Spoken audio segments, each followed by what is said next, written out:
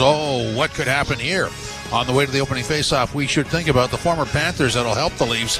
Goalie Anthony Stolarz on playing his former team.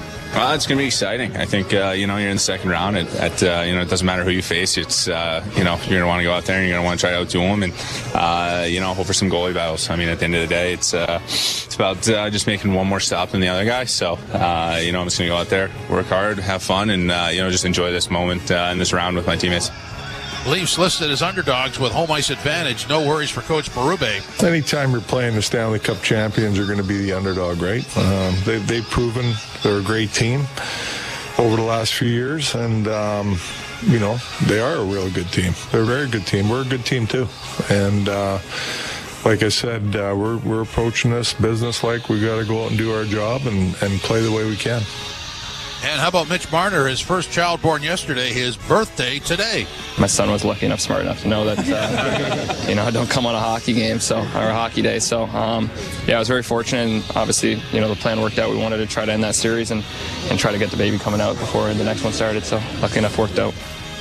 Welcome to Leafs Game Night live from Scotiabank Arena. Jim Taddy, former NHLer Anthony Stewart, reporting for duty. The building's starting to fill up. It's an 8 o'clock start, which means puck drop will be about 8:14 or thereabouts, because the draft lottery was just held by the National Hockey League, and the Islanders went from number 10 to 1. So the Islanders will select first overall, Stu. Wow. What are the odds on that? I should have bought a lottery ticket today, and you never think you have an opportunity. 50-50, yeah, I'm going to go on it now, but... good job, because again, this Islander team, they've been sort of in that mediocrity for the last 6-7 years, where they're always around that 12 to 18 or 25. They did have some success in the playoffs, making it to the conference finals a couple of years ago, but they're lacking a bona fide superstar player. And I can tell you right now, within the first 3-4 picks, you're going to have franchise changing players, and that's what they need. They've had Barzal, but since Barzal, who's really have come in and made a difference, they have a difference maker that's going to step in next year and make a big, big difference. And it's a good direction for the New York Islanders in the future. Well, sometimes when you advance in the playoffs, and this is a good round, or this is a good series, is what I meant to say, because when you look at the talent on these two teams, and then you compare it to teams that are on the outside looking in, that are trying to get in the playoffs, this is a stacked series. Yes, you have to sort of draft and develop really well, and you look at sort of lottery picks that are on both rosters, right? And the first overall, second overall, top 5-6 picks that have been either drafted and developed or acquired, and you need top-end talent to have success in today's NHL, and the best way to do that is through the draft. But this is going to be a war of attrition. Many players on these teams are game breakers, and it's going to be a bit of a chess match. And we know which each strength and weakness of each group is. It's who can bring the best version of their A game every single night that eventually is going to come out on top. Well, what I like about a series, and it was a common question on the way into the building today, and the Leafs are on the ice now. Earlier, you heard the Panthers hit the ice. That was a boo, not Lou, they were saying. No Bobby Lou here. He's next door, and it's funny. His family, actually, I played with him in Florida. They had a good Italian restaurant called Pizza Time, so hopefully he brought a meatball sub. We could substitute our pizza there, too. But, yes, they're booing. The fans are in full effect right now. You can sort of feel the energy. It's a little bit nervous. Yeah, it is. Right, as, there were some people not really happy how they got by the Ottawa Senators. But for me, I would say, yes, Florida has a slight edge, but I don't think they're severe underdogs where they have to sort of sit back and play a sort of defensive-minded style the whole entire game, the whole entire series. This team has the firepower to keep up with this Florida Panthers team. Well, on Leafs Guy today, I did not make a series prediction because I don't want to. What I want to do is I want to watch how this unfolds, because this is a real moment for the Maple Leafs. If they're to struggle in this series, that's a problem. If they're not, then it sort of tells you that they're headed down the right road. And if they win the series, that's a joyous occasion. So I don't want to get in the way of that. But what I am anticipating, and this was a question that many people, when they make the predictions, can't tell you, is the back and forth that develops, the chemistry, the punch-counterpunch between these two teams is going to be fascinating to see as it develops. Yeah, and sort of maybe the storylines within the groups as well, too, right? And, we talked about depth maybe potentially being an issue in that first round versus Ottawa, and you sort of saw the emergence of the fourth line with Scott Laughton, Yankroke, and Lorenz, where we thought they were going to be a hindrance, but they were a net positive with how they were playing and the ice time that they chewed up. So, you saw some of the other teams struggling in the playoffs. LA Kings, they were playing their bottom 6 players 6 minutes a night, and they had 6-7 forwards every night over 20 minutes. That depth or lack thereof can really hurt you. So the fact that Toronto is playing guys and they are getting ice time, that's going to help match up against this Florida Panther team who has probably one of the top third lines in this whole entire playoffs with Anton Lundell, Brad Marchand, and Eetu Listerainen. That's going to be a tough task matching them. 14 points in that series versus the Tampa Bay Lightning. But again, they've done a good job in sort of neutralizing. If they're not putting in pucks in the net, neutralizing the opposition, it's going to be a tough task against this group as well. I think this is the ultimate test for the Leafs in terms of the resiliency department, and I mean that in every possible facet. Scoreboard, how the game's being played, how it's being officiated, who gets away with whatever, but also the bend but don't break, because Florida's going to bend you. They're going to bend you, and they're going to try to break you. And I'm hearing Ivan Drago in the back of my mind right now. But, Game 5 versus Ottawa, right, where they ended up losing, obviously. And I was sort of seeing how they respond in Game 6. And they didn't sit back. They didn't sit back, and they didn't feel sorry for themselves, and they weren't necessarily reading the headline. They came out, and they took the game to Ottawa in Game 6. So this is a group that has confidence in their system, confidence in their structure, confidence in their personnel. And when they are the best versions of themselves, and I've been saying this all year, they can beat many of these teams. I'm watching every single game this year. They've been outclassed twice, and that was versus Vegas and Colorado. That was on the road, and it was in the middle of a road trip after the deadline. Yeah. That's the only time. So you do the math, 240-plus periods, only being outclassed for 6 out of those periods. That's a consistency with this group. So that's why I don't think Florida's just going to come over and run them over and run them out of the building, and Toronto doesn't have any answers. They find a way to adjust. They find a way to recompose themselves if they need to. But ultimately, it's going to come down to the stars. And I think with the failures of the past, I see them elevating and being difference makers this series versus Florida. Well, it'll make you appreciate what Brad Treliving did in the offseason and who he's added since, because when you look at that blue line, this is the best blue line they've had in many, many years, and it's almost built for this series, isn't it? Yes, and we heard Jordan, from the Miami Herald talking about sort of Zito and the players that he brought in not having any misses. Well, Treliving, who has he really missed on? Right, he brought in Carlo at the deadline. He brought in, he extended McCabe. They brought in Tanev in the offseason. Benoit was extended. OEL coming back, and a lot of those moves were questioned. I remember. I don't remember much, but I remember. Why did you give OEL all those years? And now he's being celebrated, right? So the fact that he's hit on that many guys, and you brought in sort of difference makers in Lorenz and Pacioretty, right? That's the same guy who cried about the Tavares deal. Who is that guy? Where is he? They're all over the place. I don't even know who it is. It's a whole row. It's going to be a bad deal by the end of the contract. That's why they're below us and not above us, right? The only one above us is the boss here, Mr. Rogers. But again, hindsight is 20/20. But to hit on 60 or 70%, that is a pretty good hit rate as a GM. But to hit on essentially 95% of your guys, that's the reason why they won the Atlantic Division, and they're in this position right now with home ice advantage versus the Florida Panthers. A lot of layers, a lot of things to peel off this onion. One of them is 3 former Panthers on the Leafs. What do you make of that? I think that's great just for, sort of any information. We're an information age in today's NHL, and, giving the tendencies of Barkov off the face-off or Tkachuk, how to get maybe under his skin. And, even a goalie partner, with Stolarz, knowing the tendencies of Bobrovsky, telling the shooters that, hey, you know what, in practice I noticed last year, his blocker would be a little bit lower, he'd hold his glove a little bit higher than, so any little detail, right? This is a game of inches and millimeters, and that, I'm telling you, some of these players, that little inch is all they need to make a difference. So it's great to have those guys that know exactly what ticks, what the systems are and the structure. But again, that's a lot of information you're going to find via video, and scouting reports. But having guys that have been there and known the tendencies of your opponent is definitely a plus in this situation. Well, here's Anthony Stolarz and what he's told the group about Florida. Yeah, just kind of what to expect, in their mentality. I mean, obviously, with cameras and video today, you can kind of watch as much film as you want. So just try to give them, a little bit of insight on, kind of how their minds work. And, we know it's obviously going to be a tough series. So, just trying to get the guys ready for that. How do you're going to get right? You're real great, obviously. How do you handle the physical pressure they're going to put on top of you? Just try to find the puck, battle through them, and just try to locate it and make the save. I mean, our defensemen did a great job last series, kind of clearing traffic out. So it's kind of just up to me to make that initial save, try to control it as best I can. And when I didn't, they were there, to clear the rebounds out in front. So we obviously know it's going to be a tough challenge for us, but we're excited for it, and we're going to be ready. Do you feel like you're ready for Kachuk's bag of tricks, just having played him and knowing him well? Yeah. I mean, you saw one Kachuk in round one, and you get another one in round two. So, obviously I'm a little familiar with him, having played with him last year. So, but it's going to be a good battle. Like I said, he's a hard worker. He likes to get in the crease and around the paint, and it's kind of where his office is. So, you're going to want to be aware when he's on the ice, and he's trying to locate him, and, just trying to stop the puck. As a goalie in Game 6 for the season, have that big long list come in, what goes through your mind?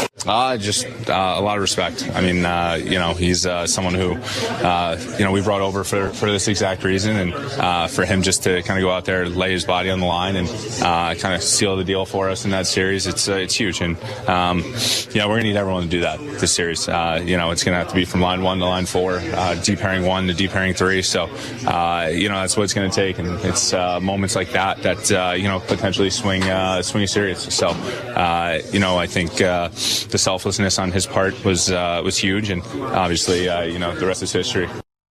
So that's Anthony Stolarz, and that's one angle of how the Leafs have prepared for this by having 3 ex-Panthers in their lineup. The other one that nobody's talked about is Marchand.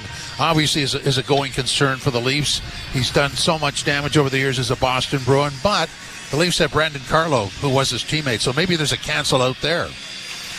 Yeah, and trying to go back to the comments, I think our Marchand in talking about Carl, I think he called him a rat or something like that, or scumbag. But anyway, that's what it was. The second one was correct. Yeah, but that just shows the type of Marchand is a guy that is his function is to sort of take the other team off his game. Tremendous player, puts up tremendous amount of points, is a game breaker, Hall of Famer, but he takes the opposition off of their game. And I remember playing against him, and he would chirp, and then the directive from the coach was ignore him, because he feeds off the energy, he feeds off the negativity, and even if you run him over, it makes him a better player. So it's like, let the sleeping giants lie. He's not a giant, so they say let the little rat just sort of sleep. You do not want to wake him up. So he's going to be yelling, he's going to be screaming, he's going to be doing the face washes after the whistle. Again, is he really going to hurt you physically? Probably not. His stature is not going to really allow that. So you got to find a way to neutralize him, and you do that by ignoring him. But again, in playoffs, emotion is so high. You want to find a way to impact the game physically or on the score sheet. It's a lot easier said than done. But Marchand is a master of that. He's been in the league many, many years. So if I'm Toronto, I'm just turning the other cheek. And as I mentioned before, control your smiles and cries. You just got to smile at them, but it's easier said than done, Tats. Yeah, and you're wondering what the currency is in terms of what's going to get called with that type of stuff, right? Well, you've seen some of the physicality and truculence in some of the other series. I don't think they, with some extra eyes being on this series, I could see them maybe teeing a guy up a little bit early to sort of set the tone, right? But what you don't want to see someone getting hurt. You don't want to see guys getting run, left and right. So I could see the refs playing a factor and trying to have those extracurriculars sort of be at a minimum. This is Leafs Game Night live from Scotiabank Arena, TSN 1050, the iHeartRadio app, and the Leafs. Dance your way into the Kiki Lounge. Sing your heart out to the classics. Or discover a new obsession. All handpicked by me, Andy Cohen, on my very own music channel. Whether I'm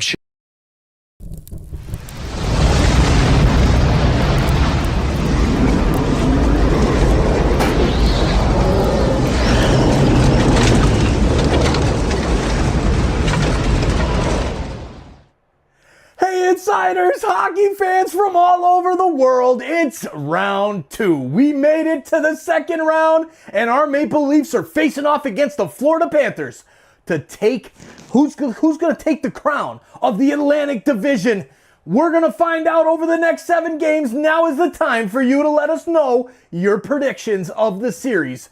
Who do you think's going to win this series? The Leafs, the Panthers? I say the Leafs, and I say in 7. This is going to be a heck of a battle, and boy, oh boy, am I excited to share it all with you, hanging out together here on TSI for game number 1. Make sure you've done all of that basic YouTube stuff. Hit that like, hit that subscribe button if you're new, turn on that bell, and let's have some fun in the chat. This is going to be a great matchup. It is going to be down to the individual matchups and how the coaches work the shifts and the matchups on the ice. These two teams are so evenly matched. We'll see. It's going to be a great series. Thank you for being here. Now let's get to the hockey. Go Leafs go, and let's have some fun tonight. The puck. Why do we keep making apologies for goaltending?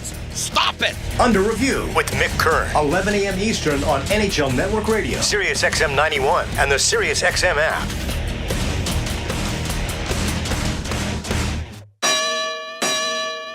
Hey, Jim Rome here. What's cracking? Hi. Hope you're enjoying the game, and when you're not taking in a game, find us on Sirius Channel 161, XM Channel 206. In fact, we'll be there every weekday afternoon, 3 p.m. to 6 p.m. Eastern Time. If you've got something you want to break down from this game, you know where to find us. Just make sure you have a take and don't suck. Step your game up. That has never changed. In fact, the show has never changed. We're just back home, and it's great to be there. Sirius 161, XM 206. See you there. Liverpool are your 2025 Premier League champions, and no one covered their journey like Sirius XM FC. This year, they've been absolutely untouchable. This team was the epitome of a team. From every big moment Liverpool with a chance, left footed, it's in!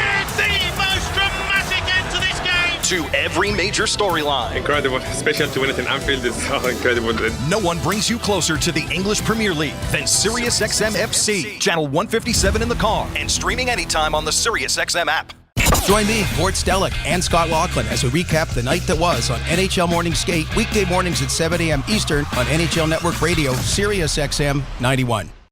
Leafs game night live from Scotiabank Arena. Game 1, second round. Florida Panthers here against the Toronto Maple Leafs. Jim Taddy and former NHLer Anthony Stewart reporting for duty, and both teams have about 1:50 left in their pregame skate, and then it's off the ice. The Zamboni resurfaces.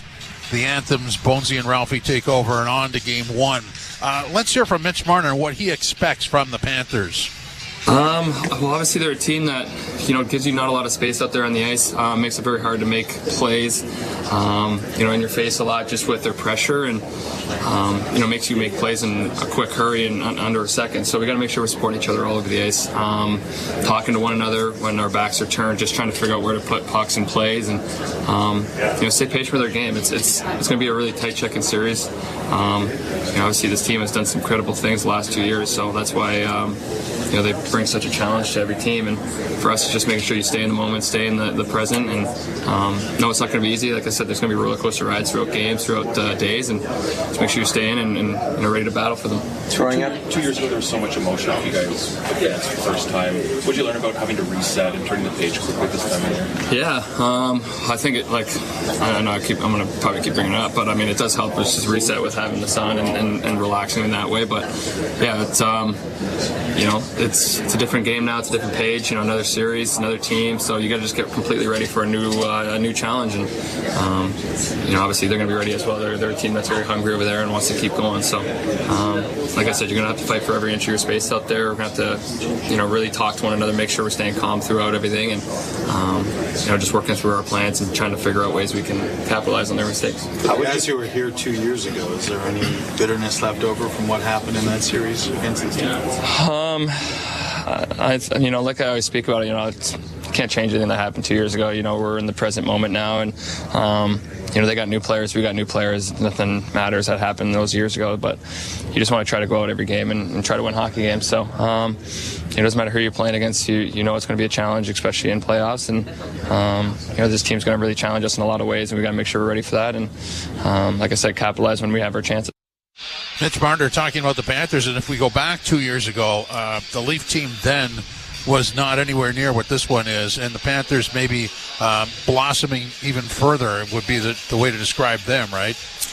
Right, and you think about the year before with the Panthers where they did not make the playoffs, right? That's when Paul Maurice came in and implemented a new system. So this is a team that went through tremendous heartbreak, and Toronto sort of caught them sort of as they were sort of riding that high. So the one thing is you learn from your mistakes, right? Especially if you get knocked out, you find a way not to get knocked out the second time you go against that opponent, right? So it's one thing to talk about, yes, the regular season, and Florida did win 3 games out of the 4 matchups, and yes, the power play only went 1 for 9 for Toronto, but the playoffs is a completely different beast. And I think these are 2 teams almost colliding as they start to peak, and that's why I think it's going to be a series that goes 6 or 7 games. So again, I don't believe, and then again, the games are played obviously on the ice, but I don't believe to sit here, if I'm Toronto, saying, you know what, we have to play this complete underdog and take this approach and sit back and sort of wait to see what Florida brings at us. You know exactly what you're going to do, what they're going to do, so you have to match their intensity, match their system, match their structure, but play to the best of your ability. That's my game plan if I'm Craig Berube, not, hey guys, we got to weather the Florida Panthers storm. You got to find a way to create and be your own storm. That would be a good pun if it was the Carolina Hurricanes, right? That's right, yeah. Stormy. Anyway, tonight's Coach's Comment is powered by your Ontario Honda dealers. Score a $1,500 Honda bonus in the CRV Sport. Conditions apply. Visit HondaOntario.com. And here is Coach Berube, and what he expects from Mitch Marner. I expect the same game he always plays. He's in a good spot. I mean, he's a lot of good things that are happening in his life, and positive things, and he's ready to go for the second round now. Coming off the first round, and baby and birthday, a lot of good stuff. So what do you expect? You guys have had a couple days to reset. What's your sense of the group just coming into tonight against this opponent? Yeah, I've said it, business. We're I thought practice was really good yesterday. I love the pace and just love the attitude out there. So it's got to bring that tonight, play with pace, business, go out and do your job. That's, just every shift to shift, every player, go out and do your job. This team hasn't often been labeled the underdog in a playoff series in the last few years. What about the shift in this series that way? Everyone's looking at the Cup champions. Yeah. Well, anytime you're playing the Stanley Cup champions, are going to be the underdog, right? They've proven they're a great team over the last few years, and they are a real good team. They're a very good team. We're a good team too, and like I said, we're approaching this business-like. We got to go out and do our job and play the way we can. How much does home ice give you an advantage over Florida? Home ice. I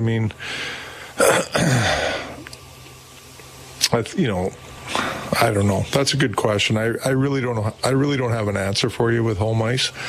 I think that our team, when I look at our team, we were pretty consistent at home and on the road. And I think that's very important because you need to go on the road and you need to win games. But, we played extremely well at home, too. We've been a real good team at home, too. So,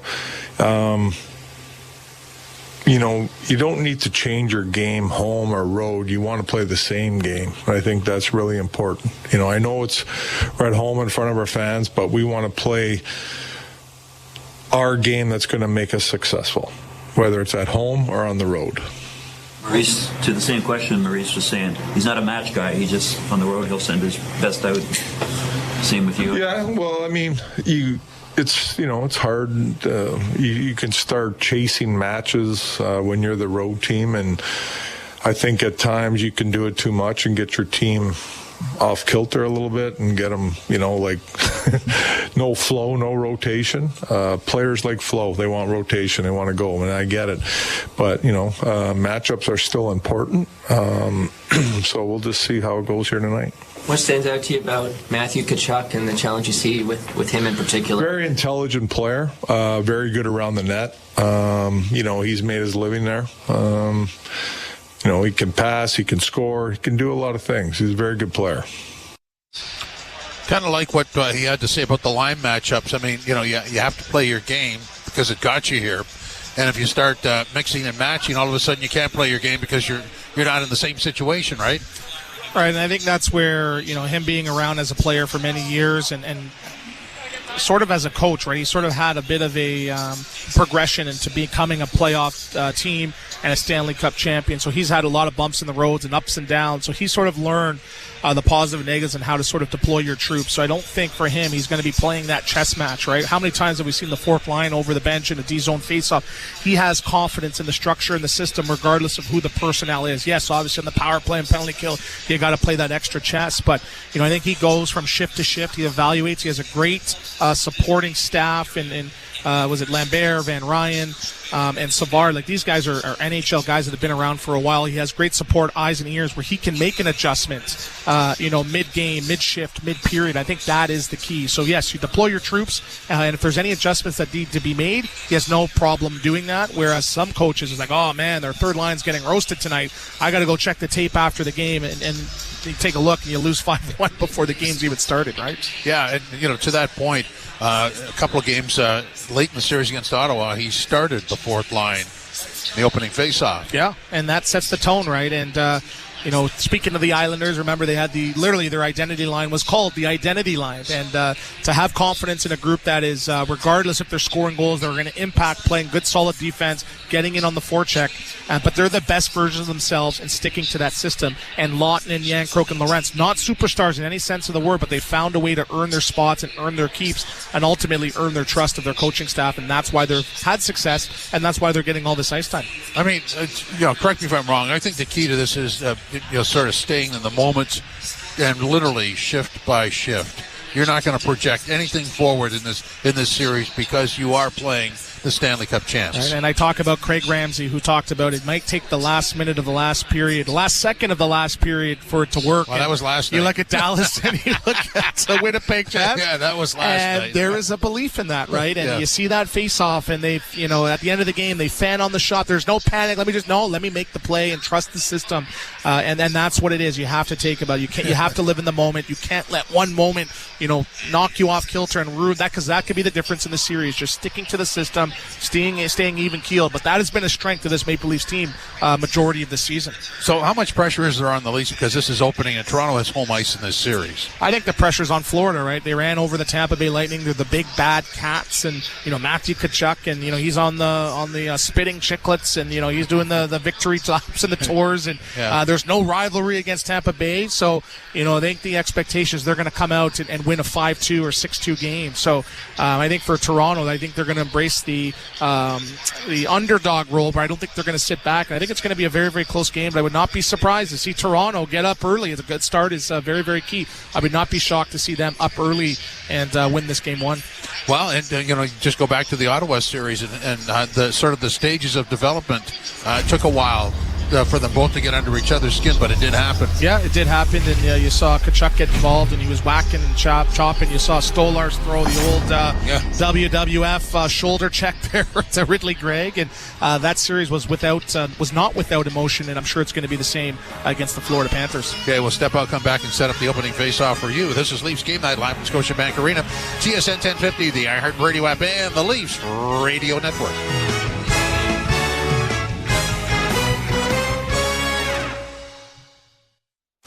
It's so embarrassing when everyone's talking about the HBO original The White Lotus, but you haven't watched it because you don't have Crave. And they ask you who your favorite character is, and you say, White Lotus?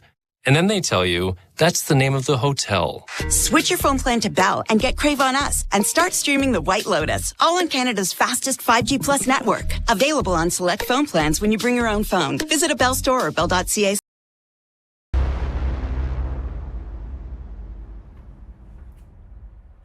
What's up, hockey fans, Maple Leafs fans? How we doing tonight? Game number 1, the Leafs and the Panthers. It's going to be a great matchup. We have so much talent on the ice between these two teams, and it's the second round. You know it's going to get heated. Please take a second to hit that like button, exit out of that chat, hit that like button, share this link out as well. Let's get more hockey fans here in the chat to keep growing this awesome community. We are donating 100% of our revenue from Leaf streams to SickKids Hospital, so thank you for helping us make that donation even bigger by hitting that like button and sharing this link out. Those are the two best ways to do it. When you share it out and somebody clicks it, YouTube says, oh yeah, we like that stream. Let's send more people to hang out there on TSI. Now let's get back to the hockey and go Leafs go. We'll see you back in the chat. The veins of everyone who calls our country home. It brings us closer together, no matter where we are. This spring, patients across Canada need you to give a little red and white. Canadian Blood Services needs 450 new blood and plasma donors every day to fuel Canada's lifeline. Let's get Canada's blood pumping. Book an appointment today at blood.ca/450.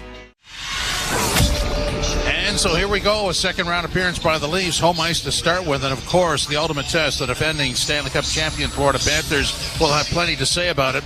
Can the Leafs fight through the smothering defensive structure Florida has? Will the former Panthers help the Leafs do that? And who wins the goalie battle? Oh, so many questions. Guy, what are the answers? Well, let's find out. Molson Canadian Leafs hockey starts now. It's time for Molson Canadian Leafs hockey on TSN 1050 and the Leafs Radio Network. The Leafs live here. Oh, yes, they do. Welcome inside Scotiabank Arena. It's going to get loud really fast here. Molson Canadian Leafs hockey on TSN 1050, the iHeart Radio app, and the Leafs Radio Network. Jim Taddy and former NHLer Anthony Stewart with you. The Leafs lines will be like this: Matthews centering Marner and Knies, Tavares centering Nylander and Pacioretty, and it'll be Domi centering Holmberg and McMahon, Lawton centering Yarncroke and Lorentz. So that's pretty well the way they started Game 6 in Ottawa. On the blue line, Riley Carlo, McCabe Tanev, Benoit OEL, and of course Stolar starts in goals. Stu, what do you make of that? I think it's a great continuation of Game 6 versus the Ottawa Senators. Max Pacioretty, I think, has earned his keep in the top 6, but they do have some flexibility with bringing up McMahon, who's, I think, still looking to find his stride in these playoffs. But, again, I think the key is going to be sort of that balance and sort of neutralizing the threat, because that is the strength for the Florida Panthers team. They have the balance. They have game breakers sort of spread out throughout all 4 lines. So I think for Toronto, the bottom 6, and I think they've done a good job in that first round. Whether you're producing or not, you're neutralizing the other team's bottom 6, and they're going to be in tough against this Florida Panthers team. So Holmberg and Domi and McMahon, it's going to be a tough task, but I can see them being difference makers and X factors this series versus the Florida Panthers. Okay, you open the door, and this Keys to the Game is brought to you by Manicure and Manicure Plus. Come in for a free men's express pedicure. 4 locations in Toronto, online at manicure.ca. So what are the keys for the Leafs here? I think for them, the specialty teams got to be special. Right? I think they got to continue on their 6-for-17 power play streak that they had against the Ottawa Senators. Florida has one of the top penalty kills in that first round, killing 16 of 18 penalties. So they're going to be in tough against them. I think they got to neutralize the depth, as I mentioned, but I think ultimately the big guns have to show up. They scored 9 goals between the 4 of them in that first round. I believe if they double their input between the 4 of them, have 18-plus goals, I think they win this series in 6 games. You heard it here first. Oh, okay. Breaking. See you tomorrow. Yeah, okay. So, when we're talking about the Leafs and their 5-on-5 play, over the course of the Ottawa series, it really evolved nicely, didn't it? It did, and they were getting some untimely scoring and guys that sort of stepped up and elevated away. You saw Max Domi in overtime making a big play. He assisted on the game winner versus Pacioretty. He's been a game breaker. Yarncroke has got involved. Lawton has impacted the game positively on the offensive side of the puck. And you're seeing Marner, Matthews, and the big 4 really stepping up. But again, they're going to need to be consistent. Every game of this series, they have to be difference makers, because Florida is one of those teams. If you give them an inch, they can take a mile, not just on the special teams battle, but 5-on-5. So do not get involved with the extracurriculars. We understand that's a big part of playoff hockey, but you got to turn the other cheek and focus on the system and the structure. That's what's got you here, and that'll help you beat this Florida Panthers team. I want to go back to Overdrive on Friday. Bill Lindsay was on with the boys, and he suggested that if the Leafs could get the lead in each game, that would be much better for them and trouble for Florida. Do you agree with that? I think so, but that's easier said than done. This Florida Panther team is very, very tight checking. You fight for every inch. They protect the interior. They have some good skating defensemen, and they have some game breakers, and they have some great two-way players. So for Toronto, I think the discipline is key. You got to try to draw power plays. You saw Holmberg throughout the year draw many power plays. They have to draw power plays, not wait for the ref to call one over the glass, and really capitalize on that special teams battle. So, yeah, I think that first goal is key, especially at home. You hear how loud the building is right now. Yeah. This place will be rocking with a first period in the first 5 minutes goal if Toronto gets one. So, look, everybody's got an opinion on this, but when you're on the ice, even though you have past reference points for this team, if you're in that Leaf dressing room, what are you looking for? I mean, it has to sort of unfold, doesn't it? Yes, I remember checking the game notes, and in my mind, playing against the Pittsburgh Penguins, I was better than Sidney Crosby. That's not the case as he's still playing, and I'm sitting up here talking about it, but you got to have that mentality, especially in playoffs. You are going to be better than the person that's going to be across the rink from you. You believe that you are the best team in the National Hockey League. You have the structure, you have the system, you have a coach that's going to go to bat for you, and I think the mindset is key in not getting taken off regardless of what happens, penalties, injuries, bad calls. You have to stay even keel, and that's a key for Toronto as well. Okay, let's play an impromptu yes guy, no guy, meaning the yes guy is what has to happen for the Leafs, and the no guy is what cannot happen. So what is the yes guy?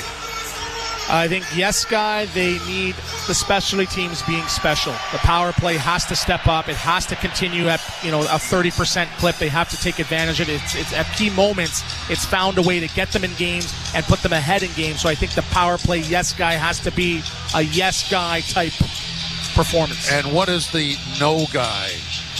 No guy is we do not want to see Joseph Woll. Because if we see Joseph Woll in this series, and I know he's a great goaltender, that means there's trouble in goaltending land. So no guy, we don't want to see Woll. I think Stolarz, again, he's going to be extra amped, extra excited as he's playing against his former team. And I could see him having a 930 save percentage when it's all said and done. That's not my prediction. I would not be surprised. But if you see Woll and you see that back and forth, that's spelling problems for the Toronto Maple Leafs. I mean, that's an interesting scenario because for most of the season they were 1-1A. Because of injury, they were just like one was one, and then the other guy went out and was replaced by number one. But over the last 3 to 4 weeks, Stolarz has grabbed that, hasn't he? Yeah, you have multiple cars driving throughout the school year, but you have one car you're taking to prom, right? And that's exactly what you need to do. And you want to look at it that way, okay? You got to ride the limo to prom when everything's on the table here. And again, it's good to have that option, but if he comes in, it's because someone faltered or they need to create momentum. And if you lose momentum in this series, it can be tough because this team does not give you much at all. Okay, this is really loud now as the Leafs take the ice. Take us through the first 5 minutes, Stu. What do you feel is going to happen in the first 5 minutes? What? Yes, guy. I think there's going to be a lot of energy. This is reminding me of the Four Nations, Canada versus U.S. I'm not going to say there's going to be a fight or any sense of the word, but I can see a lot of fireworks. I can see a couple of face washes. I expect to see 5 hits, 5 shots, and maybe 5 extracurricular activities in the first 5-10 minutes here between these two teams. A lot of anticipation in the building, isn't there? There is. I can hear the crowd. I can feel it. I'm thinking I'm cold, but I think it's just the chills of the moment. And I'd give anything to be down there right now or in the press box watching to be a part of it. It's a great, great series. 2 amazing teams right now. And this Toronto Maple Leafs team, everything that they've done this season with their consistency and battling adversity has led them to this moment. I think it's going to be an amazing series, Pats. All right. The opening faceoff is next. That means Bonesy and Ralphie right around the corner or after the break, if you will. This is Molson Canadian Leafs Hockey on TSN 1050, the iHeartRadio app, and the Leafs. The PGA Championship is coming, and you can hear all the action on SiriusXM. Here it comes, down the slope, the shot of the week. Rory McIlroy.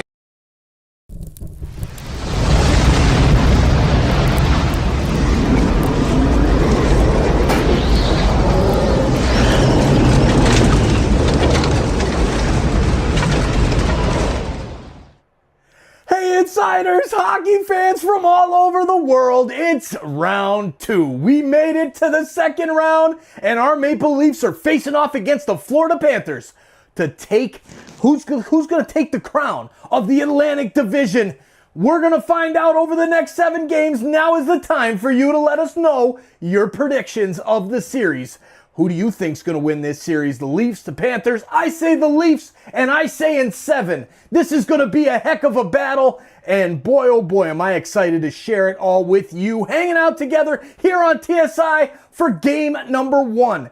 Make sure you've done all of that basic YouTube stuff. Hit that like, hit that subscribe button if you're new, turn on that bell, and let's have some fun in the chat. This is going to be a great matchup. It is going to be down to the individual matchups and how the coaches work the shifts and the matchups on the ice. These two teams are so evenly matched. We'll see. It's going to be a great series. Thank you for being here. Now let's get to the hockey. Go Leafs go, and let's have some fun tonight. Because you don't make a save or two? Yeah. The nature of it is the goaltender is responsible for 90% of the action. He's got to stop the puck. Why do we keep making apologies for goaltending? Stop it. Under Review with Mick Kern. 11 a.m. Eastern on NHL Network Radio, Sirius XM 91, and the Sirius XM app. Liverpool are your 2025 Premier League champions, and no one covered their journey like SiriusXM FC. This year, they've been absolutely untouchable. This team was the epitome of a team. From every big moment Liverpool with a chance, left foot and it's in! The most dramatic end to this game! to every major storyline. Incredible, especially to win it in Anfield is so incredible. No one brings you closer to the English Premier League than SiriusXM FC. Channel 157 in the car and streaming anytime on the SiriusXM app. Sirius XM NHL Network Radio puts you on the ice. If you're trying to describe what playoff hockey is, well, the ebbs and the flows, the momentum changes, the willingness to sacrifice whatever it takes, whether it's blocking a shot with your face. Every opportunity matters. You know, we learn an awful lot about ourselves in the playoffs and how you rise to the challenge and are willing to do whatever it takes for the team to be successful. Sirius XM NHL Network Radio, Sirius XM 91. Panthers cruise in. And then he's in. Nylander with a shot. He scores. There were 8. Draisaitl to McDavid down the right wing to the net. Score! With the first round behind us, the battles only get more intense. The whole way by Duhaime. Oh, Wilson! Along the goal line to the front of the net. It's loose. Tkachuk with it. A shot. And he scores! The Stanley Cup playoffs continue. Follow your favorite team. NHL Network Radio, Sirius XM 91, and the Sirius XM app. The world's most thrilling league is now in the palm of your hand. Hear every English Premier League match all season long on the SiriusXM app. Just search for your favorite team. On Apple CarPlay via the iHeartRadio app, TSN 1050. Everywhere you want it. It is on to the second round, and it is a familiar opponent, one that is draped in glory from a year ago, as the Toronto Maple Leafs tangle with the Florida Panthers. And the starting netminders are familiar to both teams. Anthony Stolarz, who was on the bench, backing up the starter for the Panthers last year in their Stanley Cup run, is 4-2 this year, 2.21, 901. Remember those numbers, because that's exactly what Sergei Bobrovsky is. 2.21, 901. Puck is dropped, we're underway, and we're glad you're with us. Cleared in, and Bobrovsky punches it off the boards. It's kept in by Matthews as it's swung around the boards, knocked down there by Marner, but pushed out at center ice and to the line, and the Leafs come away with it back at their own blue line. Matthews with a change of players coming. Jake McCabe comes to the red line and flips it in. And they are in good voice here at Scotiabank Arena early. Pacioretty gets it back to the blue line. Nylander working in on the right side. Score! Holy mackerel, the first shot on goal. And the Maple Leafs are up 1-0.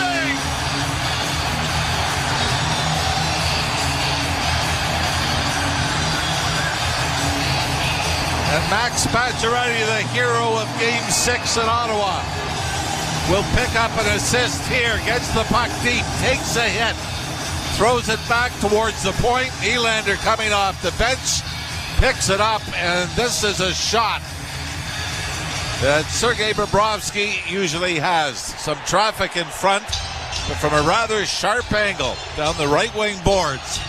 Nylander puts it through the Florida goaltender, and the Leafs are up by 1. Hope everybody got to their seats. 33 seconds in. and the Leafs have a 1-0 lead, and they have the puck again in front of another shot, and Bobrovsky got a blocking glove in front of the John Tavares shot that sends it up into the screen. This place is electric, and the team is certainly feeding off this frenzy. Yeah, they were great right off the opening video before the players came onto the ice. And I know it sounds stupid to put it this way, but Game 1 against Ottawa was on a Sunday. They were loud. This is a Monday. They're loud. And usually it's Saturdays the bench. Leafs keep the puck in along the boards. Lawton trying to work it along the far corner. Comes out of the corner with it. Centered it in front, but it was out of the reach of Lorenz. And it's cleared to center ice, and the Leafs have it back there in their own end. Pass on the near side for Benoit. A long lead feed for Lawton. Lawton gets in over the line. Still has it in his skates, but had it knocked away by Dmitry Kulikov, who's played it out into the center ice area. Leafs get to it again. There's Riley with it. Leafs are changing, and Riley will try and stretch things out to allow that change to happen as the Domi line has come over the boards. Here's a pass up on the left wing for Pontus Holmberg. Holmberg had it knocked off his stick, and the Panthers get it to center ice, and it rolls down in on goal, scooped aside by Stolarz, and the pass goes off a skate. It'll go all the way down the ice, and an icing call coming here against Toronto. It is Pacioretty and McCabe drawing the assist on Willie Nylander's 4th goal of these playoffs. Nylander, we talked about Pacioretty. Nylander with 2 goals in Game 6 as well. But for Pacioretty, the importance, Joe, that game-winning goal, you see it's just gone right to his legs. Played high off the glass into the Toronto bench. A face-off will come in the Leaf zone again. So we finally have added the second shot. John Tavares had the great opportunity. I was sure that Bobrovsky got a piece of it. They have added a second shot on the shots on goal clock. Yeah, Bobrovsky got it with the blocker. Yeah, it was a good shot, though. Draw to the right in the Leaf zone. Matthews lost the faceoff.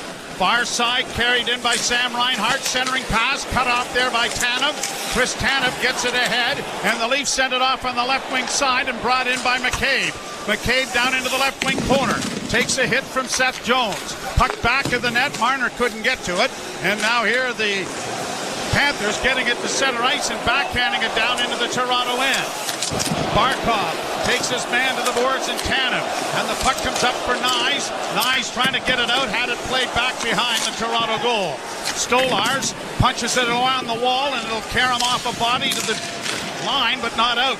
Cleared back behind the Toronto net.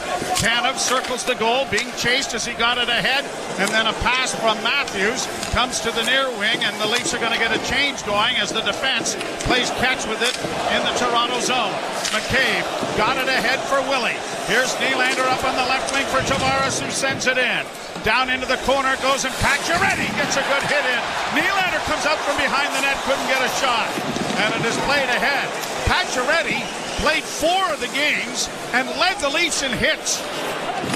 So no surprise that he has got that going again here tonight. Puck in the Toronto end. Both teams getting another change in. Leafs have it back of the net. Former Panther Oliver Ekman-Larsson got it ahead. Benoit ahead now for Lorenz. Lorenz gets it in over the line. Down into the corner, far side. Lawton with a hit into the corner. And now the Panthers get it to center and across the line. A drop pass for Marchand. And that went off a stick, and it is Lawton streaming away for the Leafs to get it ahead for Morgan Riley. Riley backhands into the offensive zone. Bobrovsky playing it back along the boards for Nate Schmidt. And out come the Panthers at center ice. It'll be played down into the Toronto end, but an icing call coming here against Florida as the Leafs lead early. Nylander for Pacioretty and McCabe 33 seconds into Game 1. I only say this because it's my job and number one responsibility. They've taken the shot away again from Tavares. They've got 1-0 shots. Did that go off 1-0 the post? scores. No. No, he went off his blocker. I'm sure it did. That was... Or maybe they're not counting the goal as a shot. Yeah, it was. Draw one by the Leafs. McCabe, D to Tanev. Pass in and a deflection. And it went just over top of the net. Rebound into the near corner. Grabbed off Domi trying to get to his man. Holmberg couldn't. Kept in by McCabe, but now the Panthers will play it out and down the ice, and another icing coming here against Florida. Sure, if you're Paul Maurice and the Florida Panthers, you just want to weather this storm. Feel like you can get through the first 5 to 10 minutes of this game, let it settle in, and then try to go to work back the other way. The biggest difference between now and 2 years ago when these two teams met in the playoffs, you'll remember the "We want Florida" chants. Now it's "We've got Florida, oh no." Again, here's a shot from the point, and that just went wide from Benoit. Here's Matthews in the corner trying to get it freed up for Knies. It goes along the boards, and Matthews overskated it, and now the Panthers will get it out into Neutralizing, flipping it ahead, trying to find Marchand, but that's turned over. Here's the new daddy getting it over the line for Knies. Got a shot away, but it was blocked. Knies comes away with the loose puck, playing it into the corner and back of the net for Matthews. Matthews along with McCabe down there as it comes back into the slot, and out come the Panthers now to carry it out and get it into the center ice area and down into the Leaf end. Chris Tanev playing it around the boards for John Tavares. Tavares overskates it, but then gets it ahead, and the Leafs get it ahead for Nylander. Banking it in over the line, but a little too far for McCabe to think about jumping into the rush. Now a 2-on-2 rush coming the other way. Drop pass and a shot off the mask of Stolarz, and the mask comes off of Stolarz, and that stops play. It's off the stick of Sam Reinhart. Right-handed shot coming down the left wing. And Reinhart somehow gets this through the legs of Jake McCabe. And on goal, so Anthony Stolar's first stop of this series comes with his forehead. Want to give a little shout out to Glenn Clark, who was a star player for the Toronto Rock, who now coaches in Albany. They're down there listening to the game, and good. Clarkie was always one of my favorites in that lacrosse business, I'll tell you. Now Riley in over the line, tried to play it in front of the net for Pacioretty. It goes back of the goal. Panthers get it up on the wing. Bennett trying to get it out, and he has. That gets past Carlo, but Carlo able to get back there ahead of Tkachuk. The puck up center, and overskating it was Tavares, but the Leafs get it out. Oh, and Nylander couldn't knock it down with his glove. There was just one defenseman back, and that was Dmitry Kulikov. That could have been a 2-on-1 break. Here the Panthers back in their own zone. Seth Jones comes to center with a feed to the line. That was close to being offside. Kept in, though, by the Panthers around back of the net. A.J. Greer loses it, and Lorenz is able to saucer it out at center, and Yarncrook gets it the rest of the way. And this fourth line goes to work again in the offensive zone. Puck along the board, stopped there by Lawton. Lawton along the wall trying to outfight his man. Got some help there from Lorenz. It comes back to the point. Benoit walks the line, trying to get a shot away. He does, but it's caught by Bobrovsky. They do it all the time, it seems. Start off in the defensive zone. We'll get it down here, and him and Haw around here for a little while. If we could just score. But even without the scoring chance, you get an offensive zone face-off and can bring out the big boys. You are always so far ahead in the analysis of this sport. By the way, I think they added that shot. You're listening to Molson Leaf Hockey on TSN 1050. The world's most...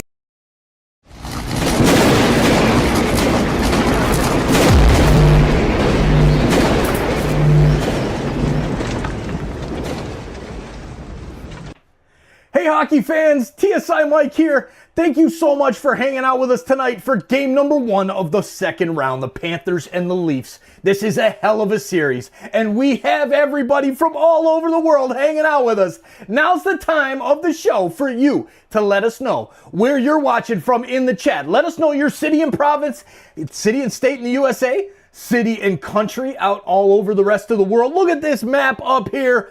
You can check it out on our website, TorontoSportsInsider.com, and check out our live viewer tab. The link is also in the description. And put your dot on the map to show where you're watching from. and see where everybody else is watching from. As you can see, we've got Europe, we've got Asia, we've got Australia.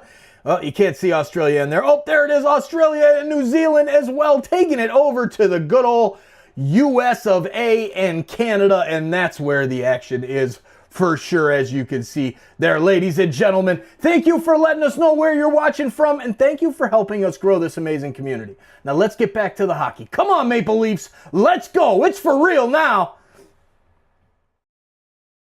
Either coaches in this league just suck. So they've been the scapegoats in this league for years and years and years, decades. It's an epidemic at this point.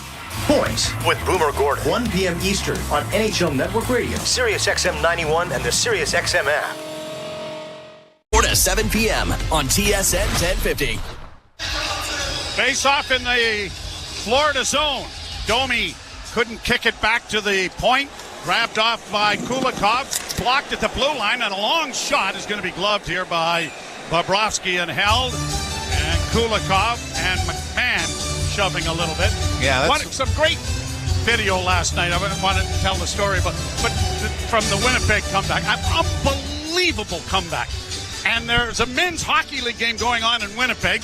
I guess it must have been the finals or whatever.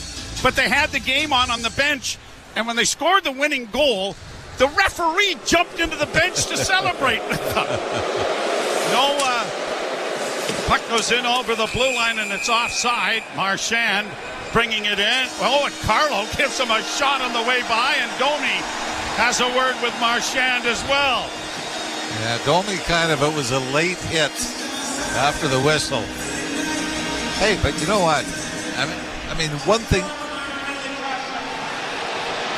And who is it? Is Domi getting the penalty on this? The Leaf gate is open. See, and this is what you got to stay away from, even though it's a weak call. I mean, you could have given Kulikov the penalty for the shot on McMahon, right? Previous whistle. Now, it's Max Domi. This is not a playoff call. Craig Berube is just throwing his hands up saying, what is it for? Penalty kill brought to you by CMC Markets. Take your trade to the next level with $0 commission on stocks. And you can see they showed it on the replay. It was actually Marchand got the cross-check in first, didn't he? Domi gets the penalty. Well, he has made a career out of drawing penalties. And if the officials are going to be like that, this is going to be a long night. Chris Rooney and Graham Skilleter are the referees, and the Leafs get the puck out at center ice, but Marner couldn't get around the last defender, and that was Seth Jones. Jones starting back at center, dropping it back, brought on now by Reinhart. Reinhart hits the Leaf line to get it in on the right side and down around into the corner. Reversed nicely by the Leafs, and it is shot out and down the ice as the Leafs defend here on the penalty kill. They've given up 3 goals and 15 times short against the Ottawa Senators. Here the Panthers, but a bad pass was behind Tkachuk. He has to retreat to his own blue line. Got it up on the right wing, and Reinhart will play it even deeper, and now Barkov comes to center, and he's going to shoot it in. Slowed up by Stolars.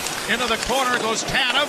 Up along the boards, it comes back to him, and he gets it out and down the ice on a heads-up play by Calle Jarnkrok. He was on his backhand, probably wouldn't get it out, but a nice 5-foot pass to Tanev on his forehand, and down the ice it went. Here the Panthers in across the line again, broken up by the Leafs. Tanev again around the boards to the far side, and backhanded down the ice by Scotty Laughton, who heads to the bench. 38 seconds left in the first power play, and it's brought to center ice again by the Panthers, in with a shot, and it is stopped by Stolars and quickly pounced upon by Anthony Stolars to stop play with 29 seconds left in a very chintzy penalty to Max Domi. Boy, they better start calling it like this all the way through. Well, like I said, you could have made the call, Kulikov giving McMahon a shot. It was the same thing. Yeah. Yep. But we're trying to get on top of the game, Mr. Ralph. We're trying to get on top of the game. We don't want to have any incidents here. We want to make sure that everything is going to be duckity-doo, as you would say. I'll give you a duckety too.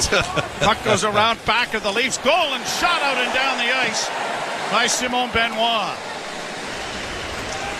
20 seconds left in the power play. Pass comes up on the left wing side and in across the line. Broken up there by Carlo. Fed around the boards. It'll come to the near point. Trapped there by Lundell. In along the boards for Marchand. Marchand to the left wing side and a shot that doesn't make it through. And the Leafs are going to get it out. And the penalty door opens and Domi escapes without incident. Boy, if that was 2 seconds delayed, Domi would have had a breakaway coming out of the box. The Leafs played it up that way. They knew he was coming out. Here's the Panthers in across the line. Great rush in. And that was stopped off the stick of Boquist. Puck along the boards in the Toronto zone. Played and intercepted there by Oliver Ekman-Larsson to Morgan Rielly. Rielly banks it ahead. Pacioretty didn't get it out. It's into the far corner, and Luosterainen is in there after the puck, but the puck comes free. And now here's Oliver Ekman-Larsson getting it ahead for Tavares, and he'll just get it to center ice.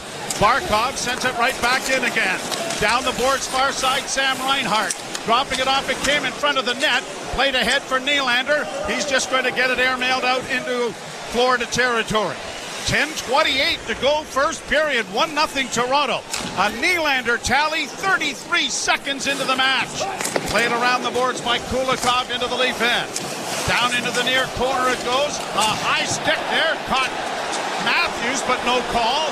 And now it is Knies bringing it to center and sending it in on the backhand. Into the near corner for McCabe.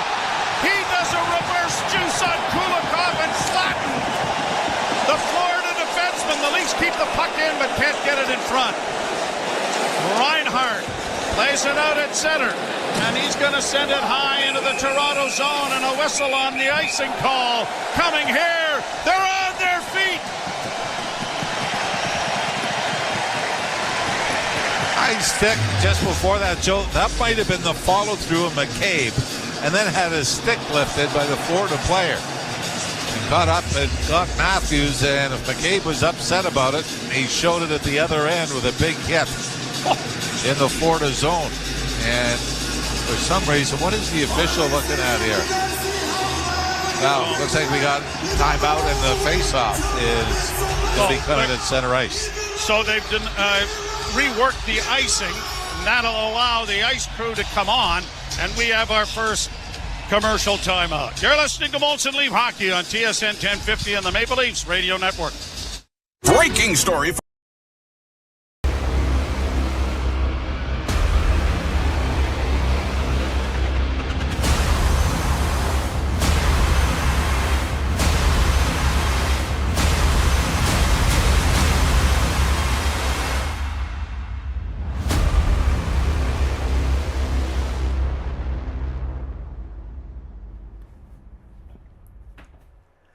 Welcome to our Playoff Pulse campaign homepage, and thank you for hanging out with us during the Panthers and the Leafs game number 1. Thank you so much for being here and choosing to spend your time here hanging out with the best community on YouTube for a Maple Leafs game and for any sports game on the internet. Let's get after it. Thank you for being here, and thank you for helping us raise money for SickKids Hospital through our Playoff Pulse campaign. As you can see, we've raised over $500, which I know we've had over $200 in Super Chat donations to be donated to this campaign. So thank you for helping us raise money. Please share that link out. Please donate if you're able. We are trying to raise $100,000 for SickKids Hospital, and I know we'll get there. Might not be today, might not be tomorrow, might not be the end of this Playoff Pulse campaign, but we are going to make it happen, insiders. Let's go. Let's have some fun in the chat and cheer on our Maple Leafs, and go SickKids Hospital, go. We'll see you back in the chat. Joe Bowen and Jim Ralph, Jim Talley and Anthony Stewart to come along. Cameron Moore running the production. Alex Mandarino is the board op, and some guy named Lippa Josh here just bothering us. Not doing a darn thing. Face off at center ice is won by Toronto. 3-3 the shots on goal. 1-0 on the scoreboard, Toronto. Puck down the boards. Lawton in the corner. Got it back along the wall. One-handed in there by Lorenz and Yarncrook battle. It comes open to the near side, keeping it alive. No, overskating it though was Benoit, and now brought out at center ice it comes. Played in over the line there by Rodriguez. Down into the corner, a hit there by the Leafs. Played into the corner and it banks off the boards and comes to center ice as Florida mishandles the puck. Panthers back in their own zone. Stern got it up on the left wing. One of the Leafs has lost his helmet. Yeah, that was Kelly Yarncrook, and that's why he had to go to the bench. So allow him to regain his bonnet, and he comes over to pick it up off the bench. 9:01 to play, first period. Shots on goal, as you'd expect, low, 3-3. But that included a power play for the Florida Panthers. And the good thing with the Leafs killing that, Joe, I'm pretty sure human nature would tell the officials you kind of owe them one. Oh, yeah? Especially if they go and take a look at that in the dressing room between periods. Played into the Leaf zone, punched around the boards for Brandon Carlo, off a skate, touched by Florida, so no icing as it goes down into the Panthers zone. Panthers around back of the net. They get it up on the left wing side, and it's brought out at center ice and shot in then by Lundell. Down in along the boards on the near side. Here's Marchand getting it in front. A weak shot is intercepted by the Maple Leafs and tipped out at center ice by Bobby McMahon. Shot right back in again by Gustav Forsling. It'll come around to Riley on the near side. Florida was changing. And Riley has the puck now to Brandon Carlo, who plays it ahead. Knies is in behind the defense and gets into the slot area. Got a shot away. Good save made by Bobrovsky. Puck along the boards and Knies battles for it there as it comes into the slot, but it's gobbled up and now brought to center ice by Verhaeghe. Verhaeghe on the right side. Pass was partially blocked. Back of the net it goes McCabe, trying to pin it there. Got Tanev to help out. He flips into the near corner. Good effort there by the Leafs to get it up on the wing, and they get it out at center, and Marner will flip it down into the offensive zone. Matthews in pursuit. Can't come up with it. Played around the boards. Marner gets a hit in. The puck comes free, and out come the Panthers to center ice. Barkov getting it in over the line. Barkov trying to hunt down a hit on Benoit, but it didn't happen. Puck is in the far boards. Cleared off the wall by the Leafs to the line, but not out. Nylander was tripped. No penalty. He comes away with the loose puck and quickly gets it ahead. In over the line is Pacioretty. Dropping it back for Oliver Ekman-Larsson. Big rebound in front. Will he score?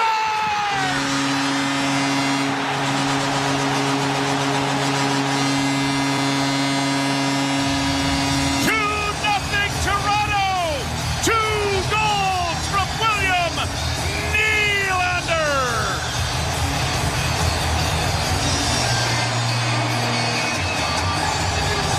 Leafs didn't get a penalty call at the other end of the ice, but them back on the rush.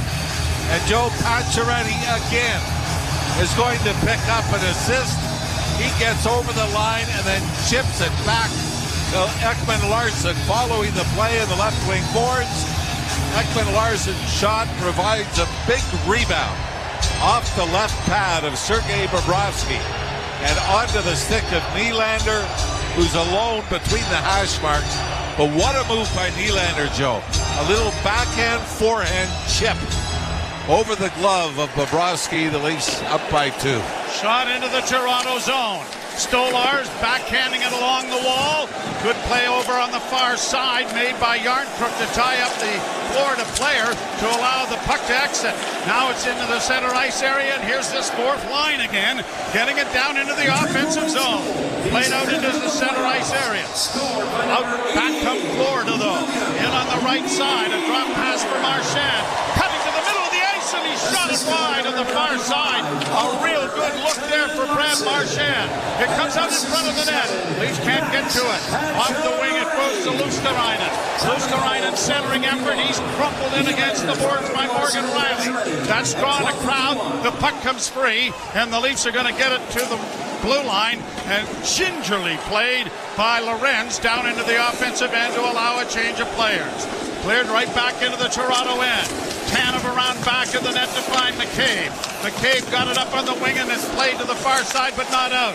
Long shot deflected in wide of the net. Had to be paddled down, played by Stolars, and now Domi comes away on the right side for Bobby McMahon, and a shot! A penalty coming to Florida as Bobrovsky covers up on it, and a holding call, and then Pontus Holmberg was upended. But the Leafs are going to go to their first power play. Penalty called by Chris Rooney. So a break here with the Leafs going to the PP. Up 2-0. You're listening to Molson Leaf Hockey on TSN 1050 in the Maple. The PGA Championship is coming.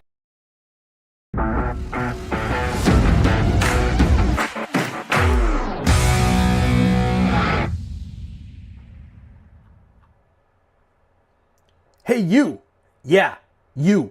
I'm talking to you. Yeah, you. I'm talking to you. Thanks for hanging out with us tonight for the Leafs and the Panthers on the second round. We're here. Happy days are here again. Thank you so much for being here. If you have not hit that subscribe button yet, what the heck are you waiting for? Hit that subscribe button and turn on the bell so you don't miss it when we go live for every single game of the Maple Leafs all season long, as well as the Playoff Pulse campaign, where we're doing almost every single game of the NHL and NBA playoffs, all to benefit SickKids Hospital and show the world how a group of sports fans can make a difference in their community. So thank you for hitting that subscribe button. Turn on that bell so you get notified when we're live hanging out together. And let's hit that 100,000 mark. 98,590. Let's hit 99,000 today. And let's go get that 100K plaque. We'll see you back in the chat.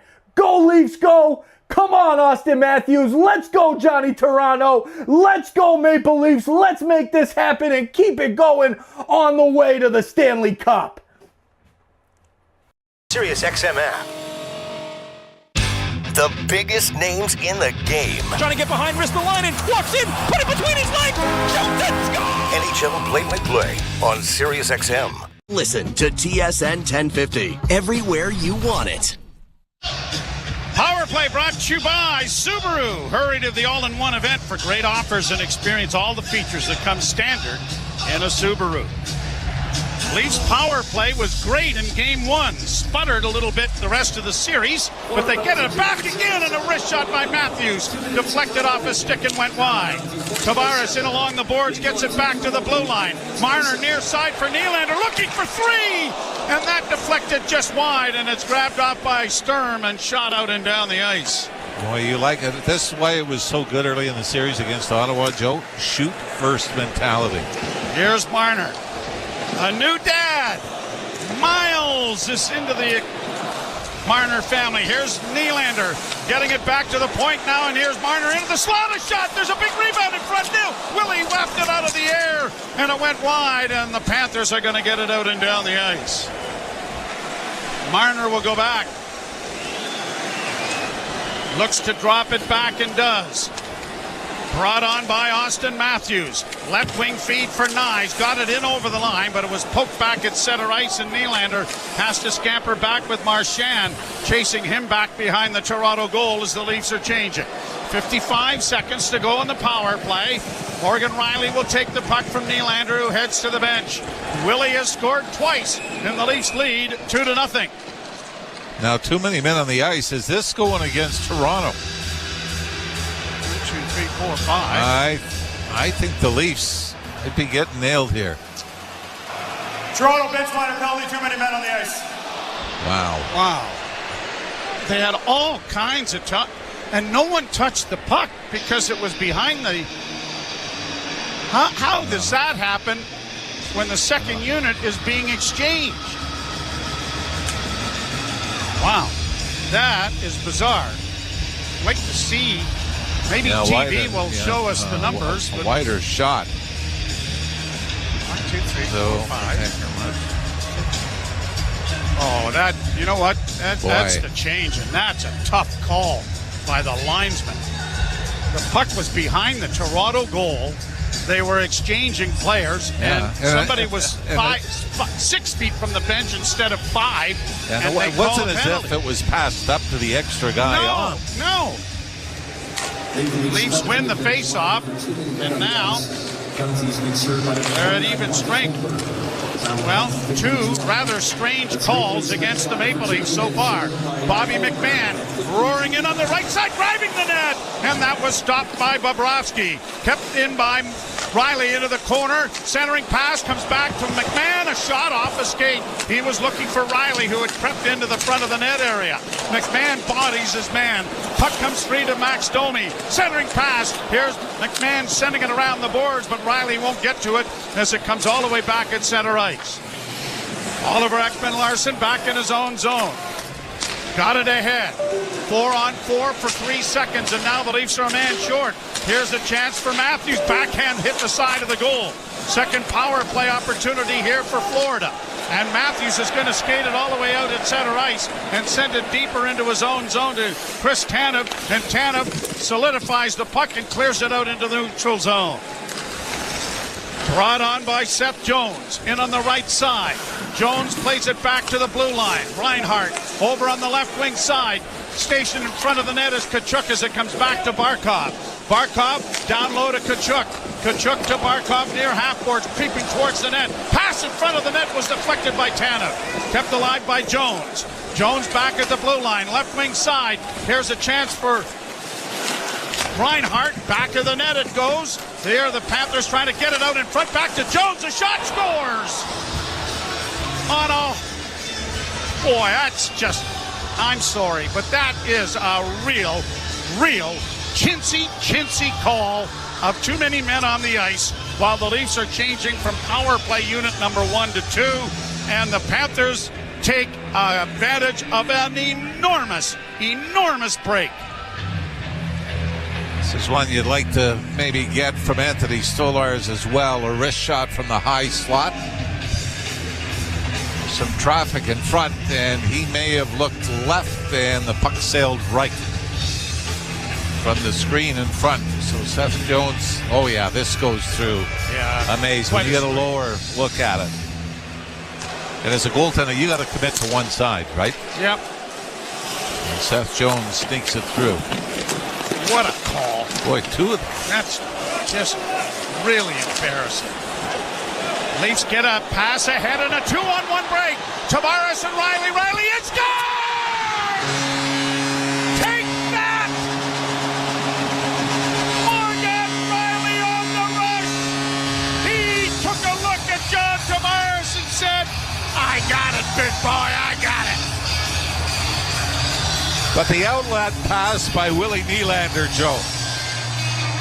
Puck comes loose in the slot in front of Anthony Stolarz. Florida defenseman had crept down, and Willie Nylander just lobs it to the left wing side. Morgan Riley skates into it. A 2-on-1 from the Leaf zone.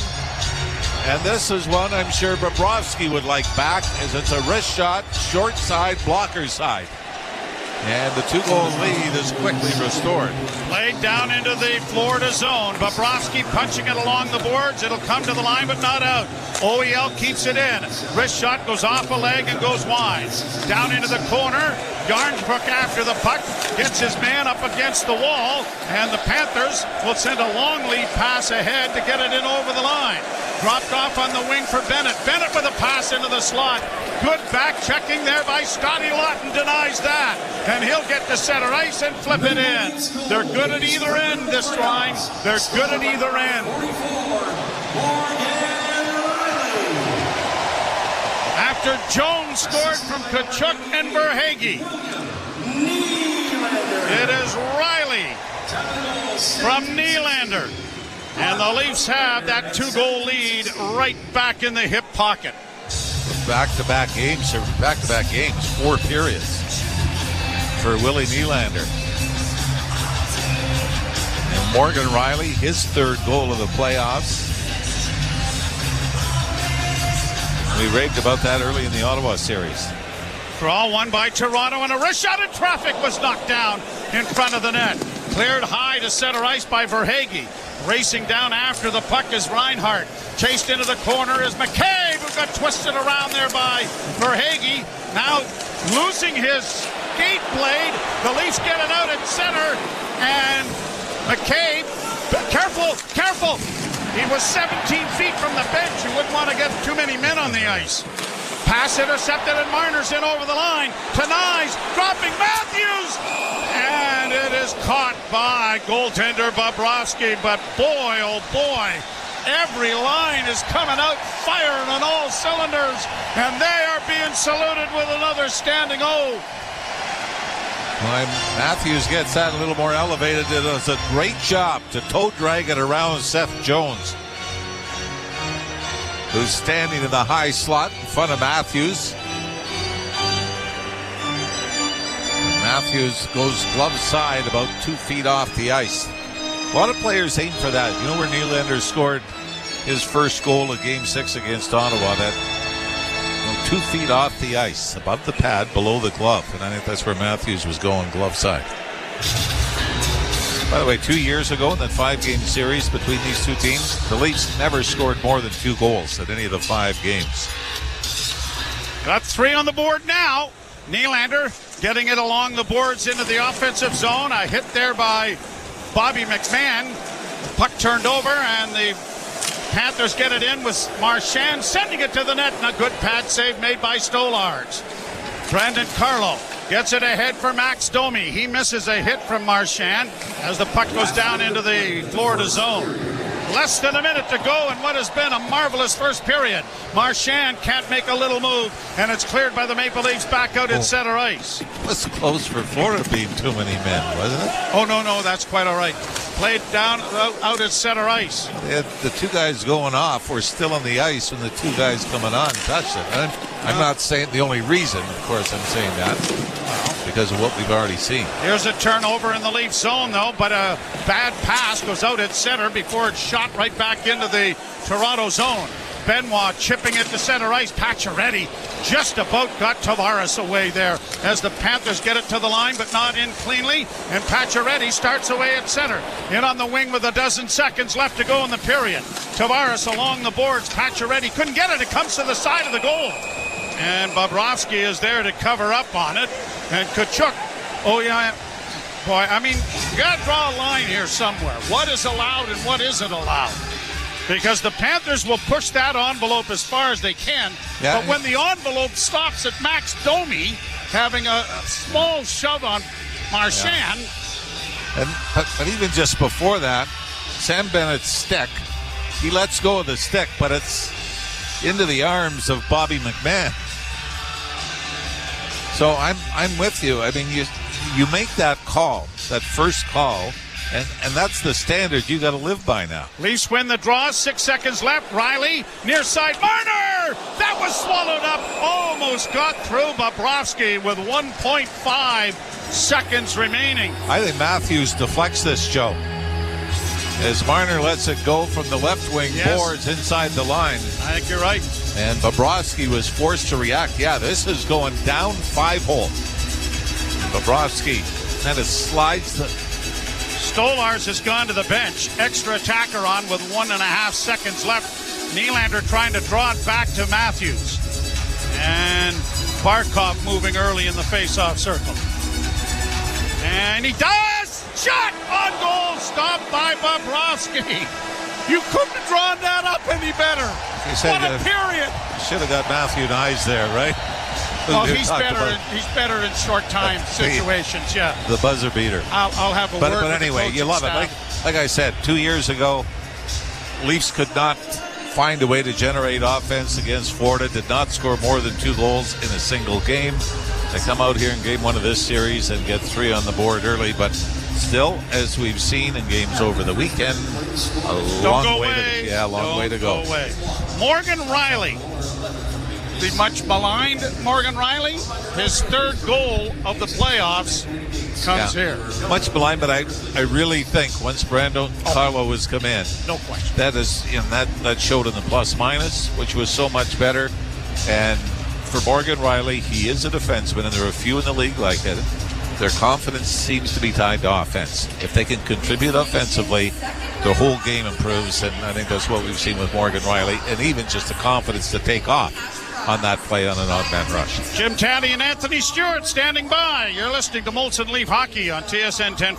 Join me, Scott Laughlin, and Gord Stellick, along with former NHLer Mike Johnson for NHL Morning Skate. Weekday morning, 7 a.m. Eastern on NHL Network Radio, Sirius XM 91. The best hockey lives here. Burns gets it back, stick handles to the backhand, moves in front, score! NHL play-by-play on Sirius XM. Hockey lives here. Suzuki sweeps it. There's a chance. Reno Caulfield shoots and scores. NHL play-by-play on Sirius XM. NHL Morning Skate. Frederick Anderson, #1 goaltender with the Canes. Congratulations on the contract extensions. Yeah, good organization. I have high standards, and I want to push for that championship every year. And we haven't gotten to the ultimate goal, but we've been knocking on the door, and that's the perfect situation. Being on a team that's got those aspirations. NHL Morning Skate with Scott Laughlin and Gord Stellick. Weekdays 7 a.m. Eastern on NHL Network Radio, Sirius XM 91, and the Sirius XM app. The Points with Boomer Gordon. 16 out of 32. If you know your math, that's 50%. In the last calendar year, Jake, 50% of the teams in the National Hockey League have made a coaching change. That is absolutely ridiculous. Either coaches in this league just suck. They've been the scapegoats in this league for years and years and years, decades. It's an epidemic at this point. Points with Boomer Gordon. 1 p.m. Eastern on NHL Network Radio. What's up, insiders? How's it going? All right. It's going all right. It's going really, really all right. It's going amazing. Our buds are fired up out there. Oh, man, I forgot to turn the other light on. Son of a... It's in front of the TV, so it's a pain because I like watching the game. And it's a real pain to not get the to have that light right under the TV there. Anyways, Da Popo in the house. What's up, Popo from Ulaanbaatar, Mongolia, all the way around the world. Everybody who is joined us from all over the world, thank you so much. Thank you for being here. The Philippines is in the house tonight representing. This chat is on fire. There's Pierre. There's Connor. Hey, Connor, see that link Connor keeps putting out in the chat? If you're feeling like you want to do a favor to help a fellow YouTube creator out, Connor is an awesome dude who has a MLS podcast and MLS live stream show on YouTube called Connor Knows Soccer, and he is growing like crazy. Connor's been around hanging out with me since my SOP soccer days, so go subscribe to Connor's channel over there. Man, these Leafs, oh my goodness, these buds are on fire tonight. Immediately, right out the gate, Willie Nylander with the opening goal. And then he does it again. Gets the second one of the night. Really a crappy call, but Morgan Riley, what a jump. The Leafs are on fire right now. Let's keep it going. Let's just keep on scoring goals. Keep the foot down. Let's keep the pedal to the metal, Leafs fans. There you go. Melissa Lee in the house. Hey, there is Tanty Angie. Yes, don't forget about Leafs Jelly HD. You see those awesome cuts where you get the highlights mixed in with our stuff? That's all from Jelly. Jelly is the man. I think he just passed 26,000 subscribers. He's on his way to 100K as well. It's funny, we chat all the time, and I'm like, oh yeah, there you go, next one, there you go, yep, boom, boom, boom, boom, boom, boom. We're doing the same thing. I'm gonna help him move his channel up just like our insiders have gone up all the way to 100K. Oh man, this is, because that's what it's about. It's about helping fellow YouTubers and fellow creators out. And this community, it's amazing. And I have a SickKids donation to discuss. I have to check the email. I saw the notification come through. Thank you all for being here. Let's get to the hockey. Go Leafs, go. Intermission will run. One break. Tavares and Riley. Riley, it's gone! Take that! Morgan Riley on the rush. Oh, yes, guy. 3-1, the Leafs over the Florida Panthers after 20 minutes of play. Game 1, second round. TSN After 20 is brought to you by Subaru. Hurry to the all-in-one event for great offers and experience all the features that come standard in a Subaru. Jim Taddy, former NHLer Anthony Stewart with you. Stu, the Panthers could not deal with the Leafs' speed. No, it started off with a great start to the period, getting it on the forecheck with John Tavares and Nylander coming down the wall, just putting pucks on net. And I'm sure that's probably one of the scouting reports on Sergei Bobrovsky, as he can be a little bit leaky on time. So I'm sure they wanted to just put as many pucks as possible. And what better start than getting involved 33 seconds into the game. And Nylander has been on fire, 2 goals in the first period. So if I'm Craig Berube, I'm very, very happy about the start. You know, you're at home, you have the crowd, you have the energy, you have the big Goliath of a giant in the Florida Panthers, who seem that they cannot be slayed over the last couple of years. But a great start. But again, penalty troubles, right? We talked about discipline being a key. Domi, a bit of a phantom call, I believe, on there with the cross-checking, but then they got caught with their hand in the cookie jar for a 4-on-4 for too many men, and then Seth Jones ended up finding a way to make the game 2-1. So it's a great start by the Toronto Maple Leafs, but you can't rest on your laurels, because this Florida Panthers team, they are the king of the counterpunch, and they are down and they are not out, despite being down 3-1 after 20 minutes. I mean, if this is round one of a lengthy heavyweight battle, this is just a really good start. And I was trying to think of what is your favorite Maple Leaf goal of the three, and it'd be a 3-way tie for me. Yeah, I would say it'd have to be the Riley goal, right? That's a nice answer back. After it could be, a great counter punch, or one of those great Larry Holm counter punches there. After Seth Jones scores, 19 seconds later, what a beautiful pass by William Nylander, a little area pass to Morgan Riley, who got sprung on a 2-on-1 with John Tavares, and did not even think pass, just came down low blocker. What a beautiful shot. And, Bobrovsky, he's at times could be amazing, or he could be caught sleeping at the wheel. And through that first 20 minutes, they found a way. So up 3-1, winning the specialty teams battles.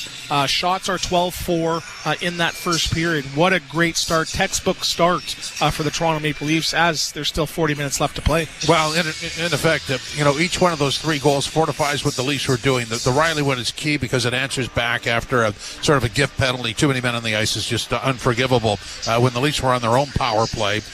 So the Nylander second goal I like, because Pacioretty starts that with an awkward hit on Barkov right in front of his own bench. Yeah, and we were discussing that as well, as Barkov seemed to be keeling over for a good 2-3 minutes in real time, as a big hit by Pacioretty. And what does he do? He jumps in the play and gets in right away, makes another hit on the glass and drops it to OEL, who just puts it on net, and Nylander going to the net. So what I like about that goal, that is a playoff style goal. Big hit, 200-foot play, getting to the net, shot, rebound, second, third opportunity. We had Jordan from the Miami Herald talk about getting in the interior and sort of getting those second and third opportunities to beat Bobrovsky. They've done that in that first couple of minutes of that first period. So a great start by Toronto, but again, they can't be there now, getting the tubas out and the drum lines. They got to just stick with the task at hand, because this Toronto Florida Panthers, they're the defending champs for a reason. The marching band is going to be locked in a room somewhere. Don't let them out. I mean, this is just the start. I mean, it is 3-1. You've done a lot of things. You've been rewarded, but there's another 40 minutes left. There is. And again, they easily could have been up 3-0 or potentially 4-0. But again, at times, Maple Leafs can be their worst enemy. I think that discipline is key, and I'm sure the refs are going to be looking to maybe make the next call on the Maple Leafs.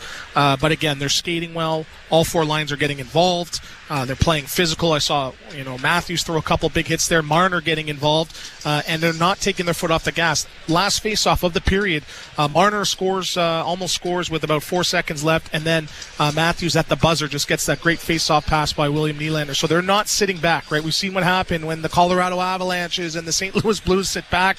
You got to keep your foot on the gas and sort of, go at them, and they have done that in this first 20 minutes. So, Stu, one of my lines is don't confuse what a guy's doing with what he's capable of doing. So when we deal with the Leafs' third line, we were talking about goal production, but one of the interesting matchups is Domi on Marchand. Right, but you got to let him sleep, right? We talked about that guy. He is the king of drawing you into the extracurriculars, and that was a nothing play by Domi. I think essentially Marchand cross-checked his stick and it ended up breaking, and he called him for... So the solution to that, smile and just skate away and just get him frustrated. Hey, how you doing? Remember that time you licked a guy, right? So then skate away. That's how you handle that situation, because they easily could have scored on that power play there. Oh, I want to be on the ice. Wasn't that guy in the Leafs? Was it? I don't even remember. Yeah, it was. Who was it? It was Uncle Leo. Not a great move, by the way. Yeah, DNA on the visor. Gotta love it. Yeah. All right, so what do you want to see in period number 2? Don't sit back. Have some good discipline. Stolars has been not tested, so do not let him sit for a good 5-6 minutes and then give up a 2-on-1 and have him try to make a save cold too. So just continue doing those little details have been there. Continue that through the final 40. So a great opening period by the Toronto Maple Leafs, but there are 2 still to come at least, and I'm not gonna put in the word that describes what happens if there's more. I'm not gonna say that word. This is Molson Canadian Leafs Hockey on TSN 1050, the iHeartRadio app, and the Leafs Radio Network. Touchdown. Great catch. Give me a high five. Oh, yeah.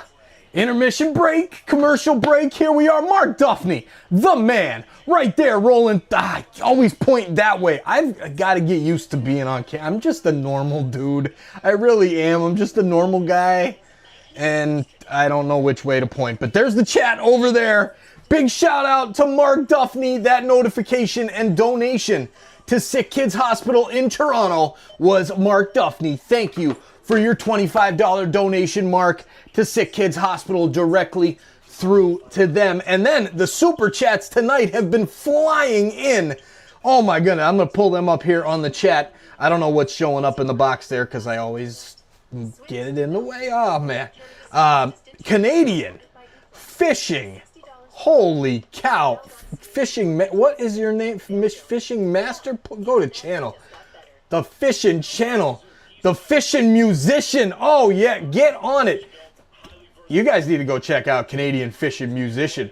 That looks like a heck of a YouTube page right there. I'm going to have to check that out. I'm going to subscribe right now, and I got to go check that out later. Thank you for the support, Canadian Fishing Musician. All of the super chats going directly to SickKids. 100% of what YouTube takes a cut of the super chats. They do. And they don't like it when we talk about it. So I should probably shut up. But donate directly through our link as well. And that is going directly to SickKids Hospital. It never passes through any of our ways over here. And so thank you all. But all of these, 100% of the revenue from these Leaf streams goes to SickKids. We did it last year. We're doing it again. And we're going to continue this every single year. Let's go. We're going to hit 99,000 subscribers tonight. Look at this chat flying.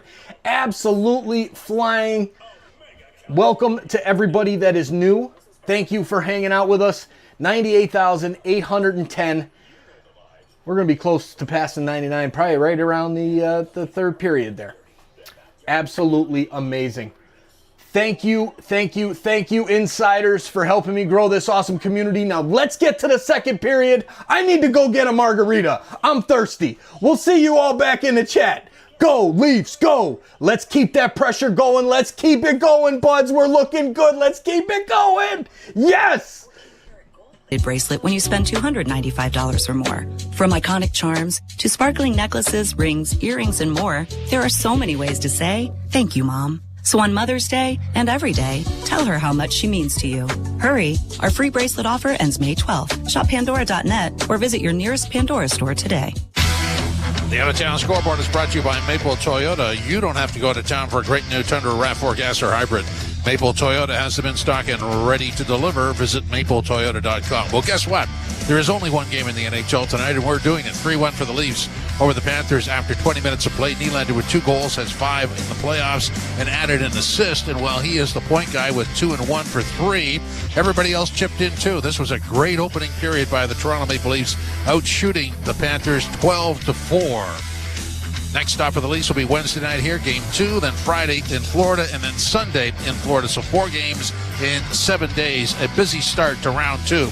This is Molson Canadian Leafs Hockey on TSN 1050, the iHeartRadio app, and the Leafs Radio Network. A place in the UEFA Champions League final is on the line, and all the drama is on Sirius XM.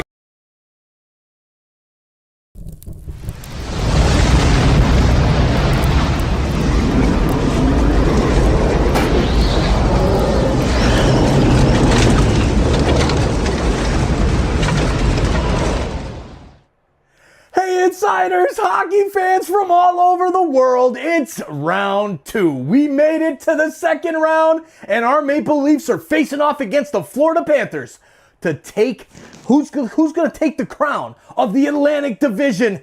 We're going to find out over the next 7 games. Now is the time for you to let us know your predictions of the series.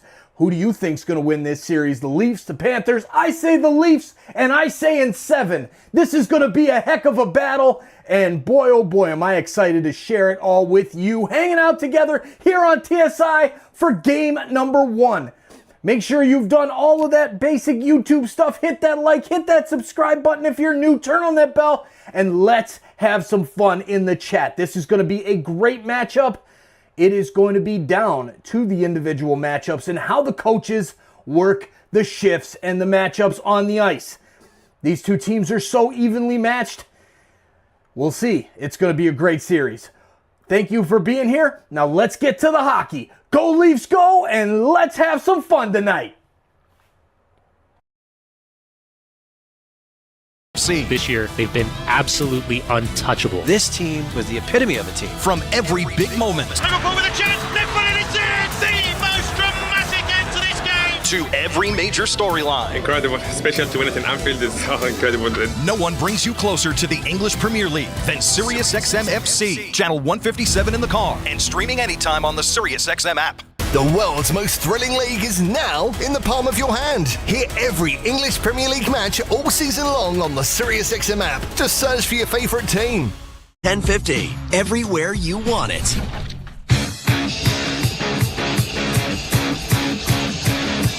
About as good a first period as you could possibly ask for, as the Toronto Maple Leafs have a 3-1 lead at the end of 20 minutes in Game 1. William Nylander has got 2 goals and a helper. He opened the scoring 33 seconds in from Pacioretty and McCabe, made it 2-0 at 12:51 from Oliver Ekman-Larsson and Pacioretty.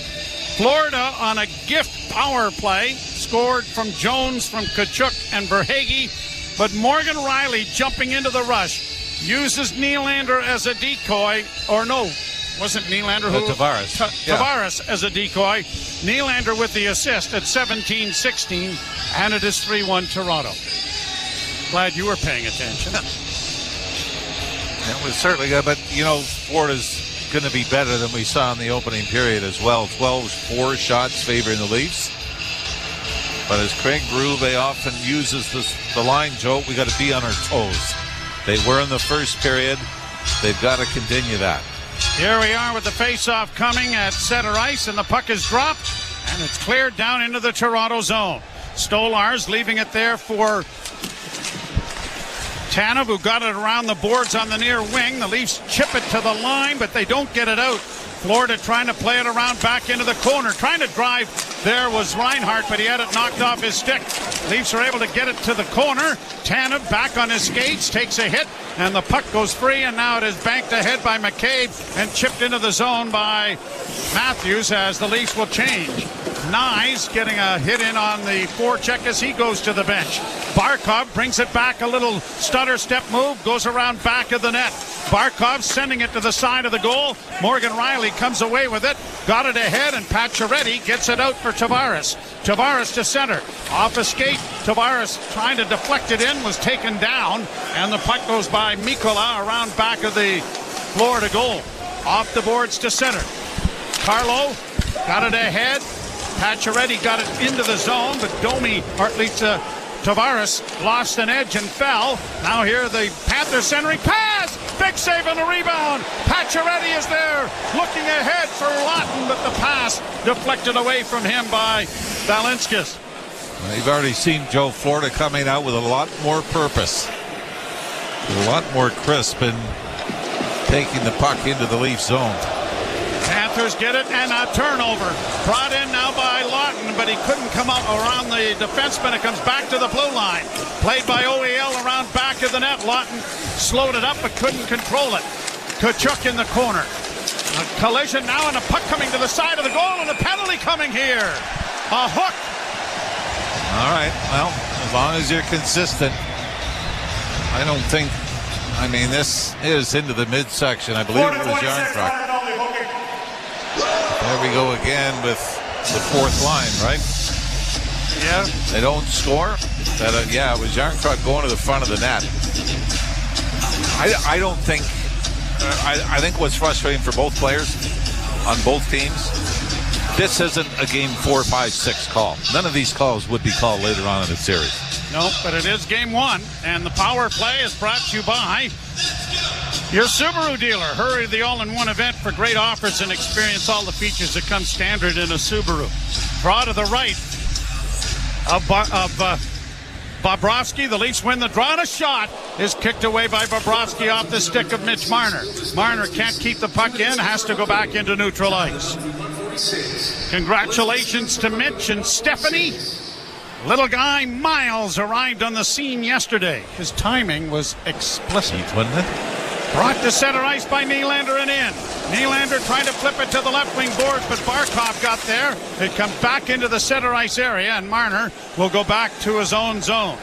Waits impatiently for Reinhart to go to the bench, and now brings it out with a pass now to Matthews. Matthews hits the line. Left wing side for Nylander. Flip back at the net for Matthews, and around on the boards it's going to come to Matthew Knies. Knies along the boards, got it back to the point. Marner keeping it alive there. Into the slot for Tavares. Back for Marner. A dangerous play, but the Panthers can't take advantage of it, although they do get it out and down into the Leaf end. Minute to go in the power play. Marner out there again, tried to make a pass to a man breaking towards the blue line, now brought in by Domi. Left wing side, Pacioretty into the slot area for Domi. Domi on the left wing side, McMahon back to the blue line, but Marner trying to keep it in, had to go out into the center ice area, and the Leafs have to go back into their own zone. Oliver Ekman-Larsson, the former Panther, dropping it back, and Domi starts out of his own end. Max comes to center and in over the line on the right wing side. He and Pacioretty get confused, and the puck is cleared now by Florida down, and now a long up goes to Morgan Riley. Riley in over the line to the left wing side. McMahon in, fanned on the shot, and it's grabbed off by Barkov. Barkov circling back with McMahon chasing him. Got it up on the wing for Schmidt, and the penalty will expire in a dozen seconds as it's down into the Leaf end. Leafs 0 for 2 on the power play, but lead 3-1. Down into the corner, and that fourth line is out into the offensive prowl again. Knocked down on the play was Sam Bennett. Bennett goes back to the net, reverses the puck into the corner for Nate Schmidt. Schmidt gets it out at center, and the Panthers will get it down into the Toronto zone and now go to the bench. Tanev playing it along the boards, but it's cut off quickly, and a centering ice pass broken up, and the Leafs are breaking it out with Lorenz getting it ahead. Lawton couldn't get it in over the line, though. Brought back by Tkachuk. Tkachuk dropping it back. Good hit there by McCabe, but carrying on is Rodriguez. Rodriguez trying to center. Played in front of the net, off a skate. Leafs have it again. They're going to get it ahead to Lorenz. Lorenz buys the rest of the rink.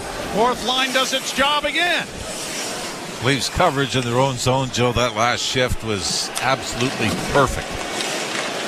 Played in over the line on the right wing side for Boqvist. Sent around back of the Toronto goal. Into the far corner. Boqvist gets it back to the point, then gets the pass returned. Got a shot away. It was blocked. Kept in at the blue line, and a bouncing shot in on goal, and a good pad save made there by Stolars. That was reflex action at its best. That right leg snapped out there just at the last second. Puck up against the end boards as the official fell down. That was the reason for the hollering. The Leafs are able to get the puck free and on the boards and got it up on the wing, and it's out at center ice. A pass ahead, just deflected away from Tavares. Backhand from a sharp angle. Crashing into his own goaltender was Seth Jones. Well, fans in behind Bobrovsky were cheering. I don't think this got through the Florida goaltender and into the net. We got another penalty here. Penalty interference. Wow. Is it Holmberg? Yeah. Yes. And this is after the opportunity. They're going to say as everybody was rushing to the net looking for the rebound. My goodness. This is going to be a frustrating series if this keeps up. Penalty kill. Sorry, Jim. No, go ahead. Brought to you by CMC Markets. Take your trading to the next level with $0 commission on stocks. I'm going to say that he pushed Seth Jones from behind. Well, it looked like Seth Jones was trying to pull up and stop, and Holmberg just ran into him. I mean, this was pretty much after the whistle. Draw to the right. Panthers have scored on the power play. The draw won by the Maple Leafs, and up and down the ice it'll go. 2 minutes for interference. Time of penalty 5:18. Holmberg 2 for interference. Panthers try to work out at center, and they do as they drop it back. Jones leaving it there for Barkov. Barkov to the line and in. Verhaeghe goes after it as it goes around to the far side. McMahon couldn't get to it, or at least McCabe couldn't get to it. Kept in now by the Panthers. Back to the point. Verhaeghe closes. Pad saved the rebound. Knocked away and cleared to the far boards, but not out. Kachuk working into the slot. Left wing side partially deflects away from Verhaeghe. Leafs get it to Marner. Marner is going to get it to the line and out at center ice. Panthers go back into their own end. Stretching things out as the Leafs get one of their penalty killers exchanged. Brought in on the left wing, intercepted by the Leafs, but a bad pass there is intercepted, and Barkov is allowed to keep it in. Barkov taken to the boards and knocked down by Chris Tanev. Off to Marner. Marner chipping it ahead. Here's Yarncrook coming to center. He doesn't have anybody with him as the Leafs are trying to get a change. Was more important than thinking about an odd man rush. And then Calle Yarncrook gets it the rest of the way behind the net.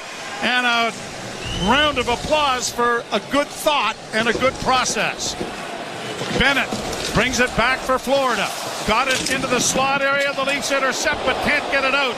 Kept in by Nate Schmidt as it was blocked. Marchand back to the right point.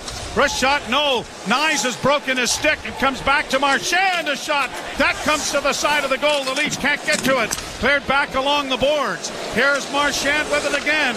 Into the slot area. Goes to the right wing boards. Kept alive there. Pass down low. Jam play. Stopped there by Stolars. Puck is still free though. Leafs on almost a 5-on-3. Another jam play. Stopped by Stolars, who is down and hurt.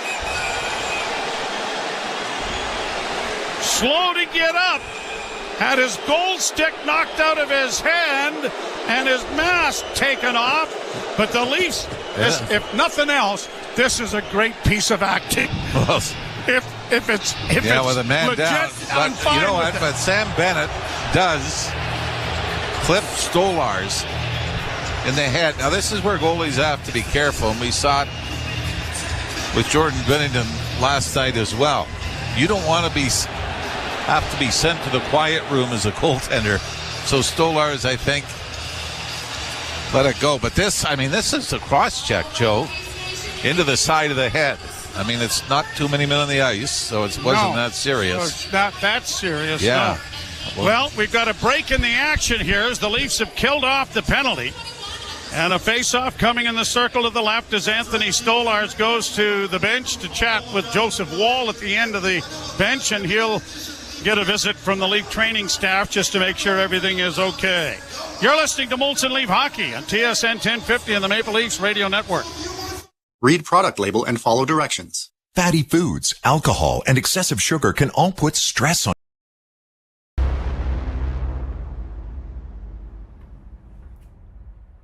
What's up, hockey fans, Maple Leafs fans? How we doing tonight? Game number 1, the Leafs and the Panthers. It's going to be a great matchup. We have so much talent on the ice between these two teams, and it's the second round. You know it's going to get heated. Please take a second to hit that like button, exit out of that chat, hit that like button, share this link out as well. Let's get more hockey fans here in the chat to keep growing this awesome community. We are donating 100% of our revenue from Leaf streams to SickKids Hospital, so thank you for helping us make that donation even bigger by hitting that like button and sharing this link out. Those are the two best ways to do it.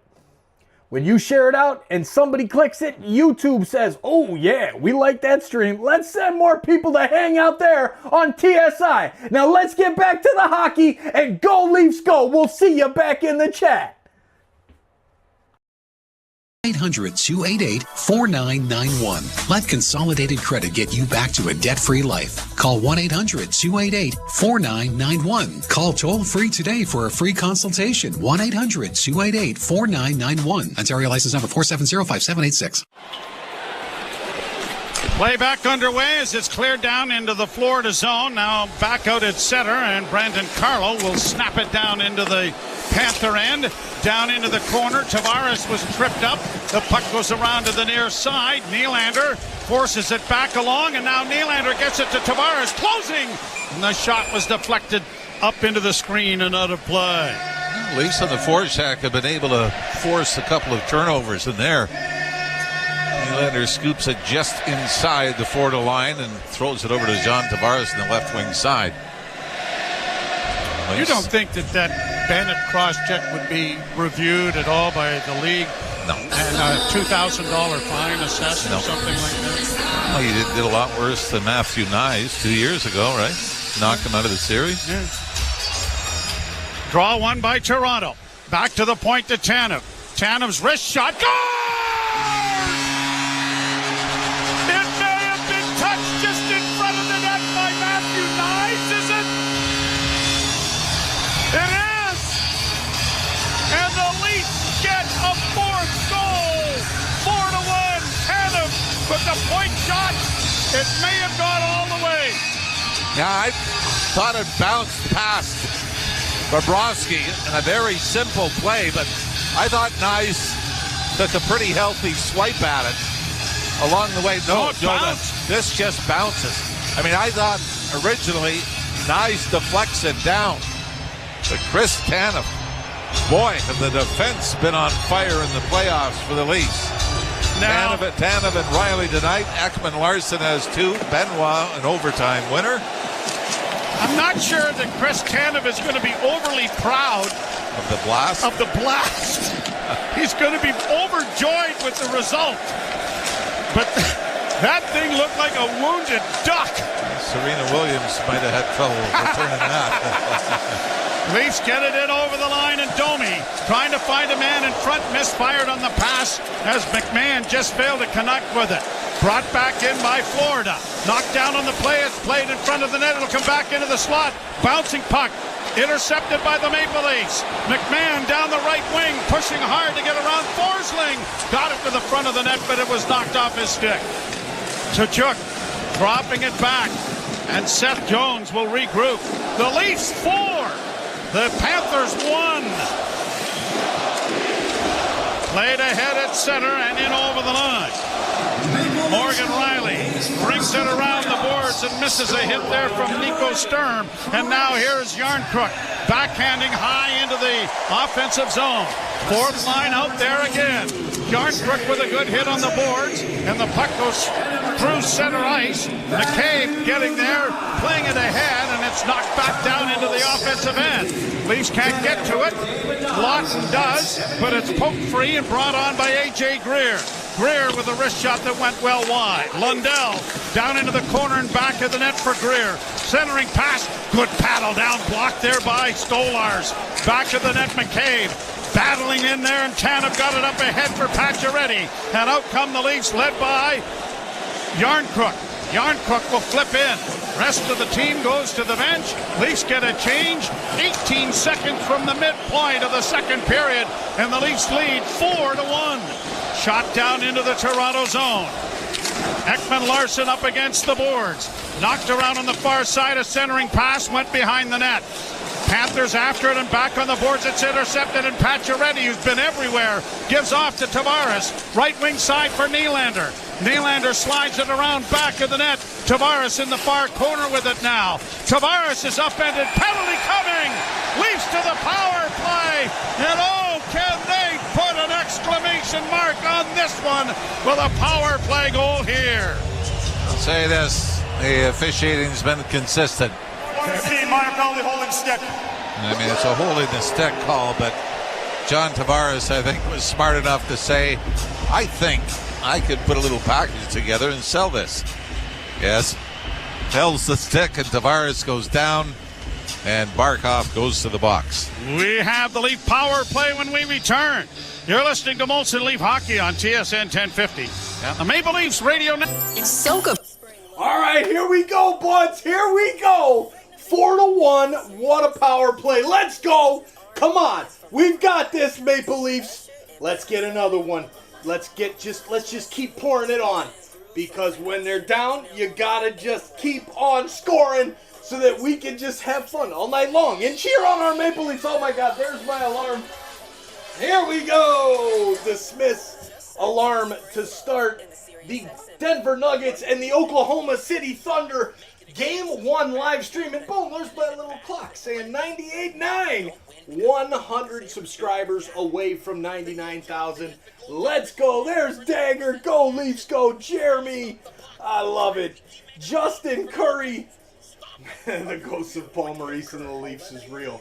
Hey, this series is going to be a great series. I don't care what the result is tonight. And so far, it's been really good for our buds.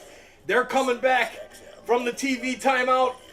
So we've got to get it out to back to the post game here. Thank you all for hanging out with us. Look at this chat flying. Lisa. Thank you, Lisa, for holding it down, letting everybody know how many likes we've got. How many we got right now? 557. Let's get to 1,000. We're halfway through this game. We should have no problem getting to 1,000 likes. If you have not liked yet, please hit the thumbs up.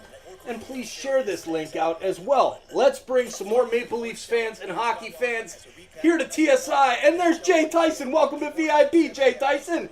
Cheers. I got my margarita thanks to the best wife in the world. TSI Allison's amazing. I love her so much. Go Leafs, go. Joe's back on. Let's go. You looked it up. No. Good. You didn't come up with that. We got Joseph Wall, Joe, is coming into the game, so I don't know. Obviously, it was the cross-check. From Bennett. Yeah, that has taken Stolarz out, and Joseph Wall will come in, and Leafs luckily have some numbers. The block aces have been called up. But we'll keep an eye on Anthony Stolarz. Now, here, I'm going to ask this question again. Will the league look at the cross-check if Stolarz is unable to come back? Would they have... Well, I mean, you would think. But, of course, wasn't even called a penalty on the ice. Face off in the Florida zone to the right. Draw scrum, but the puck comes back to the blue line. Poked to the boards there by a sprawling Austin Matthews. And the Maple Leafs unable to get to it as it is shot down into the Toronto zone. And Marner starts right back up and drops the puck back for Willie. Nylander coming through center. Nylander to the line and in, but it's going to be offside on the rush.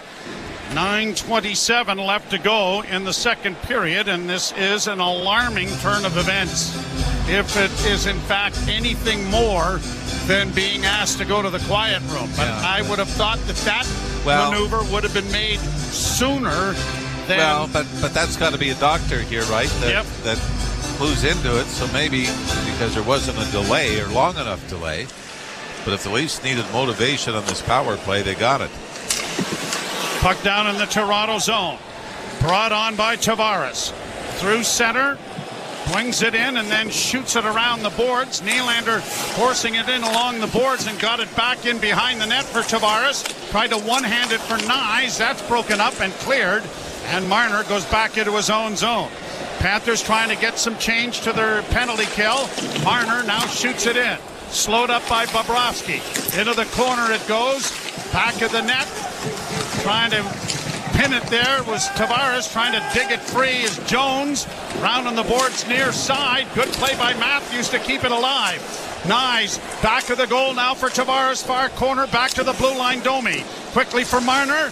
What a nice move that was, but then he lost the handle on it, but then he gets it handed back. Left wing side, Domi shooting, and it went off the skate and went wide. Centering pass, driving to get in front of that is Matthews to keep it in. Now Marner, near side, top of the circle, down low, Tavares trying to center, deflected high in the air, wide of the net. It's 27 seconds left in the penalty as it's cleared down. Joseph Wall will touch the puck for the first time. Joseph Wall is no stranger to the playoffs. No, or the Florida Panthers. Came in the middle of that 5-game series 2 years ago. Flipped in by Domi, but intercepted. Played back at center. Leafs have defense on.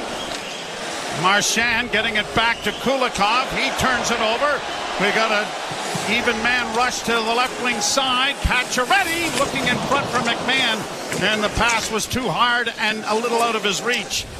Fired down into the Toronto zone. Around on the far side, the defense is going to have to get used to Wall not handling the puck as often or as adroitly as Stolarz. Played up on the wing and chipped to the line by McCabe, but couldn't get it out. McMahon after the puck in the corner. Verhaeghe gets it back to the point. Long shot deflects wide of the Leaf goal. Barkov in the left wing corner. Trying to get it back along the boards. Verhaeghe to Barkov.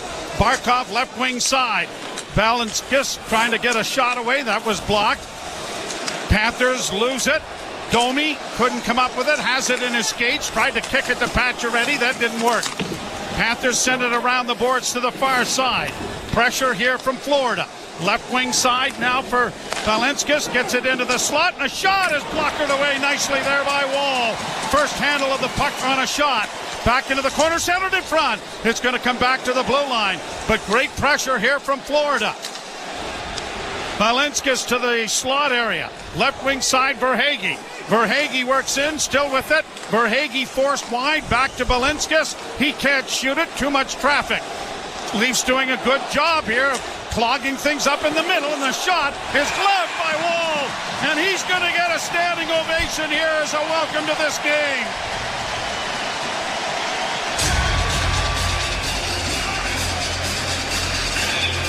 Leafs do a good job keeping the Panthers to the outside, but eventually Verhaeghe from the high slot, middle of the ice, finds the lane to the net and snaps it. And Wall covers up. Before that, it was a blocker save off Sam Reinhart. This is an important 6-14 for the Leafs here with a 3-goal lead in the second period. Face-off is controlled by Florida. Punch down into the corner. McCabe nicely around back of the net, played off the glass, volleyballed on a glove pass that will stop play and bring a face-off out into neutral ice. Chuck, I think, was trying to say that it went off a Leaf before it got to him. And even if you win that argument, it's a little late. Yeah, that whistle does too. Yeah. Well, you mentioned Sam Bennett on Anthony Stolarz. What about Bennett on Brad Marchand? Last year, the sucker punch. Meet your new buddy. Yep.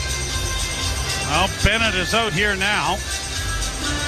Fourth line for Toronto out there, and Yarncrook won the draw cleanly. McCabe and Tanev starting out. A pass goes off the stick of Yarncrook. Chopped in over the line by Lorenz. Nicely played along the boards, and it's sent around to the near wing. Lawton tried to center, but it was knocked away, and out comes Bennett. Bennett to center. Bennett into the slot area, and the pass into the right wing corner to Jones was out of his reach. A shot from the point, though. Swallowed up again by Joseph Wall, and he'll hold on for a face-off coming in the Toronto zone. 5:36 left in the second period. The Leafs 4, the Panthers 1. You're listening to Molson Leaf Hockey on TSN 1050 and the Maple Leafs Radio Network. Red and white. It runs through the veins of everyone who calls our...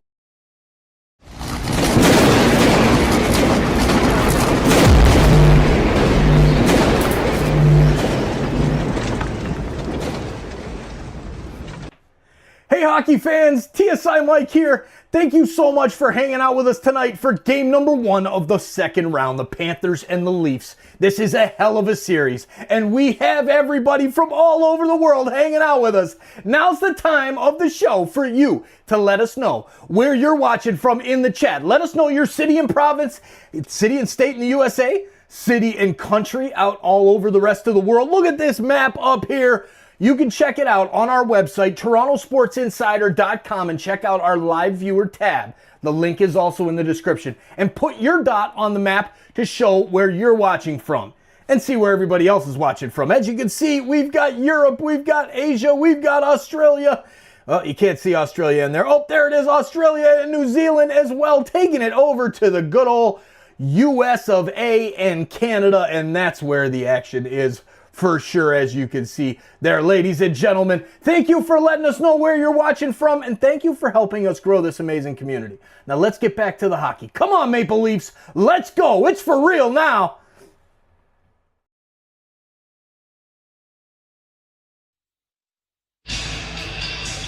Face-off coming in the Toronto zone to the right of Joseph Woll, pressed into action when goaltender Anthony Stolarz, who was cross-checked in the head by Sam Bennett without a penalty being called. But it was the perfect sneaky little play, right? You're 2 feet away, the puck's in the vicinity. But we don't think that it is league.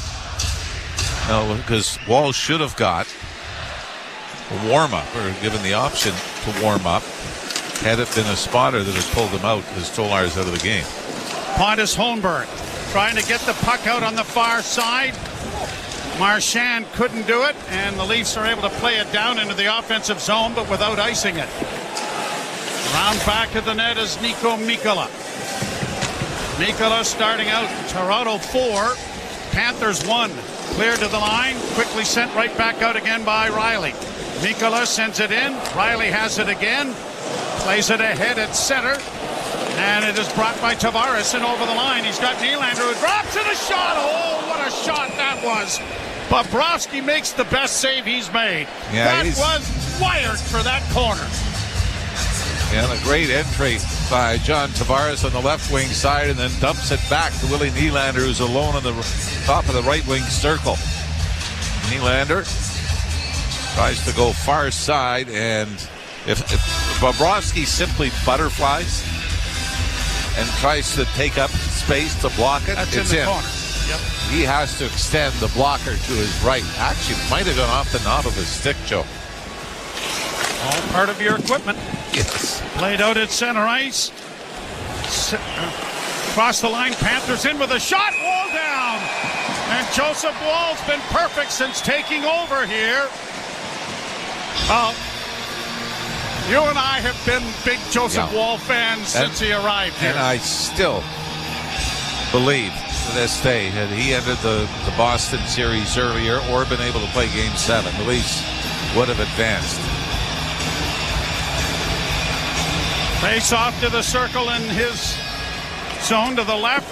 Played back of the net for Tanev. Quickly up on the wing for Marner, but he can't get it out the first time. Leafs trying to get it over the line. They do. And Matthews plays it high into the offensive zone. Knies going in against Seth Jones, and he flattens Jones. Centering in front of shot by Matthews was wired wide. What a hit. The roof would have come off this place, and Matthews scored. A hit by Knies and the wired shot by Matthews. Fired around the boards in the Toronto zone.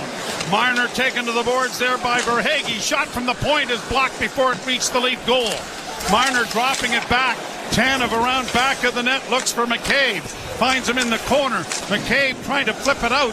Gets it high to center. Matthews is there. He'll send a long flip in. Caught by Bobrovsky. And going to the bench after a wonderful shift there. 3:44 to go in the period. Brought on and stolen back by Toronto. Fed to open ice, and Domi is in a foot race here, but he won't win it. Getting back there was Balinskis as it's played to the line, but the Leafs turn it over and get it back in. Bobby McMahon with a shot. That was blocked. He gets it again.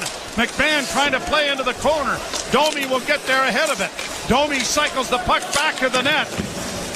Pontus Holmberg one hands into the corner. Holmberg twirls. Holmberg still with it. Looking for help from McMahon, but it's pushed into the corner and fed to the line, but not out.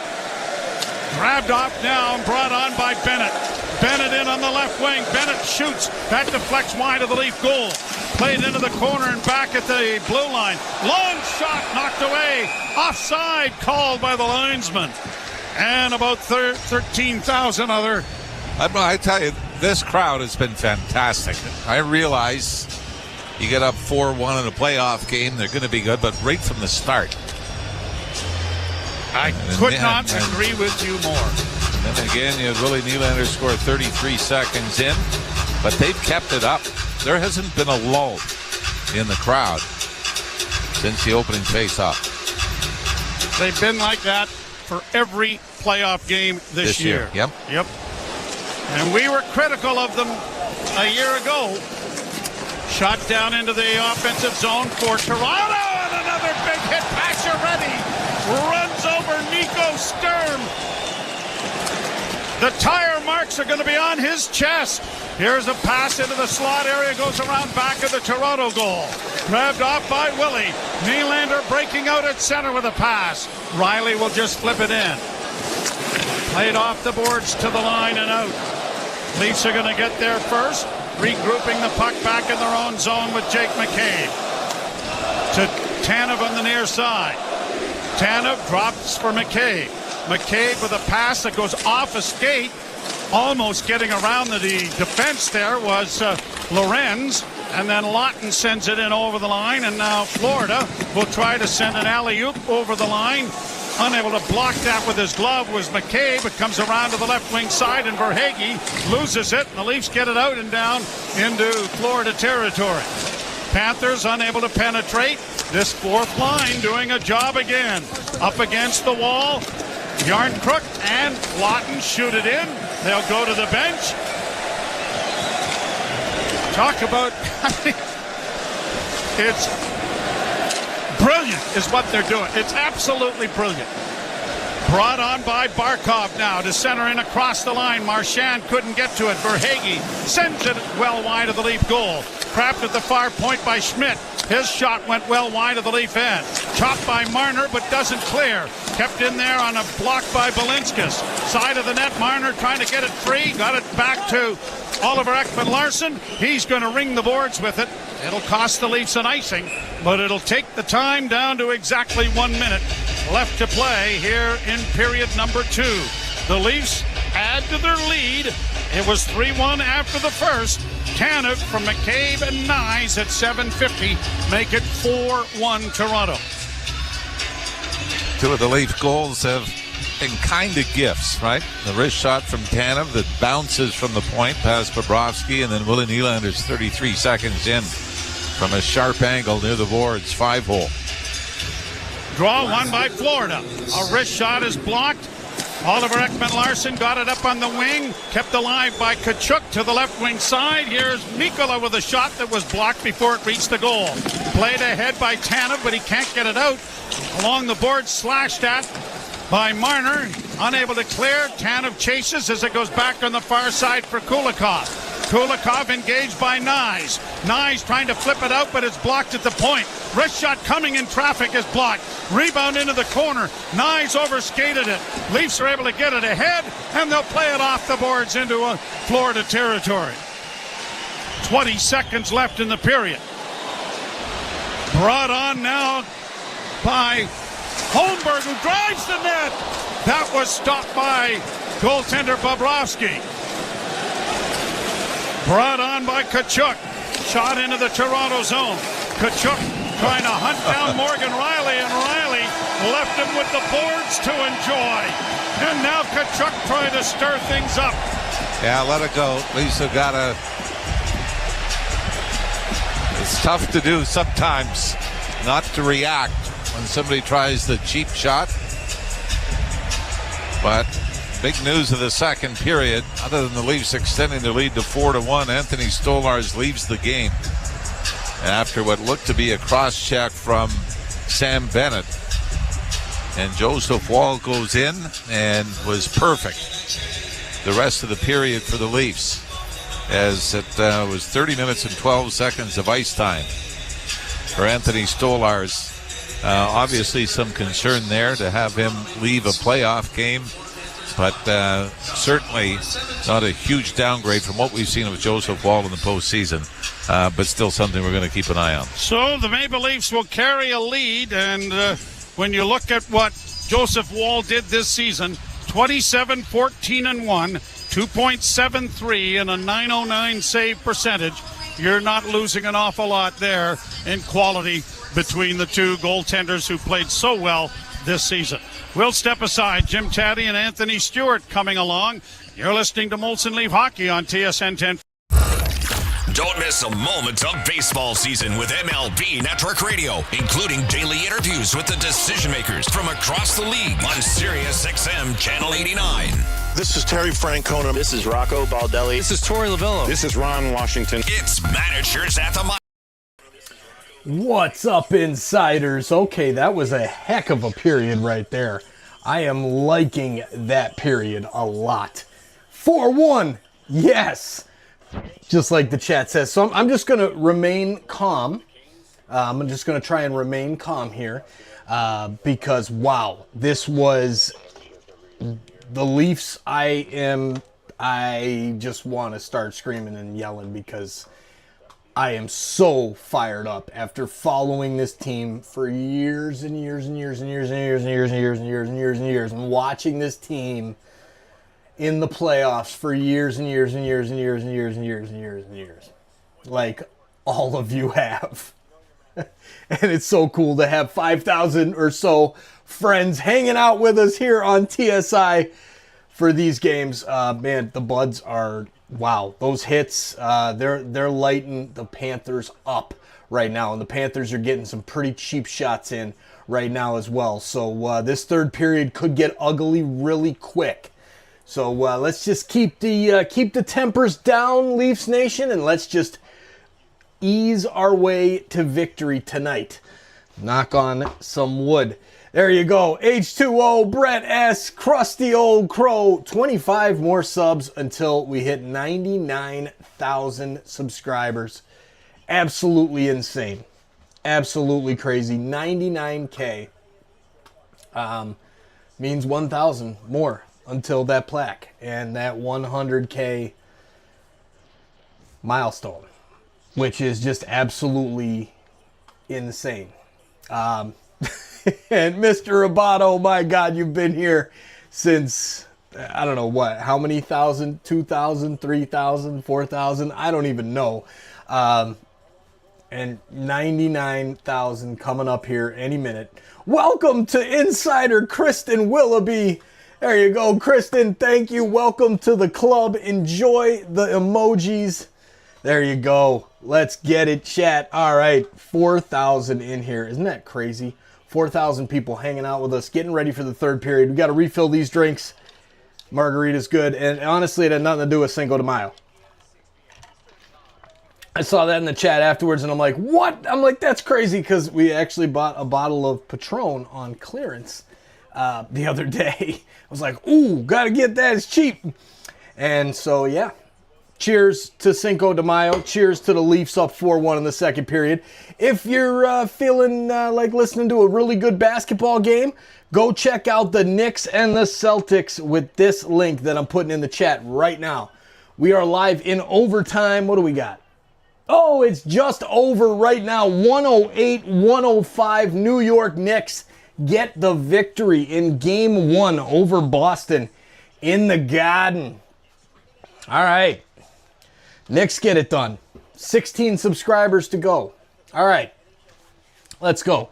So, yeah, we got to insert the SickKids video. Oh, man, and a big shout-out to Samara with SickKids Hospital.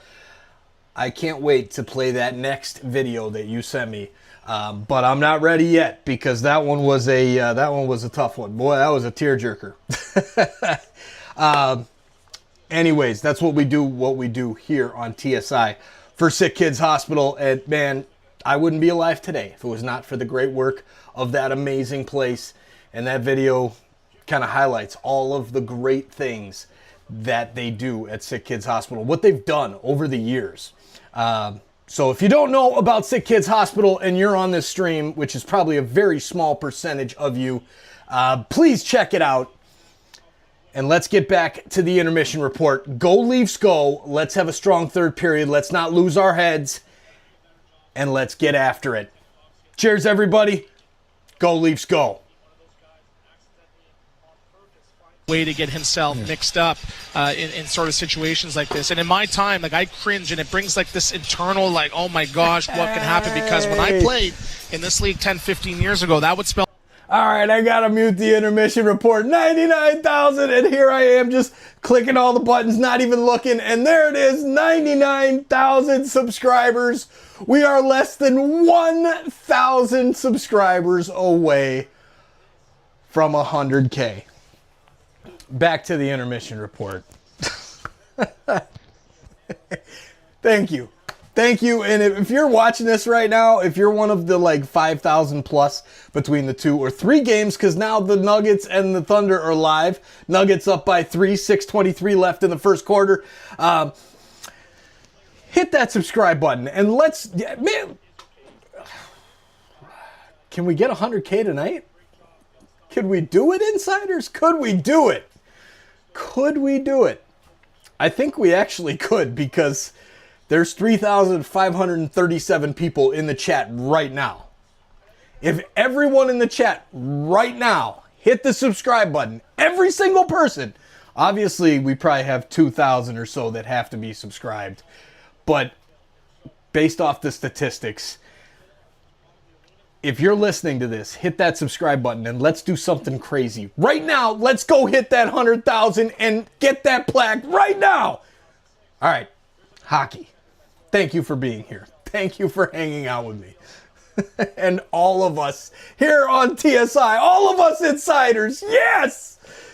Above and beyond to not make contact with the goaltender. And we've seen the replay probably 4 or 5 times here. Yeah. You know, he did everything but do that, try to get out of the way. That's a fact. It was like a follow through. Forearm shiver. It's a forearm. Yeah. And you know, again, you know, you could see that Stolarz was in a lot of pain, and they just didn't have a clear look in his eye. But you know, 3 or 4 minutes later, he leaves the game. So I guess he was trying to sort of gather himself. But that's unfortunate. And let's hope that he's okay for the next game, or you know, that it's not a deciding factor here, because that's just a cheap way to proceed. The goal, and then, again, another storyline for the Leafs is from a defenseman. So Tanev fires one after a face-off win by Matthews, and it seems to skip and go in the net. But nonetheless, now we're getting goals from the blue line. Yeah, in the regular season, especially the playoffs, you get 2 goals in a game from your defense. You're most likely going to win that game. And yes, there's still another 20 to play, but you know, great job. It starts with the face-off there, winning it back in a D-to-D pass. And what's great about Toronto now, they're not afraid to get to the net, and that Florida Panthers can be punishing. It is tough to fight for space, but they're now going above and beyond to fight for every single inch. You know, it looked like Knies may have tipped it there, but obviously not. But him going to the net just creates a little bit of a distraction for Bobrovsky. Bobrovsky's a goaltender. If he sees it, more times than not, he is going to stop it. But they're going to the net in numbers. They're getting sticks on it. They're pushing him to the back of his crease. And, you know, he's having an off night, but great job by Tanev of just putting it on the net. So through 40 minutes, 4 have gone in on 17 shots. You do the math here. You know, they finished with 25-30. You know, they're looking at scoring a couple more. And clearly, after it goes to 4-1, Florida really pushes back. They don't get a goal because Wall is really good, but you could see them physically push back. Yeah, it's like the heel in wrestling, right? Where they do the cheap shot. They do just enough to sort of stay under the skin and stay in the game, right? So that's where I wanted to see Toronto possibly on that power play really, you know, put their their foots on the throats of the Florida Panthers and really take over that game and make them say, you know what, we're gonna live to fight another day. But now, you know, it's 4-1. Florida could have had another 1 or 2, but if it wasn't for Wall, you know, they got some traffic on him, and you know, I was almost like, are you sure you're not going to go above and beyond and make sure you clear out this crease? So I think for them is Toronto just keeping the game in check. Don't necessarily turn it into a sideshow. I think Florida's going to do that if it's 5-6 minutes in and they don't have any momentum. They're going to try to take Toronto off their game and maybe, you know, injure another player. And trust me, I played this game. I played for the Florida Panthers. I played the heaviness, but for me, I don't like seeing the injuries. So if I'm Toronto, stick to playing the game. Don't necessarily worry about any retribution, because that's the way that you get Florida back into this series. Well, and Florida is going to try everything now. They want to get under your skin and do everything because they're down 3 goals. Yeah, can you dress Revo as an emergency and then throw him in? No, but again, it's you know, you think about those things, and again, my main concern right now is the health of Stolarz. And yes, there is injuries, and I understand understand that, but he's been a big part of that first-round series for the Toronto Maple Leafs. Let's knock on wood and cross our fingers, and hopefully the injury's not too serious. We can focus on what the main storyline is in this game, is the great and amazing play and depth of the Toronto Maple Leafs. 4-1, the Leafs lead over the Panthers after 40 minutes of play. Yes, guy, lead. This is Molson Canadian Leafs on TSN 1050, the iHeartRadio app, and the Leafs Radio Network. From the biggest stadiums to the coziest holes in the wall. From house parties to porch hangs to pride celebrations. From your favorite fuss shop to your local.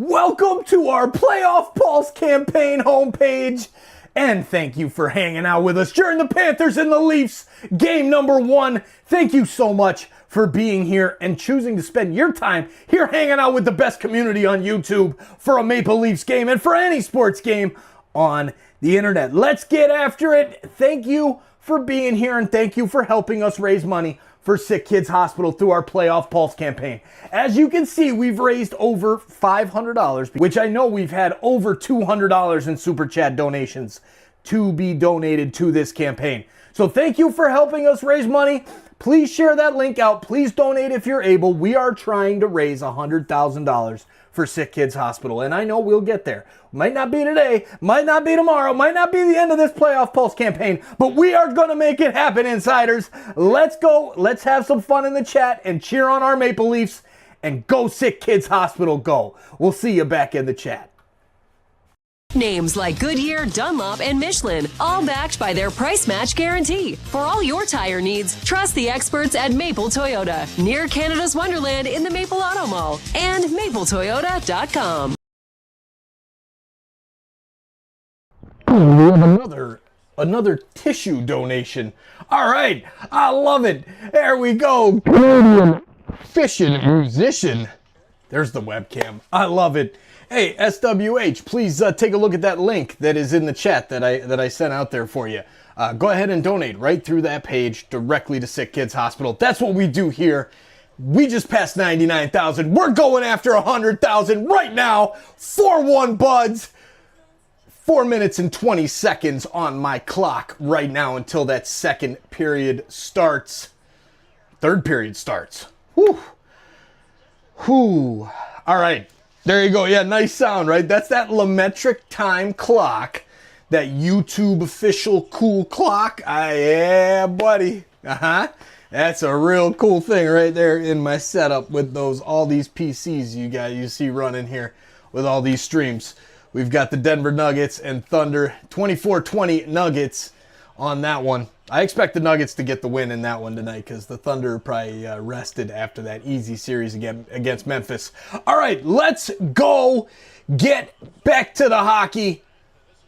Go Leafs, go. We'll see you back in the chat. Panthers after 40 minutes of play. Nylander with 2 to start the Leafs and give them a 2-0 lead. Jones replied for the Panthers, and then 2 defensemen, Riley in the first period and Tanev in the second period. And that's why we're at 4-1 after 40 minutes of play. This is Molson Canadian Leafs Hockey on TSN 1050, the iHeartRadio app, and the Leafs Radio Network. Dance your way into the Kiki Lounge. Sing your heart out to the classics. Or discover a new obsession. All handpicked by me, Andy Cohen, on my very own music channel. Whether I'm chilling or turning up, the Kiki Lounge is the soundtrack to my life. Andy Cohen's Kiki Lounge, channel 302, and at home with the SiriusXM app on your phone, computer, Alexa, TV, or other internet-connected devices. NHL Morning Skate. Frederick Anderson, #1 goaltender with the Canes. Congratulations on the contract extensions. Yeah, good organization. I got high standards, and I want to push for that championship every year. And we haven't gotten to the ultimate goal, but we've been knocking on the door, and that's the perfect situation. Being on a team that's got those aspirations. NHL Morning Skate with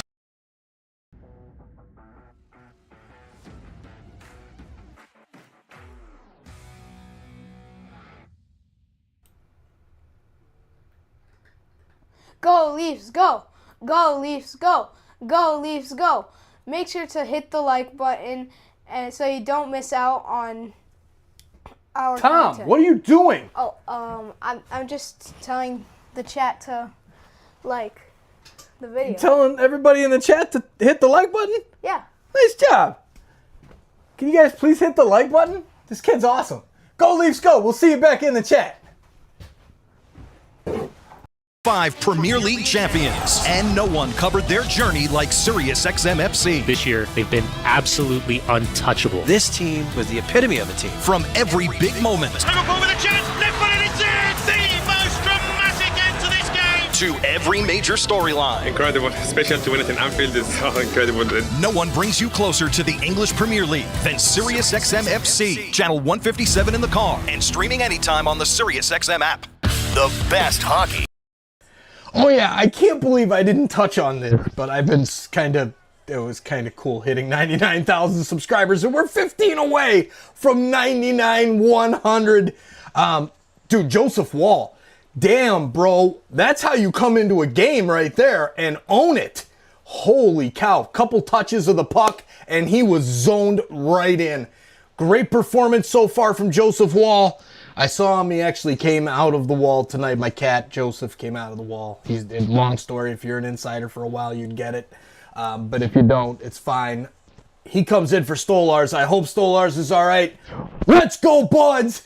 Joseph Wall, well done, sir. Go Leafs, go. They do not have the so-called black aces that are part of the And we did see during the intermission as well that Anthony Stolars was physically ill, having gone to the Leaf bench during the timeout when we saw Joseph Wall come in. And you've got to believe that you knock a goalie out of the playoffs with an elbow. And remember, Sam Bennett did something not quite as similar, but took Matthew Knies out of the playoffs 2 years ago. There was no penalty, no suspension. But, I mean, it had to be with enough force, Joe. Yes, absolutely. And hopefully the league will look at it and not fine him the mandatory amount over the collective bargain. Don't bother. Don't bother then. Yeah, just, well, we're ready to go with the third period. And the puck is dropped. Leafs to the right. Panthers to the left. Jones dropping it off on the left wing, and up on the boards it comes. Shot into the Toronto zone. McCabe around back of the net, trying to free it up is Tanev. Tanev given a jolt there by Verhaeghe. Tanev gets it up on the wing, but not out. And a shot by Jones hit the side of the goal. Spinning around to try and get it in front was Reinhart. It goes into the corner. Back to the point of Jones, and a shot. That deflected wide of the Leaf goal. The Leafs trying to punch it out, and they'll get it to center and down into Florida territory to allow a change of players. Knies remains out there. Nylander unable to come up with it. Cleared back in around back of the Toronto goal. It comes to the near wing, and Nylander gets it ahead to Tavares. Tavares coming through center with a nifty little move to get it in over the line to Riley. Pacioretty back to Riley, and a backhand went just wide of that far post. Kept in by Nylander. Nylander gets it into the corner. Kulikov round on the boards to defenseman Mikkola, who gets it out, and now stolen back by the Maple Leafs. Tavares makes a move but can't get it in over the line, and now Riley, as both teams are trying to get a change going. Leafs fourth line coming over the boards. Yarncrook into the forecheck, gets into along the boards as it comes to the blue line. Punched in by Lawton. Round back of the net, Bobrovsky trying to play it into the corner but gives it away. Lawton's centering pass didn't work, and out come the Panthers to center ice. Pass in on the right side for Marchand. He is spun around by Benoit. Long shot, scores off the wing. The Panthers cut the margin in half on a tip in front on a centering pass by Anton Lundell. Luosterainen, I think, is getting the goal. Seemed like a fairly innocent-looking play coming off the right wing boards. But this is just perfectly timed. I mean, it's kind of thrown to the front of the net, and it's a one-handed tip. Lundell threw it to the front. and this goes short side on Wall. He's moving to his right. And the tip kind of slowed it down. The one-handed tip slowed it down, and it fluttered to the left of Wall. Dennis Hildeby, by the way, is now dressed and on the end of the bench. Yep. But the Panthers get what they want. The early goal here in the third period. Carlo sends the puck into the zone. Bobby McMahon is able to come out of the corner with it. Got it in front of the pointed shot. And that was wired by Riley over top of the goal. Leafs unable to come away with it. Played to center ice. Brandon Carlo taken to the boards by Nico Sturm, but the Leafs have it, and Riley will get it ahead and to the line. Domi gets it in a little bit deeper. Against the boards was Pontus Holmberg to Domi. Domi working around back of the net. Domi drops it back. Bobby McMahon tries to center, and it was stopped there by Bobrovsky. Puck in on the far boards, and out come the Panthers now down a pair. Florida to the line and in on the near boards for Sturm. A long shot deflects in front of the goal, and the Leafs are going to send it airmail high into Florida territory. Panthers back, and Jones brings it to the red line and shoots it in. Round on the boards, it comes off the stick in front of the goal. Stopped there by Wall. Rebound is played into the corner. Tanev ties his man up. McCabe in there as well. And Matthews comes away with it. And it's pushed out at center ice for Knies. Knies driving the net. Couldn't get a shot away. Centers in front. And Marner couldn't get his stick on it in the goal crease. Panthers send it back into the Toronto end. Ekman Larsson taken to the boards. Puck into the near corner. Played along the boards to the near side, and Knies will just play it out, but it's going to be too much, and it'll be an icing call against Toronto. I think Knies is saying, look, I got hacked in the hands as I was trying to slide that out. It means you're going to have to stay on. Knies did get the second assist on the Chris Tanev goal in the second period to put the Leafs up 4-1. Florida's cut into that lead here early in the third. Marchand draws an assist as well on that second goal. Panthers play it around the boards. It's going to escape the zone, though, and come all the way back into their own end. Leafs 4, Panthers 2. Third period. Pass ahead into Neutralizing in over the line. Panthers get it into the slot. A shot by Tkachuk was stopped by Wall. And it is pushed by Carlo and chopped out at center ice. Leafs unable to get to it as it's down into Florida territory, and Bennett will dish it off on the left wing side. Back comes Bennett to center. Bennett in over the line, lost the handle on it, and is cleared to center ice. Tavares will get it in over the line, but not much further. Florida with control in their own zone. Yarncrook along with Lorenz and Lawton over the boards for Toronto. Pass off a stick and down into the Toronto end. Wall couldn't slow it up back of the net. Brought out of the corner with a shot off the side of the net. Rebound goes into the corner again, and now the Panthers getting it back to the blue line. Schmidt, left wing side. Wrist shot coming, scores! Velinskis off the left wing, and all of a sudden a comfortable 4-1 lead is now 4-3. Leafs got caught collapsing down low. Marner, pardon me, it was Yarncrook very nearly intercepts the pass going back to the left point.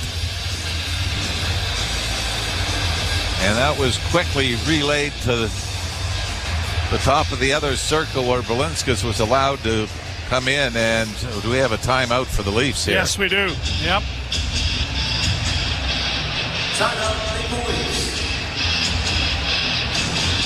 So, Craig Berube talking it over as goals about 3 minutes apart have narrowed the margin to 4-3. Leafs have come out here in the third on the defensive, haven't they? Thinking, we had a 3-goal lead. We could just look after our own end, but one off the rush and one off offensive zone pressure has made this a 4-3 game. But how about the defensemen that have chipped in? 4 of the 7 goals between these two clubs have come from defensemen. Leafs control the face-off. Tanev steps up at center and shoots it in. Down the boards is Knies. Unable to get to it. It comes in front of the goal. Grabbed off by Forsling. And the Panthers get it up on the right side for Sam Reinhart. His shot was blocked. The centering pass goes around to the far side. Pounded off the boards but not out. And then a wrist shot from the point goes off a stick and up into the screen and out of play. Blintzes, by the way, with all likelihood would be the player that comes out of the lineup once Aaron Ekblad comes back in. This is the second game of his 2-game suspension. But this is Panthers hockey, right? Ekblad took Brandon Hagel out of the series for Tampa after Hagel was suspended for a game for an interference hit on Sasha Barkov of the Panthers. Draw one by Florida. Centering pass knocked away by Tavares, who gives the puck away. And a penalty coming here. That's got to be a hook as Tavares. Yeah. Boy, that caused the turnover. That caused the turnover and almost a scoring chance. And Sam Bennett doesn't get away with this one. And how big is this power play chance for the Leafs? Boy, this is tied right into the midsection of Tavares. So Bennett to the box. Leafs to the power play. Brought to you by Subaru. Hurry to the all-in-one event for great offers and experience all the features that come standard in a Subaru. Face-off brought to you by Alpine Credits. Do you own your own home and need a loan? Alpine Credits can help. Get approved at alpinecredits.ca. Shot from the point, deflects, and goes up into the screen and out of play. Third period brought to you by Molson. Whether it's Canadian Ultra, Export, or XL, there's a Molson with your name on it. Huge power play here for the Leafs. They've not scored with the man advantage here this evening in a 4-3 lead. Draw to the right, won by Toronto. Off the near boards for Nylander. Down into the corner for Tavares. Tavares can't get to it, and the Panthers have shot it out and down the ice. Ball out of the goal to leave it now for Marner. Marner starting back up ice. Marner works to center, looks back to drop, still with it, then gave it away, and then the pass goes all the way back, and Matthews will start out with it.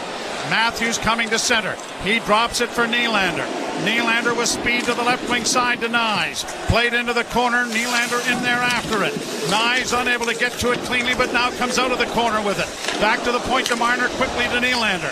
Back to Marner, top of the circles. Now to the near side for Nylander. Nylander holding, still with it. Looking in front, one of the defensemen has broken a stick. Leafs have a 5-on-3 working here. Now to Nylander, into the slot for Matthews. Now to Marner, down low, coming out with it, a shot stopped. Rebound is going to be grabbed and cleared to the line, but not out. Just kept in by Matthews. Near side for Nylander. Nylander holding with a pass that goes wide. Into the corners, grabbed off by Marner. Back to Matthews. Top of the circles, wrist shot coming, and it's wide. Marner trying to get it in front. Tavares comes away with the loose puck. Back of the net for Marner.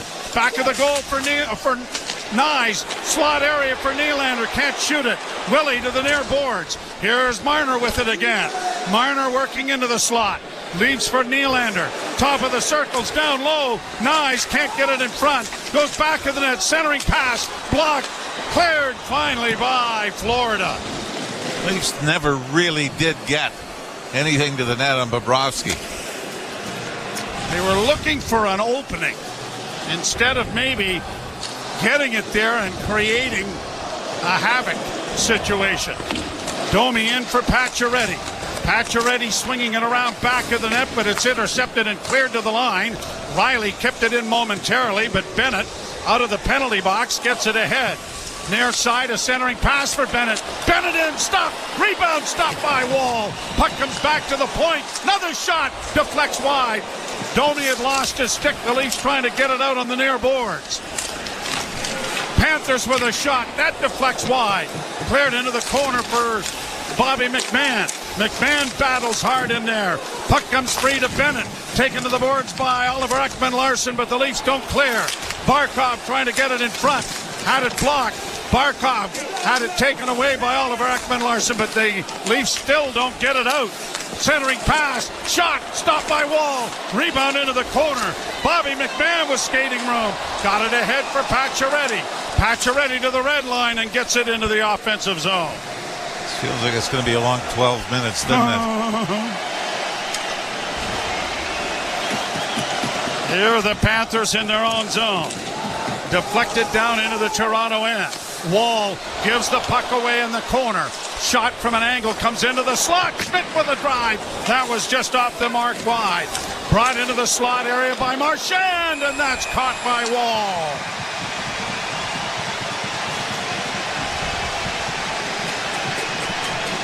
Face off in the Toronto zone.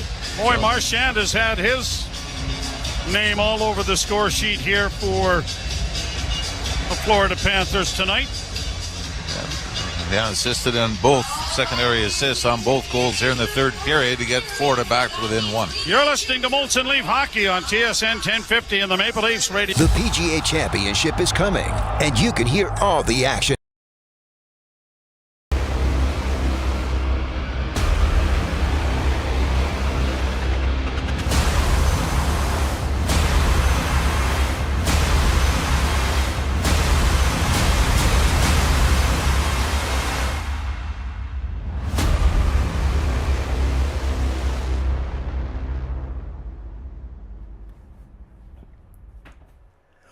Welcome to our Playoff Pulse campaign homepage, and thank you for hanging out with us during the Panthers and the Leafs game number 1. Thank you so much for being here and choosing to spend your time here hanging out with the best community on YouTube for a Maple Leafs game and for any sports game on the internet. Let's get after it. Thank you for being here, and thank you for helping us raise money for SickKids Hospital through our Playoff Pulse campaign.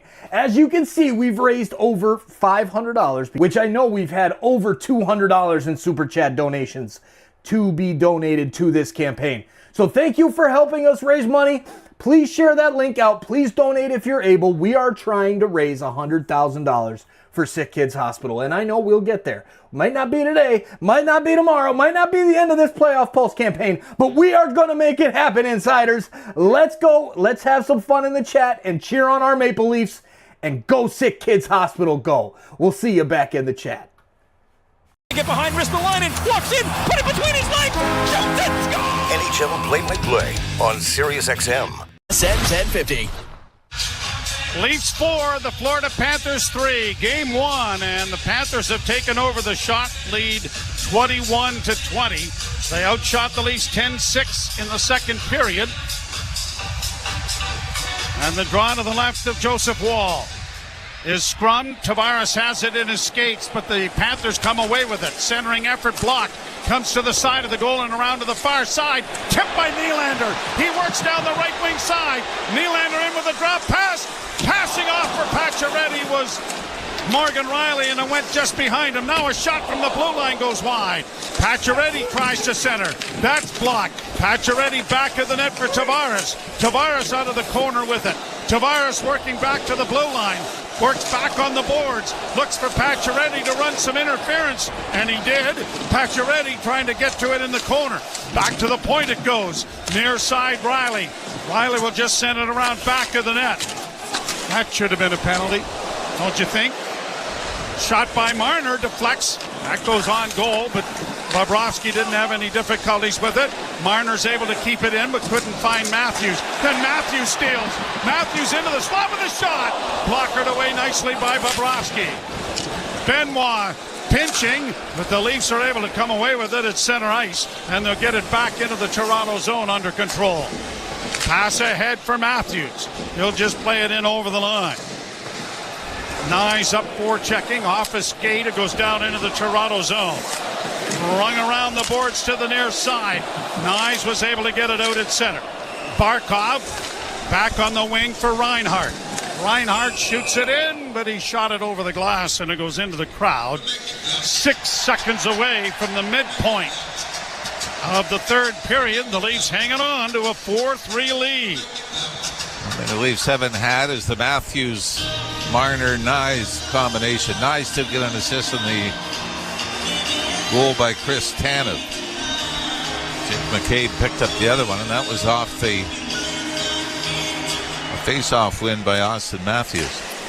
Fired off the glass and down into the Toronto zone. Back of the net for Chris Tanev. Played up on the wing, and Yarncrook is drilled to the boards, and there goes the helmet again.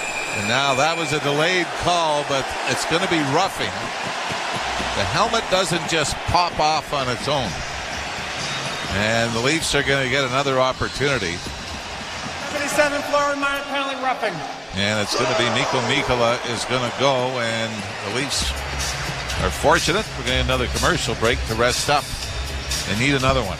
9:52 to go, third period. Back with the Leaf power play. You're listening to Molson Leaf Hockey on TSN 1050 and the Maple Leafs Radio Network.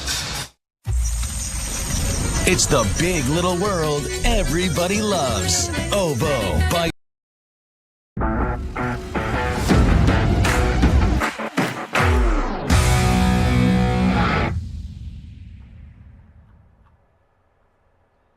Hey, you. Yeah, you. I'm talking to you. Yeah, you. I'm talking to you. Thanks for hanging out with us tonight for the Leafs and the Panthers on the second round. We're here. Happy days are here again.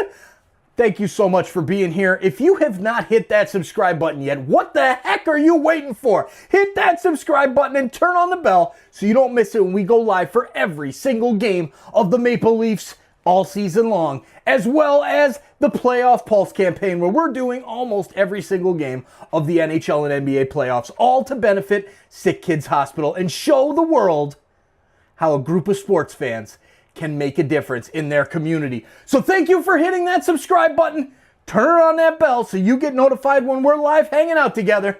And let's hit that 100,000 mark. 98,590. Let's hit 99,000 today. And let's go get that 100K plaque. We'll see you back in the chat.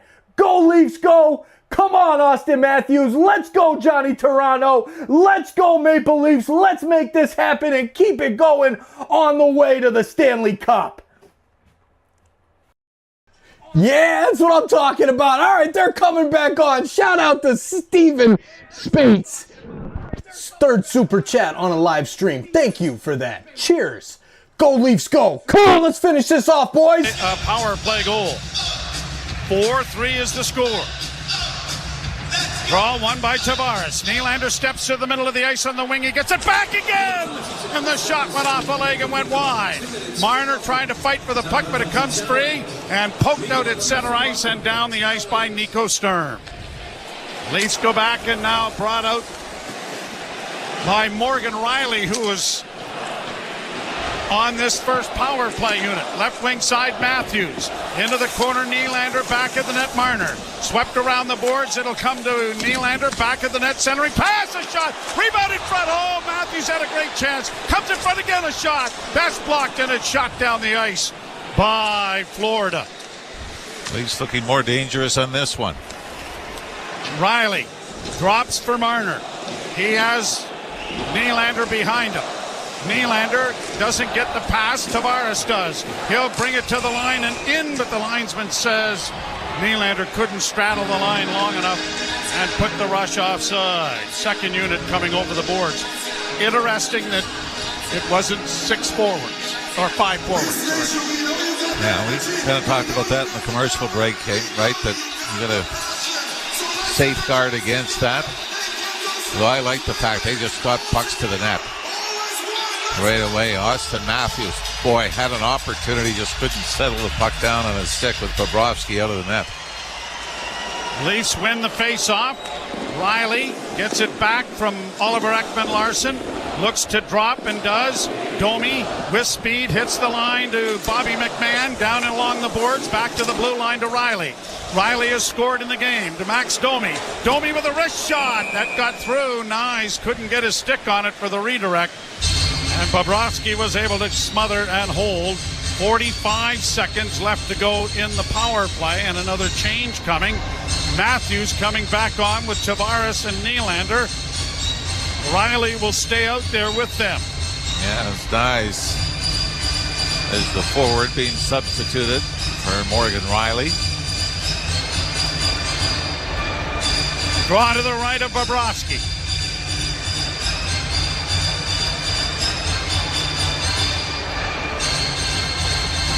Scrummed, but it goes to the right wing side, and Marner keeps it alive. Marner working back to the blue line. Got it freed up on the near side for Nylander, driving the net. Nylander around back of the goal. Centers in front of shot. Where is it? It's underneath Bobrovsky as Tavares got flattened in front of the net by Jones. I almost wonder if John Tavares didn't get a piece of that. It was coming in. 31 seconds left in his lead power play. Willie Nylander circles the net, throws it to the top of the right point. And the blast with Tavares in front somehow ends up under Sergei Bobrovsky. 31 seconds left in the power play. Tavares lost this face-off, but Marner was able to steal it in the corner. Marner centers in front. It comes back to the point. Nylander a shot. That was off a body and went harmlessly wide. Grabbed off by Marchand, but not cleared, and now it is cleared out and down the ice. Dozen seconds left to go in the penalty. Morgan Riley through center. Hits the line. Had it knocked away, but gained it back. Riley tries to center. It's blocked. Riley works back towards the blue line, then back of the net for Scott Lawton. Lawton unable to track it down. In goes Lorenz with a hit. Yarncrook chipping it towards the side of the goal, but it was knocked away by Bobrovsky. Panthers get it ahead at center for Reinhart. In across the line, trying to drive the net was Verhaeghe. Around the boards, it'll come to the near side. Lawton dropping it back. Leafs in on the near boards, and a pass ahead is deflected by Lorenz down into the offensive zone. Leafs are going to change again. 7:19 to play in the third. Hanging on by a one-goal lead of the Maple Leafs. Pass off the boards to center. Off a stick, and so no icing. Oliver Ekman-Larsson into the corner. Draped in there by Bennett. The puck along the boards, and Bennett trying to pry it free. Leafs knock it up on the wing, but it won't clear. Kept alive and now brought out by Max Domi.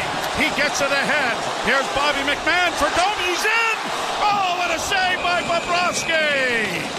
Boy, a nothing-looking play as the Leafs win the battle along the near boards inside their own blue line, and suddenly it's Domi and McMahon taking off. And with McMahon on the left wing side, just feathers a little saucer pass to the middle of the ice. Domi skates into it in front of Bobrovsky. Domi makes a great little move, backhand, forehand, and Bobrovsky snags it. Face off to the right in the Florida zone. Tavares taking the face off. Pacioretty and Nylander are with him.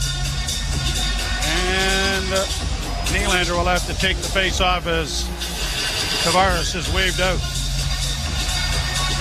Willie won it cleanly. Tavares in his skates. Couldn't get a backhand away as he spun around and lost his balance. Panthers get it off the boards to Marchand. Marchand gets it ahead at center. Cross the line for Seth Jones. Shot went wide. Cleared into the corner by Morgan Riley, who rampages it off the boards and down the ice. And an icing call coming against the Maple Leafs. Game 2 is Wednesday night. A little earlier, 7 o'clock start. We'll have that action for you. Hope you will join us then. Leafs, by the way, now with an advantage of 5-3 in power plays. Although pretty hard to argue the ones that Florida took. Draw to the right of Wall. Yep. Won by Toronto. Brandon Carlo punches it off the boards. It won't have enough to go for icing. Nylander was hunting it down, and Bobrovsky had to come out and play it. Willie to the bench. Brought on now by Reinhart. And across the line, a left wing pass in on goal. Oh, and Wall is collided with by his own defenseman, and Jake McCabe, and the Leafs are going to get the puck out in center, and Knies has a breakaway. He's in a goal. Scores! Holy mackerel, what a goal!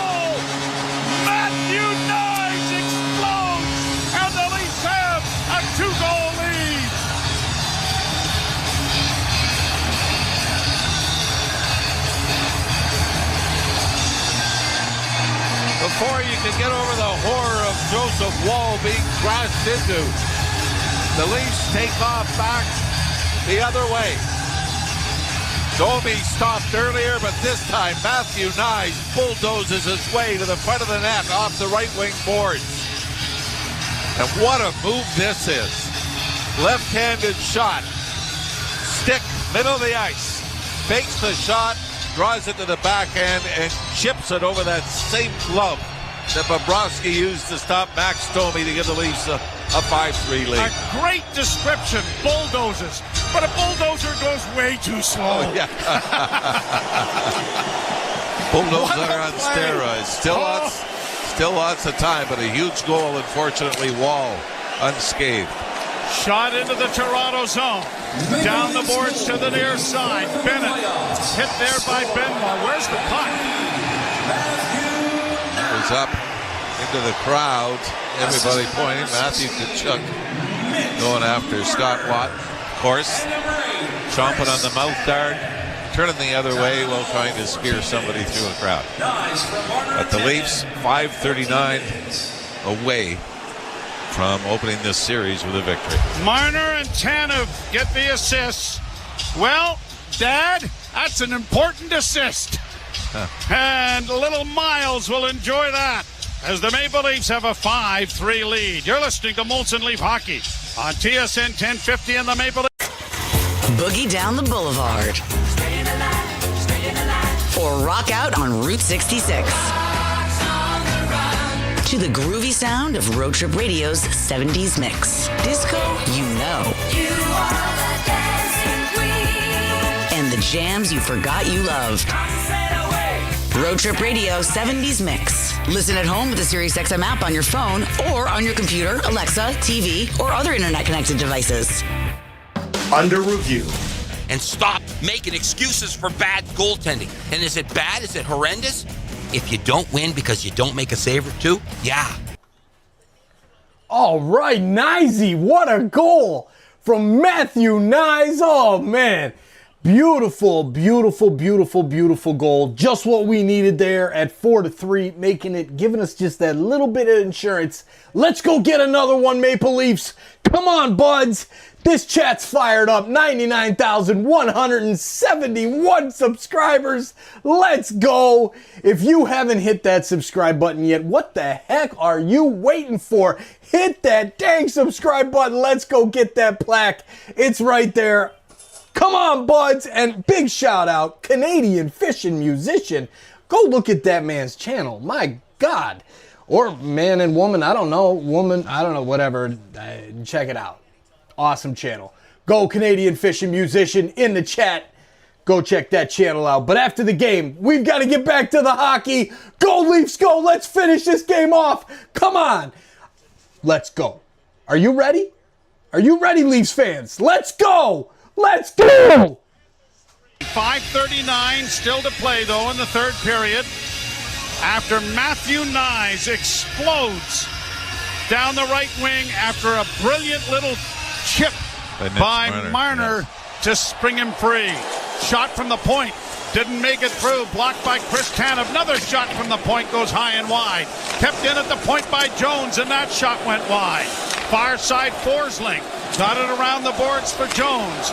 Jones sends it back to the net. Barkov run to the boards there by McCabe. Puck in along the wall, and Matthews is able to come out with it. Got it ahead. Marner sifts it around and banks it out at center and down. But an icing call coming here. Wow. Boy, Seth Jones even reached for it. I think trying to negate the icing. 5:08. Faceoff comes back to the right of Joseph Wall. You know it's the playoffs when icings get booed. So the draw to the right of Wall. Matthews to take the face-off against Bennett. And Matthews won the draw cleanly. Leafs Tanev takes it around back of his goal. Got it ahead off Marner's stick and into neutral ice. Changes coming for Toronto. A smart little play by Tanev, though. Just circles. You can't say his name without saying that phrase. Yeah. Brought to center ice now by Rodriguez. Into the corner, knocked away by Carlo. Carlos settles the bouncing puck down, got it off the boards to center. Panthers back in their own end. Kulikov got it ahead at center for Bennett. Bennett on the wing for Rodriguez and across the line for Mikkola. He couldn't get it in deep. Leafs get it back out at center ice. Tavares line heading for the bench. Scooped aside by Wall. Played out at center ice and down off a stick, but it's going to be right on goal. And that's going to force Bobrovsky to cover up on it because of the hustle of Scotty Lawton. And you know, it's the playoffs when the fans cheer the goaltending, covering the puck on a shot from the other end of the ice. Lawton and Valenskis getting into a little bit of a discussion. And a face-off coming in the circle to the left of the Florida netminder. To the right now, they're going to move it over on the right-hand side. Yeah, 4:14 to go, and Craig Berube is going to stick with the Lawton line for an offensive zone face-off.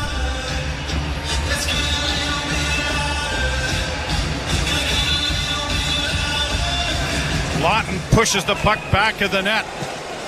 And the Panthers will get it out into the center ice area, but it's misfired. And now another offensive zone face-off. And let's see if that line remains out there. Nope. The tap has been made by the head coach. And on comes Matthews with Marner and Knies. How much did the Leafs miss Matthew Knies a year ago? He missed some time. Bobby McMahon missed the entire series, and then he had both Matthews and Nylander miss games. Face off to the right in the Florida zone. Draw scrummed. Marner got it back to the point. Fed back of the net for Matthews. Round on the far boards. Reverse there for Knies. Now Matthews trying to get to it, but the Panthers have gotten it out. And they're going to backhand it down into the Toronto end to start a change for themselves. Tanev reverses the puck nicely for McCabe. McCabe back to Tanev. Tanev will get it out and down into Florida territory with 3:40 left to play in the third period. Panthers at the side of their goal. We'll have to keep an eye on Bobrovsky here as the pass comes in on the left wing. A shot, pad save made by Wall. The puck into the slot area. Near side and a drive is just off the mark by Kulikov. Kept alive and played back to the blue line. Another shot from the point. Wall stopped that. And the Leafs are going to get it airmailed to center ice, courtesy Scott Lawton. Leafs get some of their change going. Tavares heading to the bench along with Lawton. Out come the Panthers. Through center ice and shot in off the glass and around the boards far side. Tanev. Back to the net, McCabe. Off the glass and out at center and down into Florida territory, but no icing. 2:55 to play in the third period. Matthews line out there again. Pass up on the left wing, and this crowd revving it up again. Panthers in with a shot. There goes Bobrovsky to the bench. Leafs with an empty net, and Knies has the puck. Gets the center. He'll just backhand it down into the zone. He heads to the bench. 2:35 to go. Empty net to our left. 6 attackers, Florida. To the line and in. On the left wing side, a shot blockered away by Wall. Played around the boards. It's going to come to Tkachuk. Tkachuk with a pass in front, deflected away nicely by Carlo. Shot from the point block. Trying to get it out is Carlo. He will get it to center ice. Reinhart shoots it right back in again for Barkov. Back to the point it goes. Here's Jones on the right wing side. Wrist shot blockered away by Wall off the stick of Reinhart. Puck played into the corner by the Leafs. Tavares couldn't get it out. Shot, scores! Tavares couldn't get the puck out. And Bennett gets it airmailed up over the shoulder of Wall to make it a one-goal game with 1:53. And you know what? That goes off the stick of Brandon Carlo. Carlo's got his stick out. Tavares tried to redirect it as well. And Sam Bennett, who else? But this goes, I mean, the perfect deflection off the shaft of Carlo. It might have been a double deflection as well. Tavares might have got a piece of it. But with 1:55 to go, why wouldn't the Florida Panthers pull to within one? Leafs had a couple of chances to go to the empty net and chose not to. Yeah. So Bennett will get his 4th goal of these playoffs. And regardless of the outcome, this will give the Panthers their swagger back, right? You're down 3 into the 3rd period. You score 3. And mind you do it on the replacement goaltender, Joseph Wall, who has made some big stops. Yes, he has. Yep. But nevertheless has given up 3 here in the 3rd period. And a 4-1 Leaf lead is now turned on to a 5-4 cliffhanger.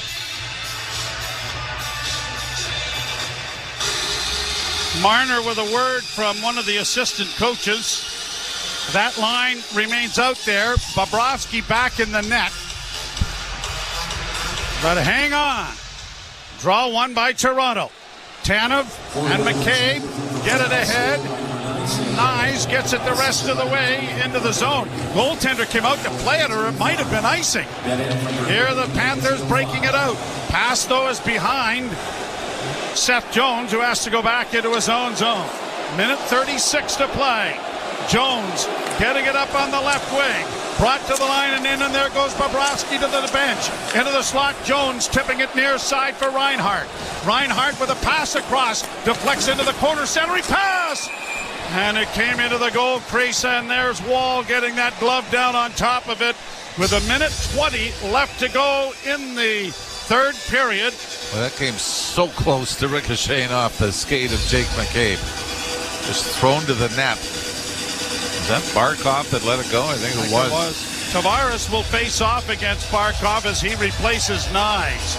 Draw in the circle to the right of Wall. Now everybody moving early, and the puck is dropped and it goes into the corner.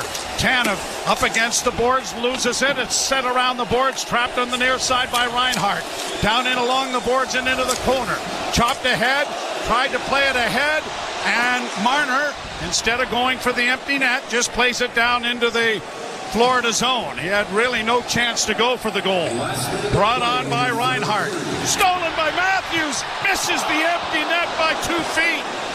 And he did it from inside center, so there's no icing.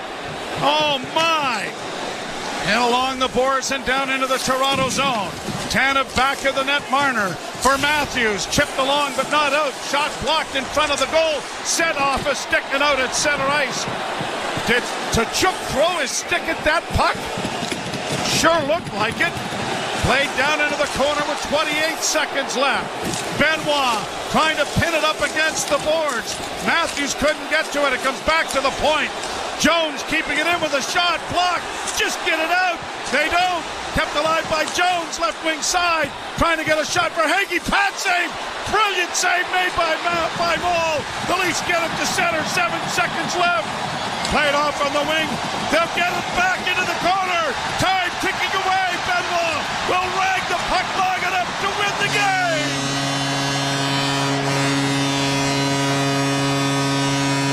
That was easy.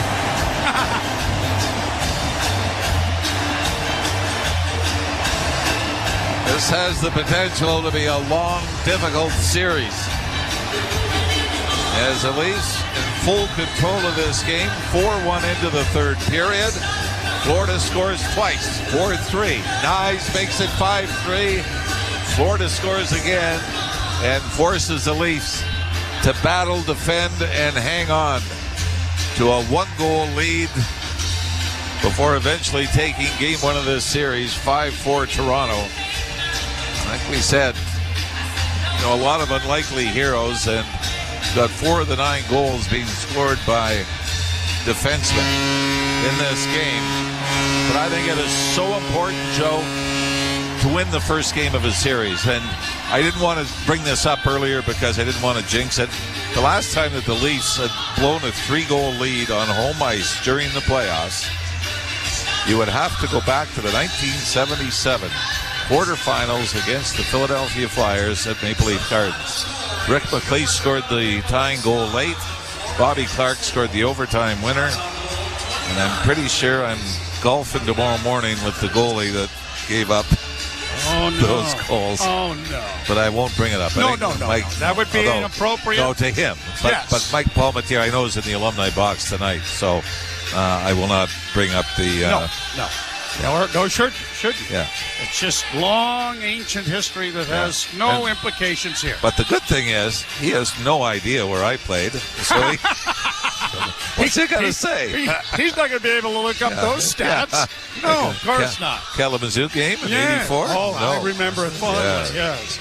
Well, this is an important win for this team. Yeah, you don't want to face game 2 thinking, boy, the pressure of the world is on us right now, because you can't lose the first 2 at home. And I think good to face adversity in this game as well. I mean, the way Florida came back in the third period, there's no way the Leafs are going and saying, hey, this is going to be an easy series, although it's going to be very interesting to see if anything is going to come of the Sam Bennett incident that forced Anthony Stolarz out of the game. And if it is concussion-related, most likely out of the series. I am sick and tired of the term that's been thrown around so often, the narrative. So I'm not going to use it. The new script is the Maple Leafs win game 1 and hold serve as far as home ice advantage. I think that was as big a part of this trying to build a new format, a new path, a new background. And they did it by playing good defense when they had to play good defense. Yeah, and you know, the big guys showed up again. I mean, Willie Nylander with a couple of goals. Matthew Knies. You know, Matthews had some opportunities. So you had the big guys, you had the secondary scoring from the defense. And Joseph Wall, I know the numbers aren't going to look good after half a game, that he gives up 3 goals. But look sharp, especially when he went into the start. I think the nerves might have, you know, there's no way to prepare for that. No. You know, especially you got a 4-1 lead in the second period. The last thing you're thinking is, I'm going to have to go in. You know, usually if it's a blowout, you sort of build towards having to go in. So for Joseph Wall, good that he got the opportunity, because I have a feeling he's going to be your number 2, game 2 starter. Exactly. Well, we'll find out more. Lots to dissect, I'm sure, during the off day, but lots to dissect on the postgame show with Jim Chatty and Anthony Stewart. Join us on, what's today? It's Wednesday. Well, Wednesday. We do that. Wednesday, yeah. Okay. Wednesday will be game 2, 7 o'clock start. Hope you will join Jimmy and I. So, the final score, Leafs 5, Panthers 4. Leafs up 1-0 in the best of 7. You're listening to Molson Leaf Hockey on TSN 1050. A place in the UEFA Champions League. All right, Leafs get the win. It's official. The Leafs get the W tonight. Game 1 is ours. The Leafs take the 1-0 series lead, just like we expected. Right from the get-go, nice start by the Buds. You know what, this game, the scoreline, it's not the right scoreline for this game. There were a lot of calls that affected some goals for the Panthers, but like the boys said, this was great to see some adversity for our Buds right off the bat. Right, you jump out to a big lead, and then there you go. You got to fight it off and make it happen. So we get it done. The Buds are winners of game number 154. Thank you all for the amazing support tonight. The super chats have been absolutely out of control. New members as well, 13 new members. Thank you for the gifted memberships. Canadian Fishin' Musician, go check out that channel. Sent 5 TSI gift memberships and lots of tissues to Panthers fans. 100% of the super chats going to SickKids Hospital through our Playoff Pulse campaign on Leafs streams. Every single one is donated to SickKids. We had another donation directly to SickKids tonight. Mark Duffney, thank you, sir. Cheers to you and for the donations to SickKids Hospital. And the Leafs win. It's time for me to go get ready for my day tomorrow. And we're going to have some hockey on here on TSI tomorrow. We'll do some hockey here. And the basketball will be on Sons of a Pitch, Soccer Central. make sure you check out that channel as well. I'll post Jelly's highlights as soon as they're up. Go Leafs, go! We'll see you on Wednesday night and probably in the next stream. It's halftime of the Thunder and the Nuggets. I was wrong. They're proving me wrong over there. I thought the Nuggets would get it done, but nope. Thunder are up by 10 at the half. Go Leafs, go. Florida? Nice showing tonight, but it wasn't good enough, and it won't be good enough. So you're going to have to up your game, but our buds are going to have to up our game as well. Thank you all for hanging out with us tonight. Good night, everybody. Cheers. Mornings at 7 a.m. Eastern on NHL Network Radio, Sirius XM 91. The biggest names in the game. Trying to get behind Resiliency, walks in, put it between his legs, shoots it, score! NHL play-by-play on Sirius XM. Hockey lives here. Suzuki sweeps it. There's a chance. Rebound, Caulfield shoots and scores. NHL play-by-play on Sirius XM. The best hockey lives here. Burns gets it back, stick handles to the backhand, moves in front, score! NHL play-by-play on Sirius XM. You ain't first, you're last. This is Leafs Game Night on TSN 1050 and the Leafs Radio Network. The Leafs live here. Jones keeping it in with a shot. Blocked. Just get it out. They don't. Kept alive by Jones. Left wing side. Trying to get a shot for Hagee. Pat save. Brilliant save made by Maul. The Leafs get it to center. 7 seconds left. Played off on the wing. They'll get it back into the corner. Time ticking away. Benoit will rag the puck long enough to win the game.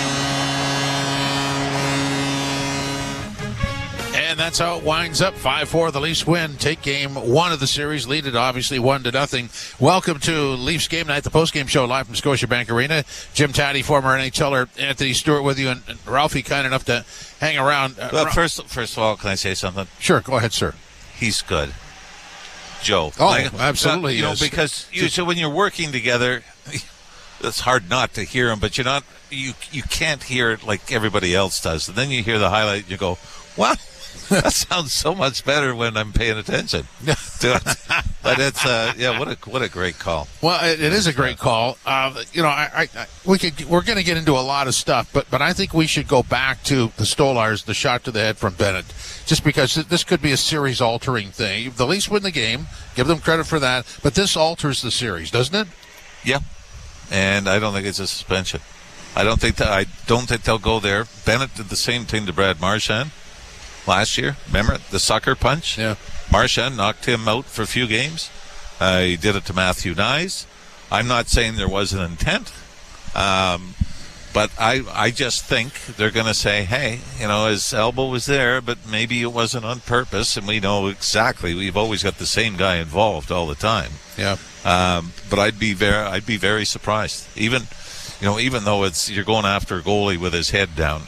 That's down on the ice. Yeah. And but I just have this feeling that there may not even be any kind of hearing or even and forget the $5,000 fine. Like don't bother. Like don't insult the them. maximum allowed under the CBA. Yeah. No. Your thoughts on that, Stewie? I mean that's just me. Yeah, it just seems it seems like it's the same culprit most of the time, and he's mastered the accidentally on purpose, right? Yep. But for me, if I'm the league now, and if this is 10-15 years ago, you're almost obligated to do something about that now to sort of keep the series in check, because what's going to happen now in 10-15 years ago, I know the game has changed, is okay, now he's at risk, someone's going to take a run at him. We saw what Hagel did after he hit what happened to Hagel after the Barkov hit. So that's why I wanted to ask you now is, if I'm Toronto, do you just turn the other cheek and say, you know what, we got the 2 points, we got to get another 3 wins, we focus on that? Or do you got to send a message back and play a little bit tougher to play against, going to the net, crashing the crease, or find a way to maybe go after Bennett? So I know it sounds archaic, I know, but we're talking playoff hockey, and this is something that Florida's thrived in the last couple of years. But what are your thoughts on Game 2, the focus for Toronto? Well, you wonder if there might be a conversation where Craig Berube says to somebody, Revo, you're going to be suspended for 10 games.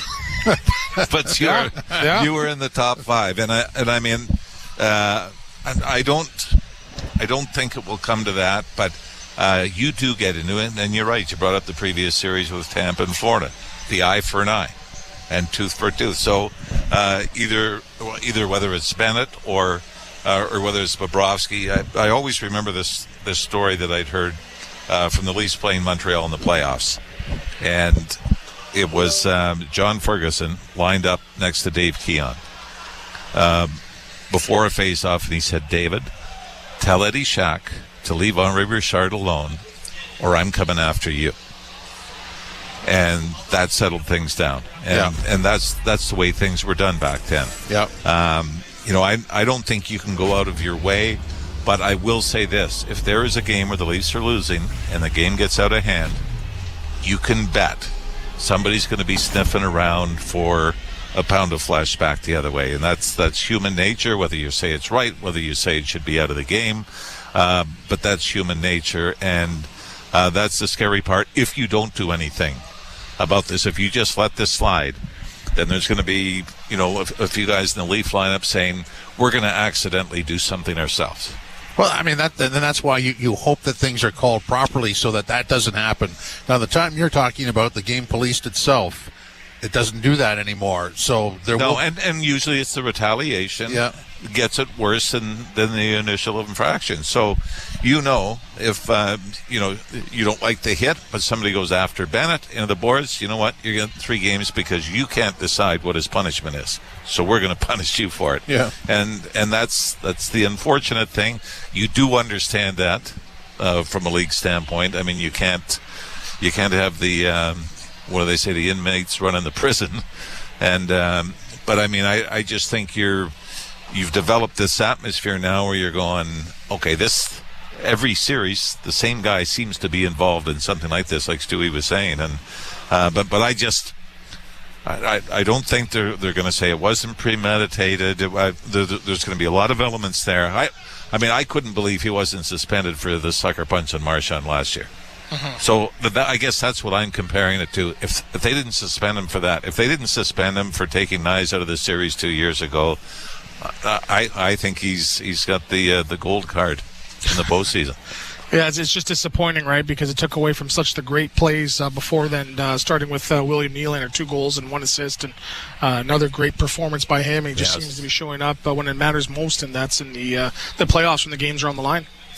Yeah, and you could see from up here too. If he's 40 feet behind the play, you could see he's got the wheels going. I think another positive is Bobby McMahon. The last 2 games, I thought Game 6 in Ottawa was his best game, but really noticeable on the ice tonight again with the speed and with being physical. So, you got it from your big guys. I think Marner had an assist, Knies with a goal and an assist.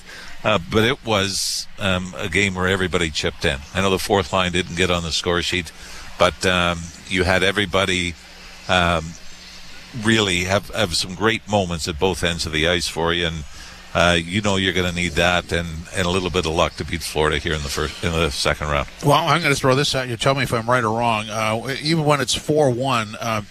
The Stolarz hit happens before it goes to 4-1. So I'm going to take you from that Stolarz hit up until the Leafs get the Knies goal, where you could absolutely see the nastiness of the Panthers almost on a shift-by-shift basis. Yeah, and fortunately, they did call some of the penalties. The Mikula penalty on Holmberg, that was, 2 or 3 steamboats before that arm went up in the air, but I was watching a game the other night, or maybe I was listening to it on the radio driving home.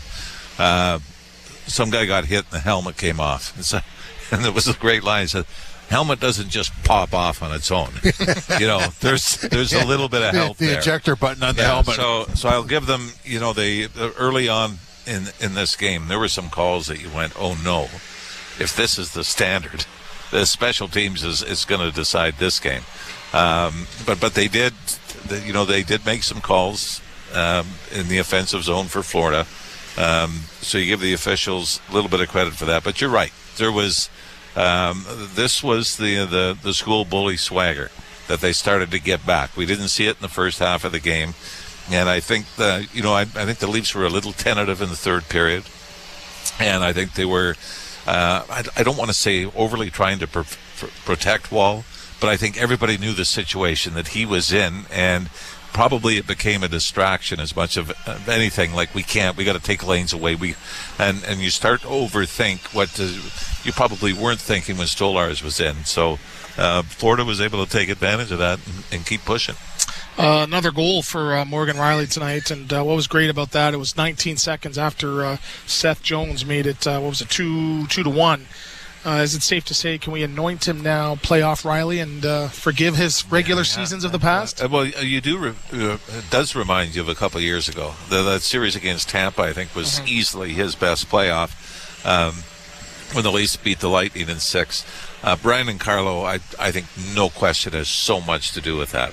And we saw it down the stretch once they were put together after, I think it was 2 or 3 games before they started to mesh. And then you saw the plus-minus start to get more respectable. I think it was, minus 21 at one point, minus 22 for Rielly. And it just seems that Rielly needs that kind of big-bodied, stay-at-home guy that can bail you out if you get caught beside him. And I know when you went to the season that Rielly had 20 goals, Ron Hainsey was his defense partner. So Brandon Carlo, I think, very much in that ilk of the stay-at-home physical guy that's going to back him up. But I also think Morgan Rielly is one of those players who's, and you see a lot of defensemen, I shouldn't say a lot, but skilled defensemen that are like this, their confidence is tied to their offense. When they're contributing, they're moving the puck, setting plays up. That seems to affect their overall game. So for Morgan Rielly, the points are there, but you're also seeing in his own end of the ice, he's making smart little plays to get the puck out. He's being physical, and his positioning has been outstanding as well. The one thing that would describe for me the first half was Florida had trouble with the Leafs' speed, and in the late going, there was that Domi breakaway, and they couldn't catch up with him. And the Knies goal is another example of that, where the Leafs are able to chip it past the forecheck and go in on goal. That's a problem for the Panthers, isn't it? Well, yeah, I mean, the thing is that's the way Florida plays. Like, even on the penalty kill, they're aggressive on the penalty kill. That's why, you can take advantage of them at some points, but you also always see why they're among the league leaders in shorthanded goals. Everything is aggression. They swamp you, they pressure you, and the way around that, and they do love to bring the defense down to the boards in the pinch. The only way around that is speed, chip and chase, to get it out and try to catch them, because we saw both on the Rielly goal and then on the Knies goal, the defense got caught deep trying to pinch. Now, when you're chasing the game pretty much from the 33-second mark, that's got to become your mindset, especially when you're down in the third period, where you're going to have 50-50 pinches. You're coming down the boards to try to get them. So it was fortunate for the Leafs, on both those goals, that they were able to take advantage of it. But the great play by Marner, and boy, what Matthew Knies has become. Oh. I mean, Rich. It's well, that's TB to be determined. Yeah, but it's the Leafs may go with a 14-man roster next year. They can keep everybody happy. The third line for Florida factored in on the first 2 goals of the third period there to bring the game within reach. By my calculations, now that's 17 points in 6 games. So if I'm Craig Berube, do I have to find a way to maybe adjust and adapt to maybe balance that line to have a bit of a pushback on them? Or, you know what, it's just one of those lines that you can slow down and not necessarily stop and focus more so on the top 6? Yeah, I mean, the one off the rush, Leafs, the positioning was pretty good, but it was a perfect one-handed deflection, right? Yep. And let's face it, they're, and I think the other one, Balinska's goal was Marchand was on for as well. Was he not? That line. And that, to me, is one that Joseph Woll would usually stop. Or Stolarz, would you be out at the top? Now, we've also got to remember the first Nylander goal is when Bobrovsky would usually stop. Yep. The Rielly goal is one you would probably say Bobrovsky could have had, and definitely the Tanev goal. Yeah. The blast. We said Serena Williams wouldn't have been able to return that because it really had a little bit of spin on it. It's like the highlight shot. Yeah. So, the Leafs, through it all and through all the positives we can talk about, they were fortunate that at least two of them, at least the Riley and Tanev goal, or the first Nylander and the Tanev goals, you say, you know what, that might have been the difference of the game. Those are two relatively innocent-looking plays that the Leafs were able to take advantage of. Ralphie, thanks very much. Appreciate it. I'll text you when I'm home, but let's just try to win one 4-1, 5-1, not have to go down to the wire. Let me just throw this to you on the way out. I think most Leaf wins in this series will look like that. Yeah, I mean, even the Ottawa series, right? Yeah. Other than the first game, it was like they teased everybody. Yeah. They said 6-2. Boy, wouldn't it be nice if they were all like this? But bottom line is, Florida Panthers are the Stanley Cup champions. The Leafs come in with home ice advantage and are the underdogs. And it's going to stay that way until this series is over. Absolutely. Thanks, Ralphie. Thanks, boys. Okay, I'm waiting for the text. I don't see it. But, you're still here. Take the S-Guy chopper. That's right, yeah. The S-Guy chopper, the S-Guy hovercraft. Need either one of them. This is Leafs Game Night live from Scotiabank Arena, TSN 1050, the iHeart Radio app, and the Leafs Radio Network. Are you tired of lunch bag letdowns? Yeah. Do you want something made fresh? Yeah. Do you have $5.99? Yeah. If you answered yeah, it's time to get Subway 6-inch Italian BMT with freshly sliced deli meat or sweet onion chicken teriyaki with Canadian farm-raised chicken for just $5.99. Stick that in your mouth and eat it. Yeah. 2 freshly made 6-inch subs, only $5.99 each. Subway makes it fresh like that. Freshly prepared per order at participating restaurants. Extras, taxes, and delivery additional. Yeah. Your mission, find a used car, truck, or SUV for under $30K. New Roads Automotive connects you to top quality, fully certified, low mileage vehicles. Our wide selection of used cars is backed by a 110-point inspection, Carfax report, and walkaway finance protection. This mission is risk-free with easy financing, same-day approvals, and 7-day exchange. The best cars found for you. Find your car at newroads.ca. Thursday, May 8th is McHappy Day, when every menu item purchased at McDonald's helps support families with sick children. So you can feel the good that comes from doing good, just from ordering. So if I order a Big Mac, I'm helping. Yup. What about a McFlurry? 10-piece chicken McNuggets and apple pie? You got it. Every single order helps. Join us at McDonald's for McHappy Day on Thursday, May 8th. Do good, feel good. A portion of food and beverage sales will support RMHC chapters and local children's charities across Canada. Leafs Game Night live from Scotiabank Arena. Toronto wins 5-4 over the Panthers, have a 1-0 series lead. Jim Taddy and Anthony Stewart with you. We have some post-game sound, so let's go downstairs. Morgan Riley, and what allowed them to get the win? Yeah, I thought it was a good effort. Obviously, a good start is important.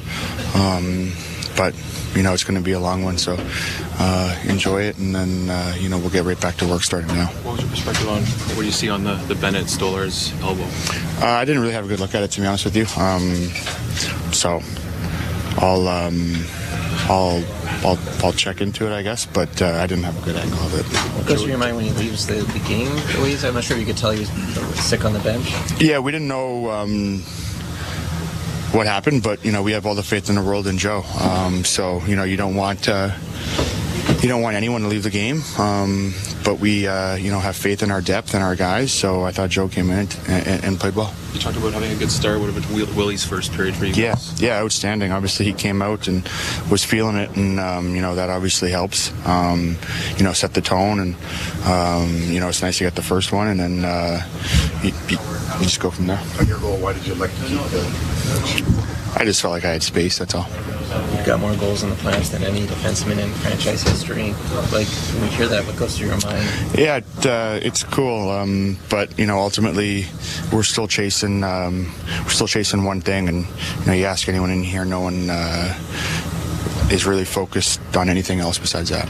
You know how hard it can be as a young player in the league. What stands out about how Knies is elevated in the playoffs? He's been incredible.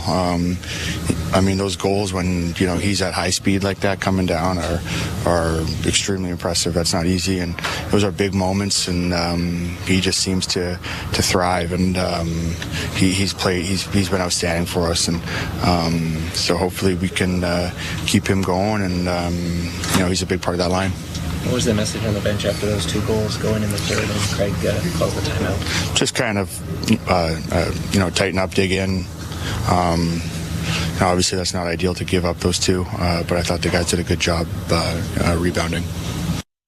That's Morgan Riley who scored, and I mean, you could just see him pick his spot on that shot. He just raced down the wing and boom. Yeah, great job by him, just taking a direct line to the net, and the defender on the floor to sort of feed it out to take away that pass. And typically when you have a goalie like Sergei Bobrovsky who makes that save, they found a way just to get it by him. Right, he was leaky in the first period, and he's been known to have really great starts or really bad starts. So I think that was part of the game plan to really get pucks in on him. And great job by Riley. But what's great about that is the timing of it. Right, the timing of the goals is equally as important as the quality or the highlight realness of the goal. It was literally right after Seth Jones scored that power play goal where it sort of let the air out of the building. It's 2-0 there. It's 2-1.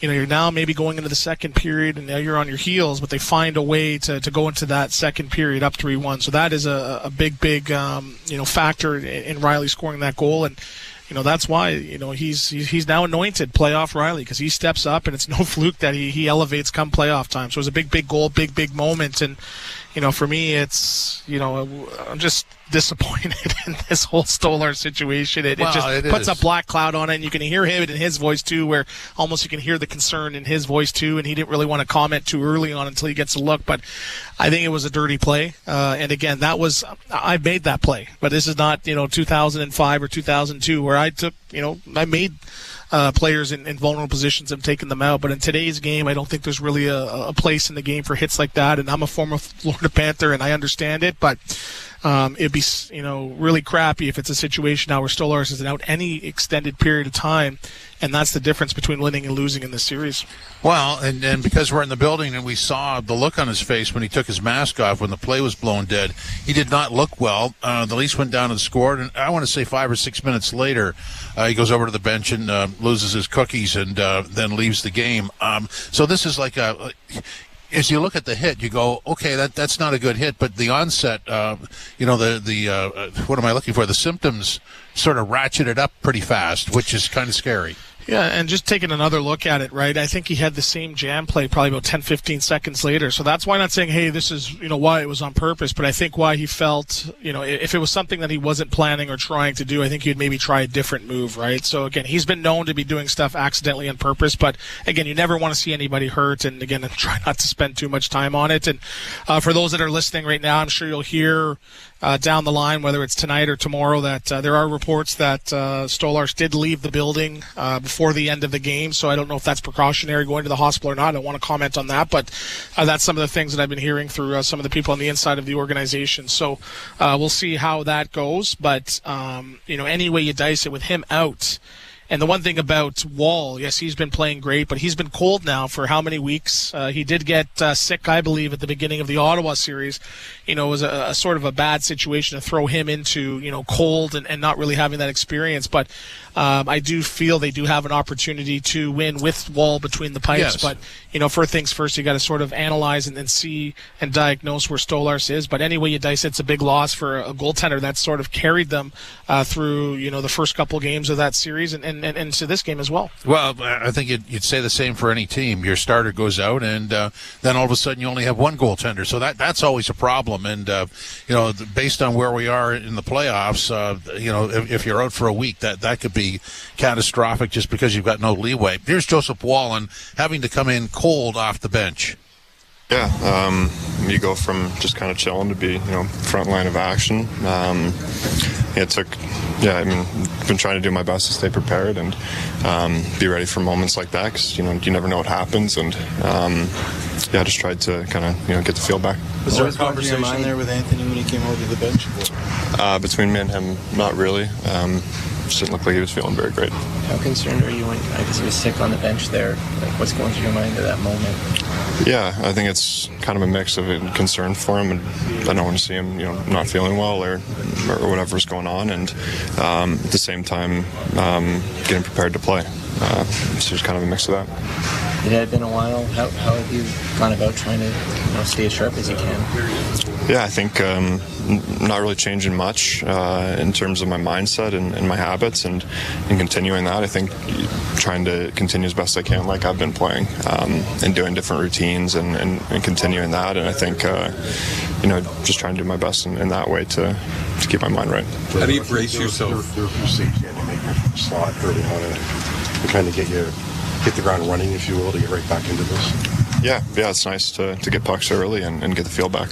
They like to crowd the blue paint. How do you brace yourself for the traffic? You kind of got initiated pretty early on. Yeah, I mean, I expected it. It's playoffs. I think every team makes it a point to crash the net, and my job is to stop pucks. It's not to get into anything like that, so that's what I'm going to do. Did you think of the Bennett kind of hit on Anthony that got him? I'll have to look back at it, and if it was bad, we'll let the league handle it. When you saw Anthony go down, what was your first thought? I don't like that. Of course, it's when you see your teammate go down like that, it's not good. When he goes down on the ice or when he wasn't feeling well, come to the bench. These guys are trying to create a family atmosphere in here, so it's just like when we're family members. It looked like you got a little scare as well with the teammate crashing into you. Are you any worse for wear after that, or it's just a bit of a scare? When I got hit? Yeah. No, I'm good. How do you recollect yourself when the 2 goals go in the third and Craig calls the timeout? How do you use that time? I think just stay in the mindset that I've tried to keep all year, and things are going to go up and down throughout the game, throughout the series, and just trying to stay my best, stay in the moment, stay present, and gear up for the next shot. What makes Matthew Knies good in those one-on-one situations with the goalie? And he's a special player, man. He's a horse. You guys see him on the forecheck, and he's got a lot of skill, and he shows it in moments like that. So pretty special. What's your perspective on how he deals with pressure as a young guy in the league? Feels like it doesn't faze him. What do you notice? Yeah, I mean, I think he's got a lot of maturity, and he shows that. And I think he's pretty unfazed by all of that. He just goes out and does his job, and I don't think he tries to be someone that he's not. I think he plays to his strengths as much as he can. How much have you seen him grow, even from October to now? Yeah, I think he's letting his skill come out more, and you guys are seeing that. And obviously, he's had a great year, and puts the puck in the net, makes plays, and he has a menace on the forecheck. That is Joe Woll after the game, and of course he gets the victory, and obviously pinch hitting for Anthony Stolarz, who we hope is okay. On the way out, coach's comment, post-game comments powered by your Ontario Honda dealers. Score a $1,500 Honda bonus in the CRV Sport. Conditions apply. Visit HondaOntario.com. Leafs game night live from Scotiabank Arena on TSN 1050, the iHeart Radio app, and the Leafs. Don't miss a moment of baseball season with MLB Network Radio, including daily interviews with the decision makers from across the league on SiriusXM Channel 89. This is Terry Francona. This is Rocco Baldelli. This is Torey Lavillo. This is Ron Washington. It's Managers at the Mic on MLB Network Radio, SiriusXM 89. And if you miss any of our Manager at the Mic interviews throughout the week, you can find them on the SiriusXM app. Search MLB. NHL Morning Skate. Frederik Andersen, #1 goaltender with the Canes. Congratulations on the contract extensions. Yeah, good organization. I have high standards, and I want to push for that championship every year. And we haven't gotten to the ultimate goal, but we've been knocking on the door, and that's the perfect situation. Being on a team that's got those aspirations. NHL Morning Skate with Scott Laughlin and Gord Stellar. Weekdays 7 a.m. Eastern on NHL Network Radio, SiriusXM 91, and the SiriusXM app. The Point with Boomer Gordon. 16 out of 32. If you know your math, that's 50%. In the last calendar year, Jake, 50% of the teams in the National Hockey League have made a coaching change. That is absolutely ridiculous. Either coaches in this league just suck. So they've been the scapegoats in this league for years and years and years, decades. It's an epidemic at this point. Point with Boomer Gordon. 1 p.m. Eastern on NHL Network Radio, SiriusXM 91, and the SiriusXM app. Under review. And stop making excuses for bad goaltending. And is it bad? Is it horrendous? If you don't win because you don't make a save or two, yeah. The nature of it is the goaltender is responsible for 90% of the action. He's got to stop the puck. Why do we keep making apologies for goaltending? Stop it. Under review with Mick Kern. 11 a.m. Eastern on NHL Network Radio, SiriusXM 91, and the SiriusXM app. The world's most thrilling league is now in the palm of your hand. Hear every English Premier League match all season long on the SiriusXM app. Just search for your favourite team. Then 1050, everywhere you want it. Leafs game night live from Scotiabank Arena, which I should tell you is rather quiet right now. There's hardly anybody in it, but nonetheless, 5-4, the Leafs win the game and have a 1-0 series lead. What's your takeaway from this effort tonight? They found a way, right? And there was sort of the emphasis of Florida being this juggernaut. They were going to come in and run Toronto over figuratively and literally, which they ended up doing and taking out Stolarz in that period there, but they found a way to sort of weather the storm. It wasn't it wasn't pretty, but we're not in the art business. They found a way to get the job done. Some big games, and this is what playoffs about: guys stepping up and arriving on the scene and stepping up to the moment and having it not be too big. William Nylander, 2 goals and 1 assist.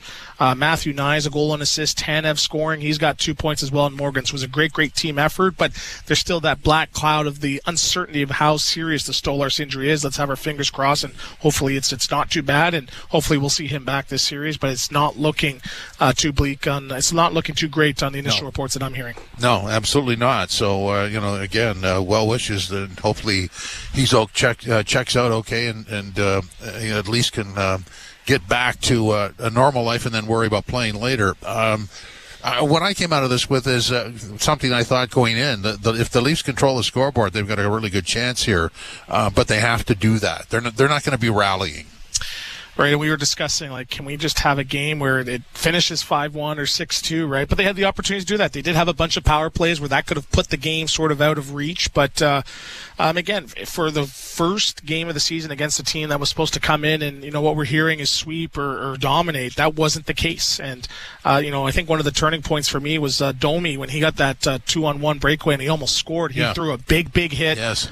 And he got up ice and found a way. Pacioretty threw a big hit. So they were not intimidated physically, in any sense of the word. McCabe had a big hit in the first couple shifts of the game too, so they matched the physicality and intensity of this Florida Panther team. It just so happens that their goaltender got hurt. So other than that, I would say it'd be close to a perfect game in weathering the storm and finding a way to get the win. It's about perseverance, and they found a way to persevere tonight, and that's the reason why they're up 1-0. Okay, let's go downstairs and hear Craig Berube on the Stolarz injury. Elbow to the head. Yeah, clearly. Yeah, clear as day. Were you satisfied with your players' response to that? Did they handle it the way you would like, or? Yeah, I mean, I don't know what you.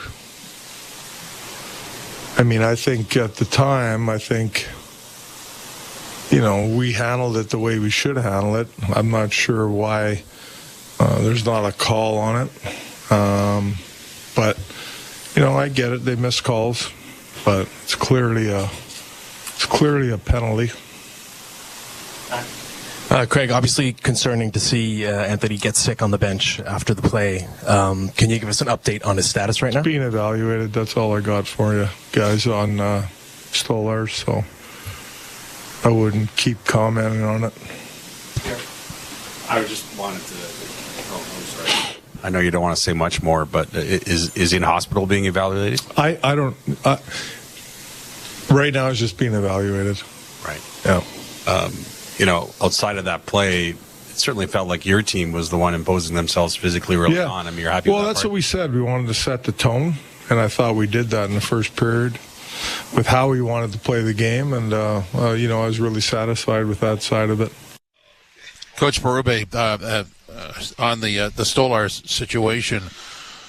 So I mean that's there's the call. They were talking about the player reaction. I thought Brandon Carlo did a sort of a mini challenge, but it's 3-1 at that point.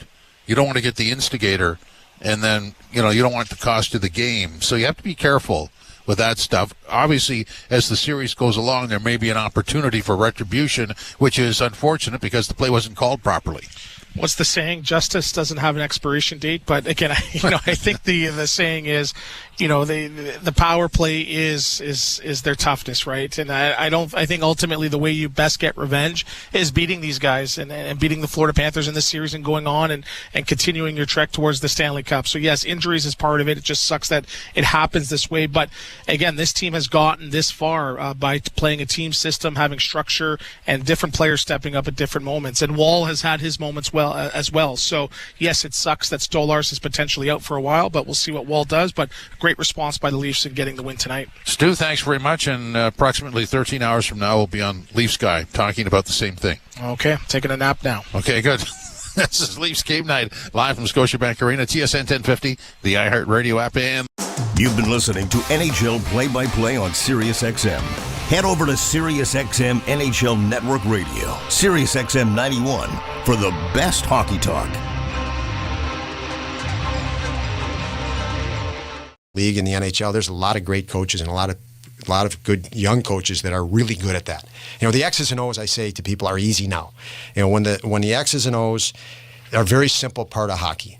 It's connecting with people and getting people motivated and excited. And that's changed dramatically. X's and O's became big when video hit the computer. You could watch 100 or 1,000 forechecks over and over and over and say, okay, these are the key components on a forecheck. And so, you didn't have to be in the NHL to become better at that. So that's the easy part. I just can't imagine doing this or that I did it. I called Brian Matthews one time in Austin's U17 year. And I said, Brian, I said, do you have any idea how good your son is? And his reply was no. Like, what are you talking about? Why are you, what is this conversation? And I had to explain to him, and I said, I think this is what's going to happen in Austin. I said, you honestly have to prepare for your life to become very chaotic and crazy. And lo and behold, he gets drafted in Toronto instead of some different market. And we know how crazy it can be here. Oh yeah. But and then the last thing I'll say on it is I remember leading up to the draft, lots of people said, can he handle Toronto? And I thought, absolutely, no problem. And the biggest thing for me is when a young player comes in the league, and we talked about earlier, if they're a -2 or -3 and they have a really tough night, you get to know how they're going to respond. And some that breaks their confidence, and maybe they need a stint in the AHL. You got to get them out of the pressure. Mm-hmm. But Austin was so good that if that happened, and when it's happened in his career, it doesn't hurt his confidence. He knows that he's in that category of player that I know I can redeem myself just get me to the next game now. And they can do, the best players can do that. And that's a different echelon of player at the NHL level that can do that. So if you look at the top players in the NHL, their confidence is not going to break. The guys right under that, they have a bad night. They may not want that next game. The PGA Tour comes to life on SiriusXM. It's your destination for everything on the tour. Hear live hole-by-hole coverage and expert analysis. PGA Tour Radio, SiriusXM 92. I'm Zach Crawford with your SiriusXM NHL schedule for Monday, May the 5th. All times are Eastern, and make sure to remember that all games, times, and schedules are subject to change. So check SiriusXM.com for the latest updates. There is only one postseason matchup on the schedule, and at 8 p.m., the Toronto Maple Leafs will host the Florida Panthers. You can listen to the Toronto Maple Leafs on SiriusXM Channel 91, Internet 946, and you can listen to the Florida Panthers feed on Internet 931. Make sure to stay tuned into SiriusXM NHL Network Radio on SiriusXM Channel 91 for 24/7 hockey coverage throughout the season and from all around the hockey world. I'm Zach Crawford with your SiriusXM NHL schedule for Monday, May the 5th. All times are Eastern, and make